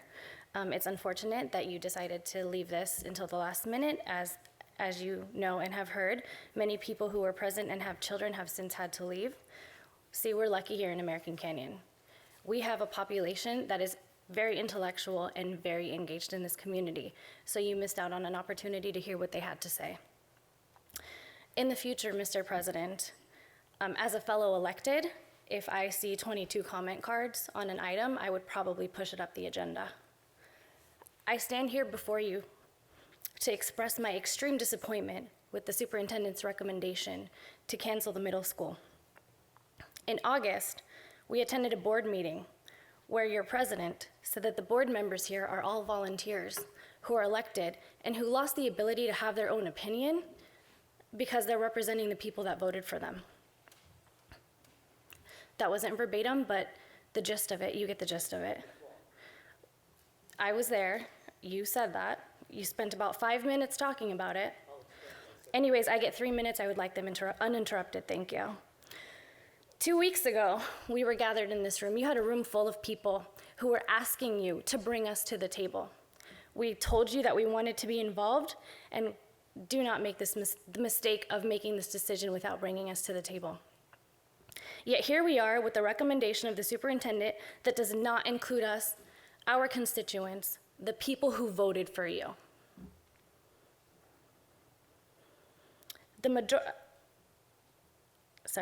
You can show me numbers until you're blue in the face, but the reality of it is, I grew up here. The majority of this board doesn't even visit this town on a regular basis. Yet you're over here making decisions on our behalf without bringing us to the table. We're eventually going to need a second middle school in American Canyon. The one that's there now may have enough classrooms to support the almost 1,100 students that are there, but the reality of it is the portables and the two-story buildings are like putting a Band-Aid on a wound. You have released information saying that we are not giving you the information that you're requesting, but what you failed to mention is that we've submitted a Public Records Act request over 60 days ago that has yet to be responded to. Furthermore, at the last meeting, we left here with the impression that the board members were willing to work with us on this issue and have a conversation with us. And we reached out with a memorandum of understanding, and that went ignored as well. You sent us a Public Records Act request, which we did respond to. It's time for the Napa Valley Unified School District and the board to stop placing blame on others and take responsibility for making decisions like this without bringing us to the table. Thank you.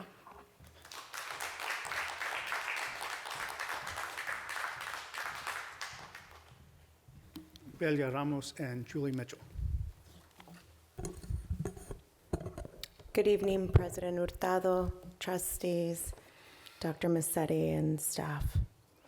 My name is Belia Ramos, and I am a resident of American Canyon, and I have the privilege of representing this fine community on the Napa County Board of Supervisors. My comments are my own this evening and not those of the county.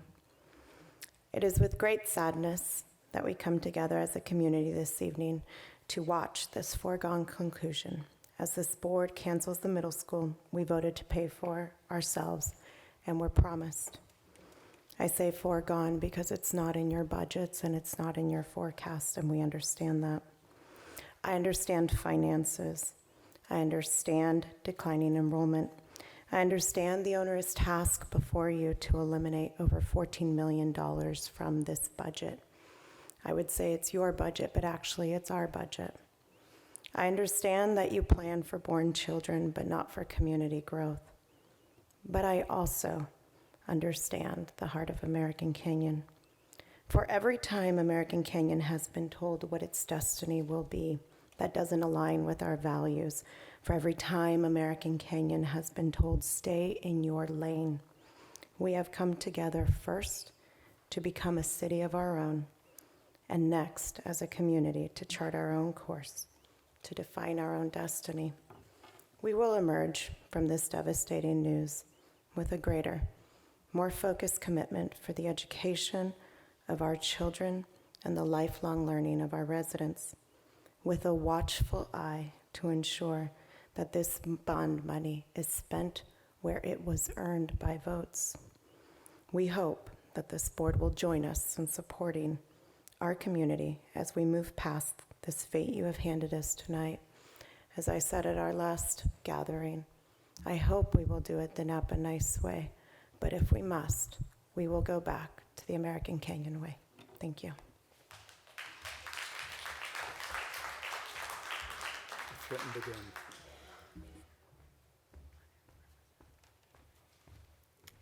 Hi, thank you for taking my last minute card. Friends of mine told me, my name is Julie Mitchell. My daughter, Alexis Mitchell, goes to high school here. She's a junior. I was one of those parents whose daughter went to Donaldson Way Elementary and loved it. We had the best experience. However, when my daughter transitioned to American Canyon Middle School, that was not the situation. After some very disappointing issues at the school and the staff's refusal to work with us, I made the hard decision to remove my daughter from the school, put her back into private school, and spend $20,000 in 2 years educating my daughter so that she would be safe and get the education she deserved. I moved her back here because we have a beautiful high school, which I also helped fundraise for before I even lived in American Canyon. The thing tonight that struck me is people had told me, why would you go to the meeting? Because you don't have a kid that's going to go to American Canyon Middle School. Well, the thing is that I had one that went. We have this beautiful school, and I look at that school and go, it's dilapidated, overcrowded, and terrible. We don't have the operating budget to operate another school. We have the money to build it. So why don't we build a high-class middle school like we have a high-class high school, move our deserving children into a wonderful facility, and use the operating money we already use to operate a dilapidated facility in a new one. We already have that money. Let's build the school and move our kids where they belong. Thank you.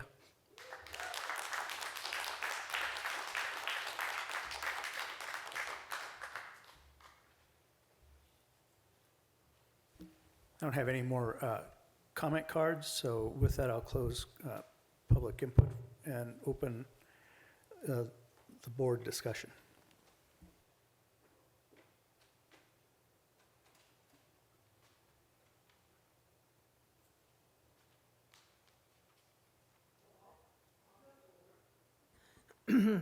I'm fine with speaking out about this. Well, as Mayor Garcia said, sort of echoing what I'd said earlier, we are in this together. We are in this together. We don't look at American Canyon as an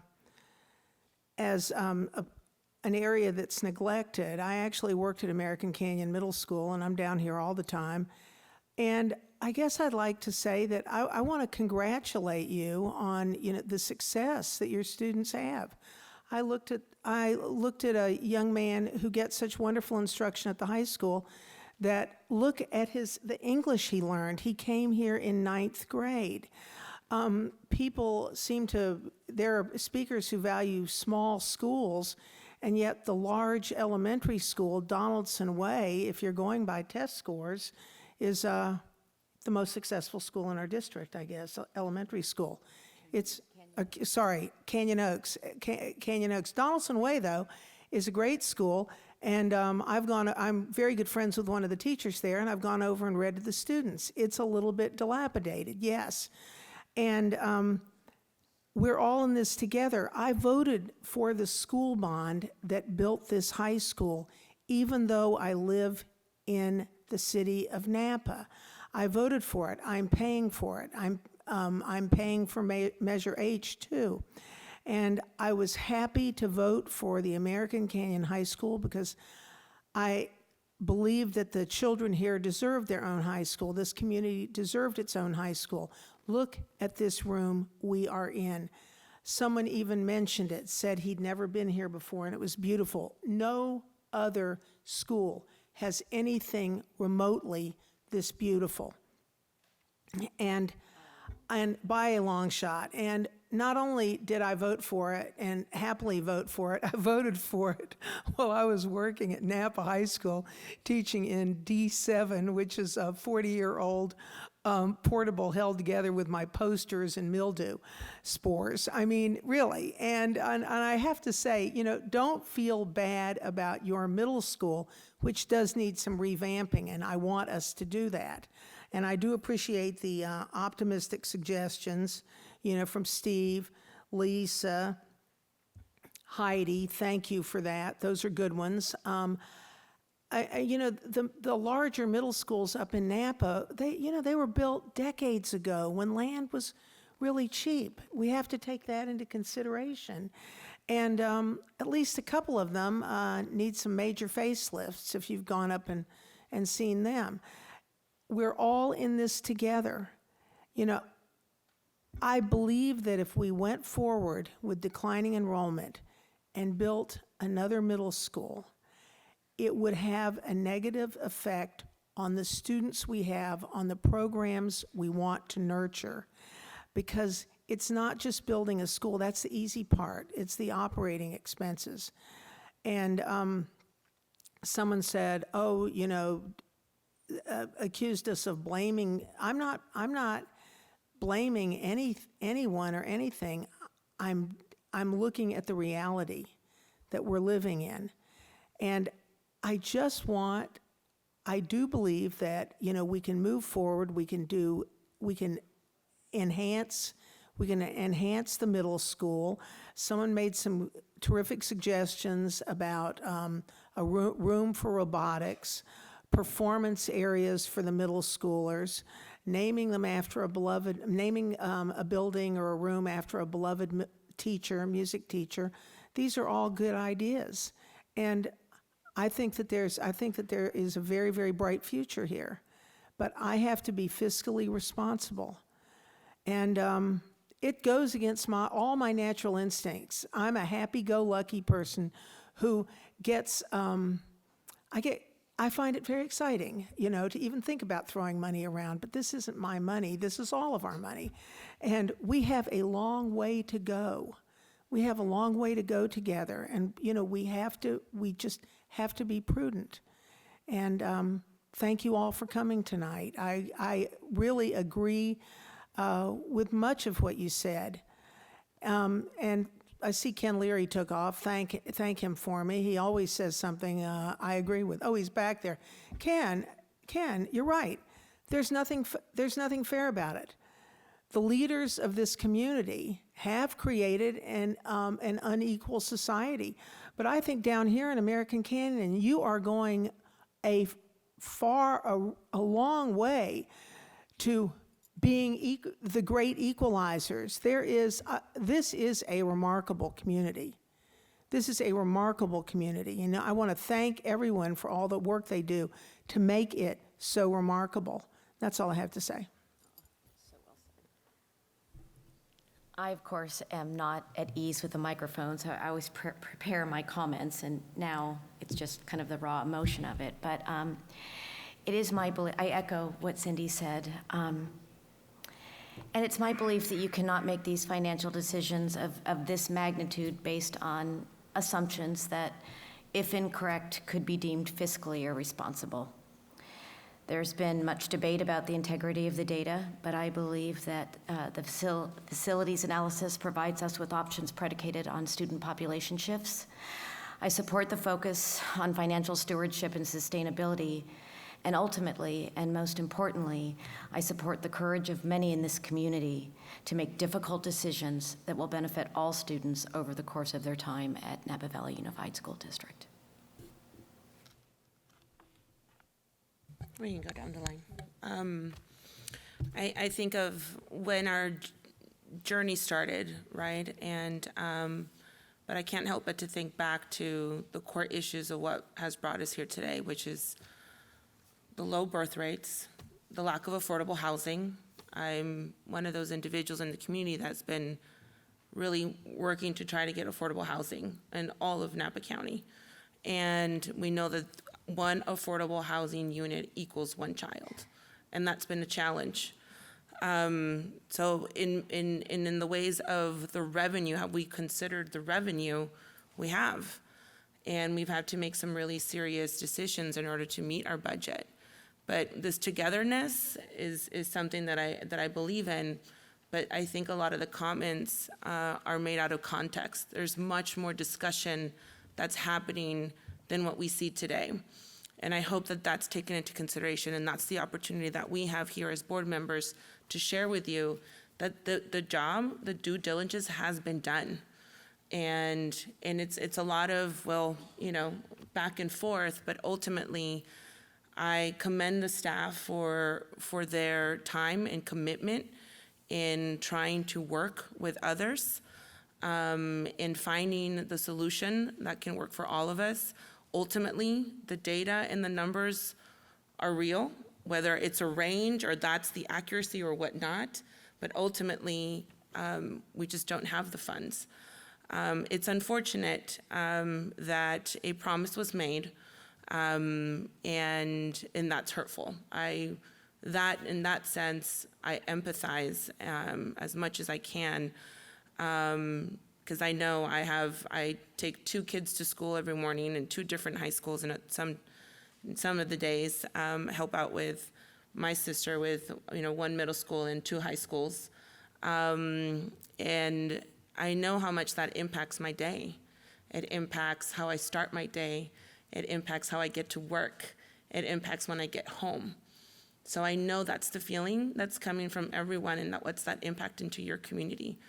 And when it comes to vulnerable populations, well, that's my work day in and day out, working with vulnerable populations. That's something that's in the core of also embedded in the institution of our school district, is taking care of our families. So to question that is it doesn't help. I think we are surrounded definitely by people who care, and that and to believe that the intentions coming from everyone are coming from the positive side.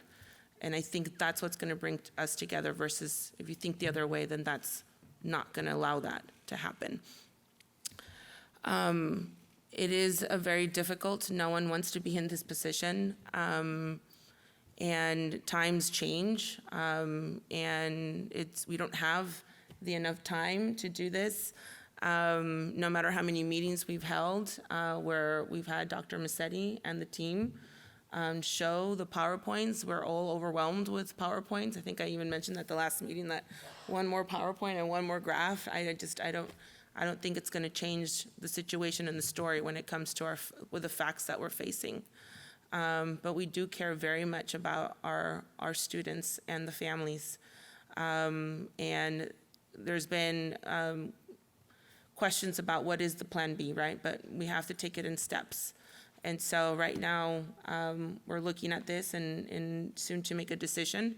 And then from that, continue the community engagements that have existed, that we've, with Dr. Massetti's process of engagement with the community, has provided us with the information and the space for us to continue to have those conversations. And that's the nature that we're going to continue, because that's the kind of board we are, in that commitment to our community. Again, I extend the invitation to also reach out to me individually. That hasn't happened, and it just, let's continue to work together as we continue to find what's best for our families. Thank you.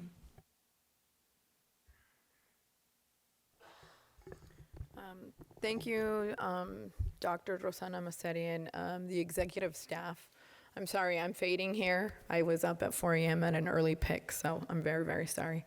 For pouring the hours of hard, diligent work into the recommendations, the community of American Canyon for coming out and showing their support, either for building or not building the middle school.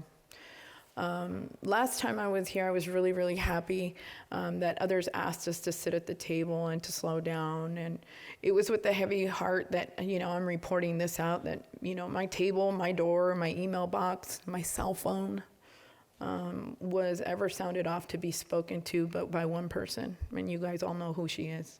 You can wave at me, Karina. I know. Right. I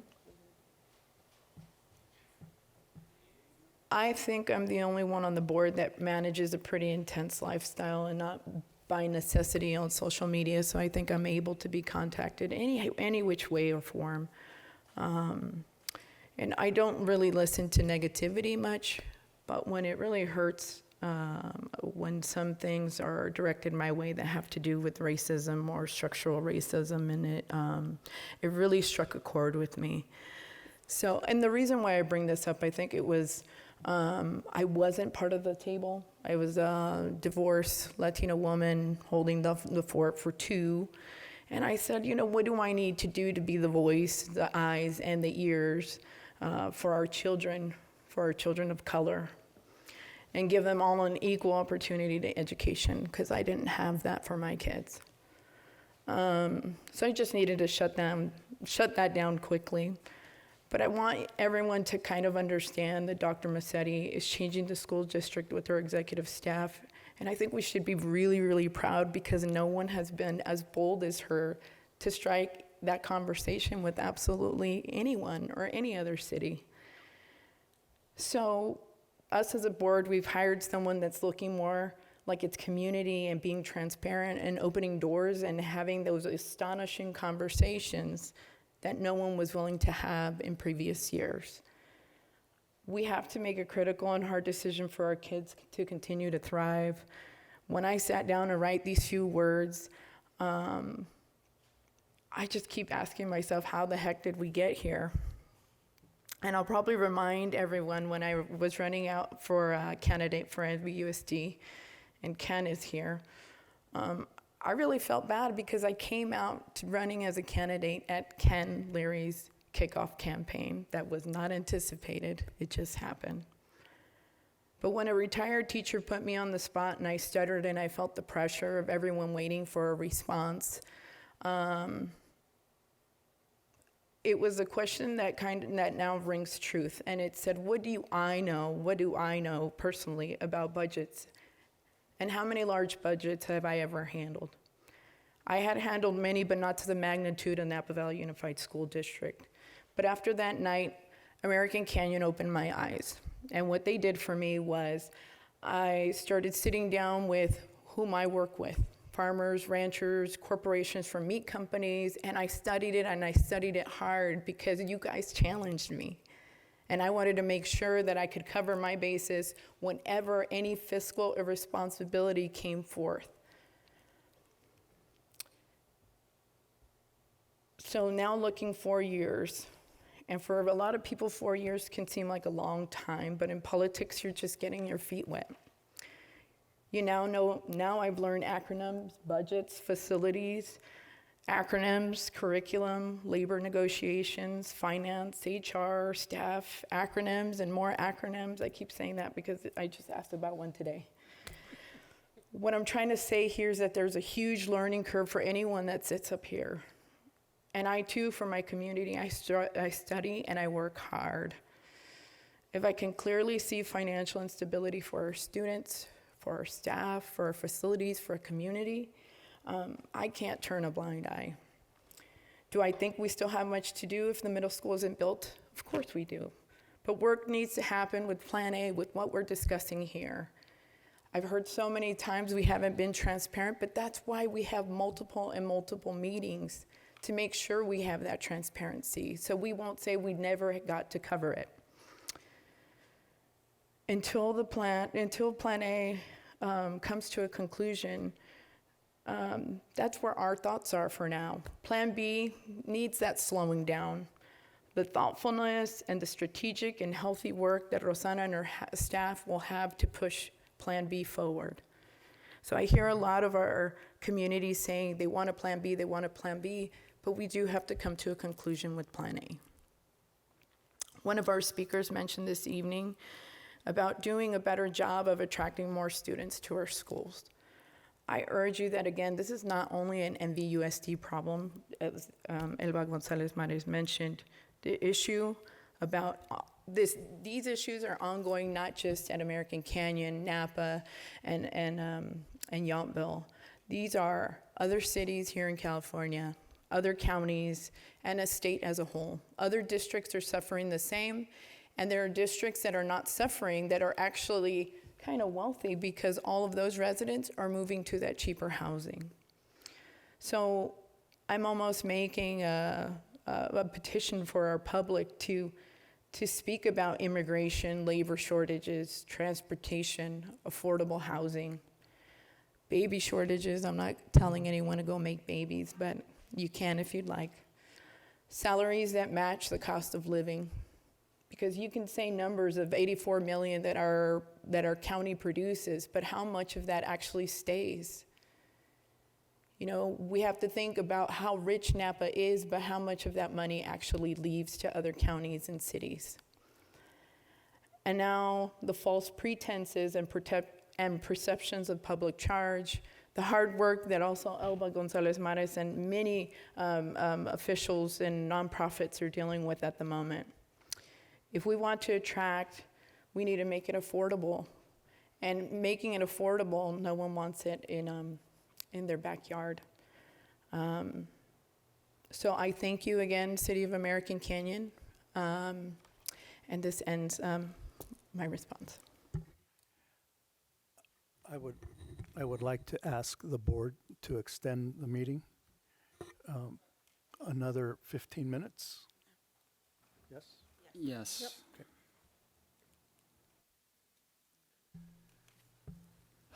I guess I'd like to take a minute to remind everyone that we are in this together. The city of Napa and the city of American Canyon, with regard to the school district, are codependent on each other. The schools in the city of Napa don't get built without American Canyon, and the building that's occurred down here in American Canyon over the last 20 years didn't happen without the support of the city of Napa and arguably all the way up to Berryessa. I can say of the current board, I have seen more of my fellow board members in recent years than previous boards, and I've been on the board now 11 years. So the board does make an effort to get down here to participate in school events, but you are only 5 of the 30-odd schools, so we make an effort, I think, to get to as many school events as we can.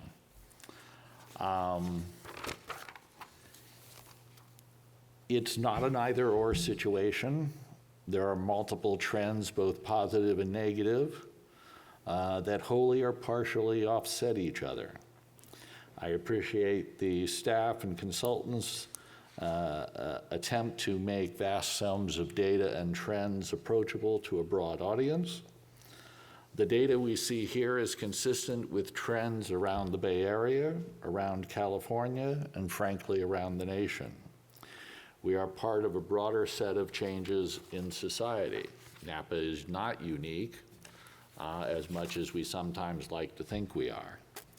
This is not the first time the district has had to grapple with declining enrollment. However, the last time was 40 years ago, and that's really beyond most people's recollection.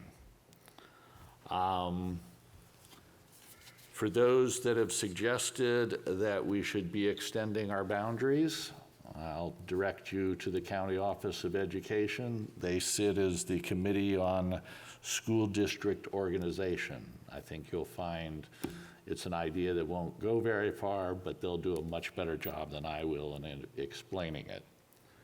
If you really want to get incensed, there are some wonderful websites driven by, I think it's ed100.org, and the PTA that talks about school finance.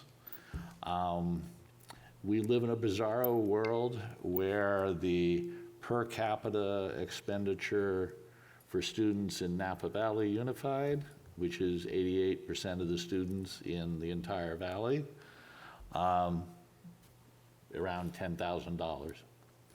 Our esteemed colleagues up in St. Helena on a per capita basis work with 2.5 to almost 3 times that amount of money. Money doesn't determine quality of education, except that sometimes it actually does. And there's a limit of what you can do sort of on a shoestring. We have been living essentially paycheck to paycheck for 30 years. Our paychecks come in every year as opposed to a family's every month. But the bottom line is We are in a different scenario. We no longer have rising enrollment to support us. We are going to be right-sizing all sorts of elements in the district. A sharper number 2 pencil on facilities is one element of that. It is not the only element. And I can remember a time when the community here in American Canyon was not so keen on inner districts and having students arrive from other districts. We are in a different a different scenario now, and the community is adopting a more welcoming or a more open point of view, and it's something we will, I think, in due course explore. But it won't be tonight. I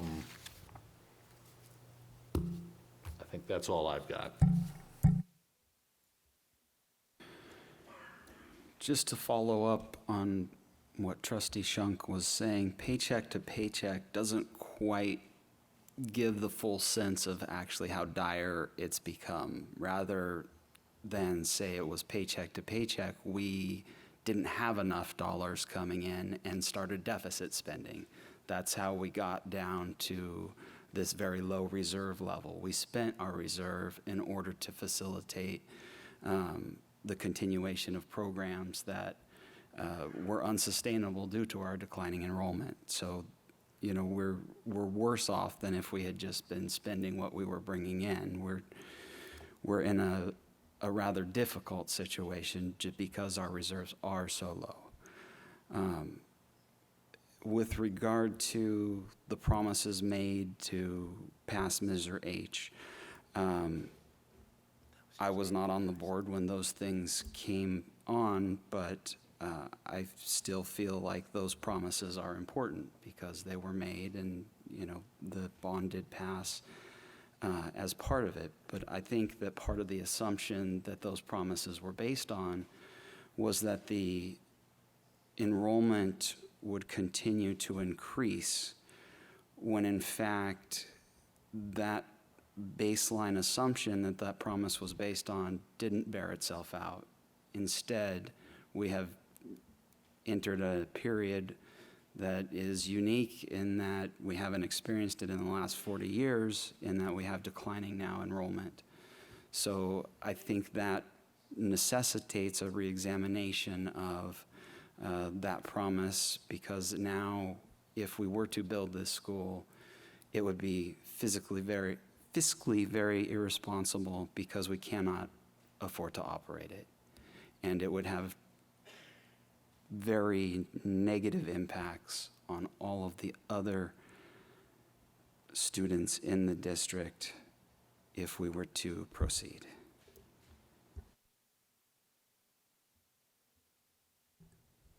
To add on to all of that, I agree with them. I personally come from a very low income family, and it's just me and my mom living in Napa, and well, as you guys may know, it's really expensive living there. And it's me and my little brother, and I see my little brother happy at his school. He goes to Shear Elementary, and he's happy there. I wouldn't want to see him upset about not being happy at the place he's attending. And just our school, my school personally, I'm very happy there too. It's a small school. I enjoy going. I look forward to being there every single day. But maybe sometimes the budgets are trouble. I still don't I see how my mom struggles with budgeting, with bills and everything.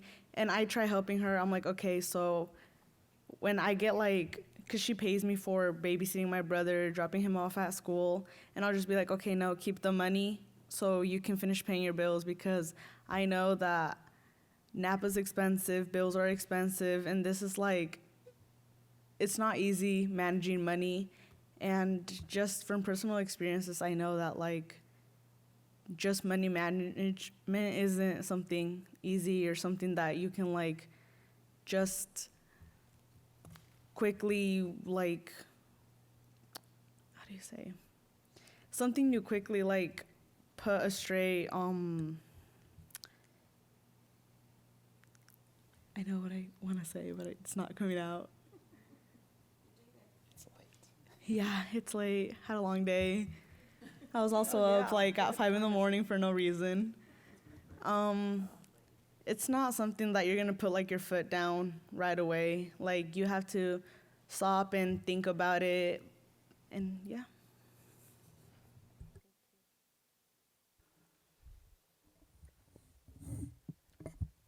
I'm going to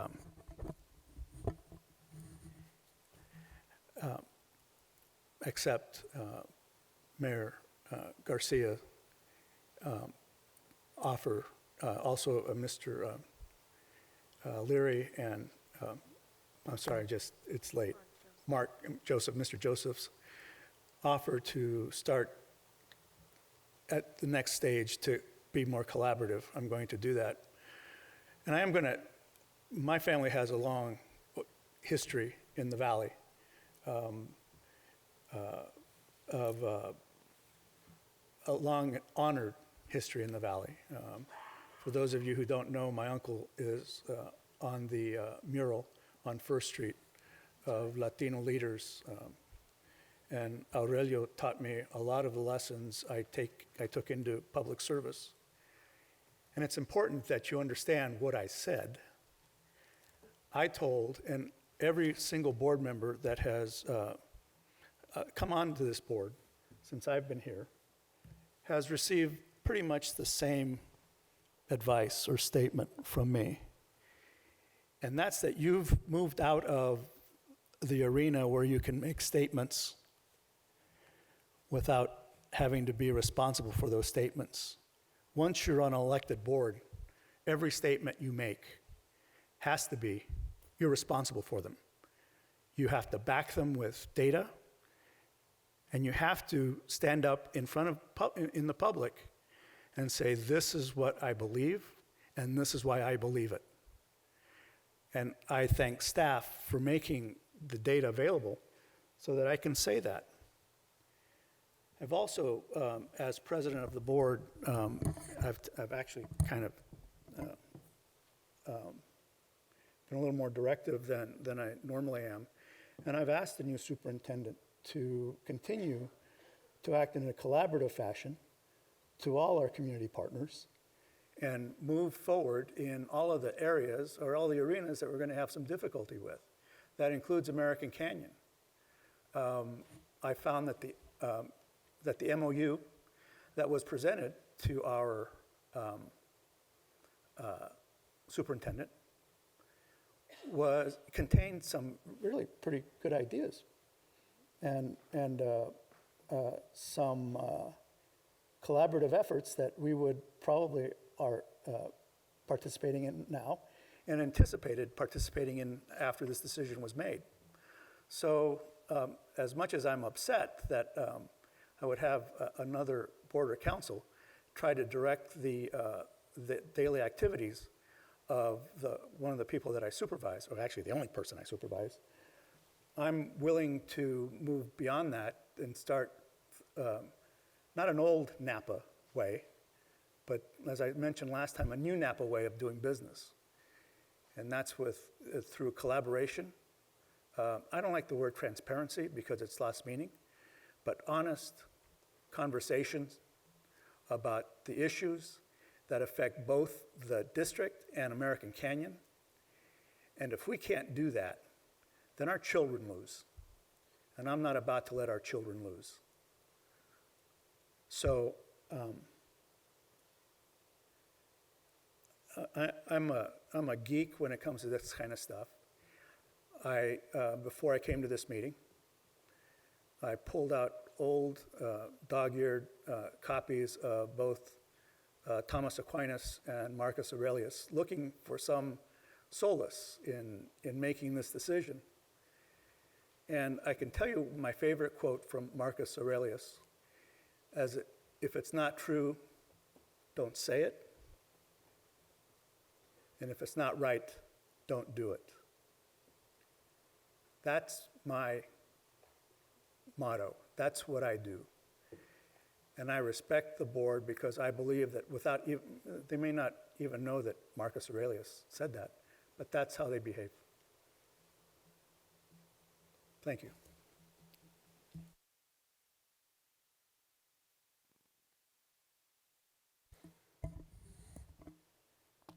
I am willing to accept the recommendation on this item. I'll move that we accept staff's recommendation to cancel the construction of the new middle school in American Canyon and remove it from the 2019 NVUSD updated implementation plan. I'll second. Moved by Mr. Schunk, seconded by Ms. Martin. All in favor? Aye. All opposed? Abstain? Student? Aye. Aye. President Hurtado, I know it's late, I just want to take a brief moment. So we appreciate the consideration of the staff recommendation based on all the data. We are committed now with this decision moving forward to engage in community engagement. Right now we're working intensely around, we have the school closure issue in Napa. We're currently running a 7-Eleven committee that affects schools in the city of Napa. But once we get through that sort of phase of work, because there is an intensity to that work in terms of meetings and the 7-Eleven committee meetings and the pace of that, we will be coming out to American Canyon to engage in a discussion and lead and facilitate engagement to consider the repurposing of these dollars that were headed towards the proposed new middle school that we cannot operationally afford. Thank you. Do we have any board representative? Oops, wait, we have a charter school meeting minutes. And that is just an informational item. Right. Does not require any action. Right. But I would like to discuss it slightly. Okay. I know it's been a long night, but I would like to see if, as the charter authorizers, if we could get the charters to actually put the name of their school on their minutes so that we know which minutes we're looking at. That seems like a fairly basic thing, but it seems like an important one. Because there were several that didn't have the name of the school on it. Well, I was able to sort that out, but the minutes were 86 pages long. I read them, that we had, at that point, we had 3 charter schools, and one charter school's minutes were 6 pages long. And I think that's, and also, they said absolutely nothing. I just, have no idea what happened at those at those meetings. I recognized a couple of names, people I like, but I have no idea what happened. They were non-existent minutes. So I think the request is to make the minutes more identifiable. Yep. Right. We'll continue to work with our charters on improving the quality of their minutes. Board representative reports. None. We have CAC, we are hosting a CAC. Yes, we are. The next advisory meeting, yes. Additional suggestions and comments from board members and superintendent? I have one comment. I really did appreciate the input that we received from the community tonight. I felt like there was a lot of valuable information conveyed by the people that came to the podium, and so I just wanted to say that I appreciated that. I think we all did. Thank you. You always make us feel welcome here. Even if you're not real happy with us, we feel, we're happy to come here. I would also like to extend our thanks. Absolutely. I think it's when it's through the hard times that it really tests everyone, and it brings us to that vulnerability where it's not a bad thing, it's a strength. And how can we continue to build upon that? So thank you for having us here, and we look forward to coming back. The choir just needs to break out in song right now. Yeah, we'll bring the choir next time, yeah. Are we ready to adjourn? I'll entertain a motion to adjourn. So moved. So moved. All right. Moved by Ms. Gonzalez Mares, seconded by Ms. Water. All in favor? Aye.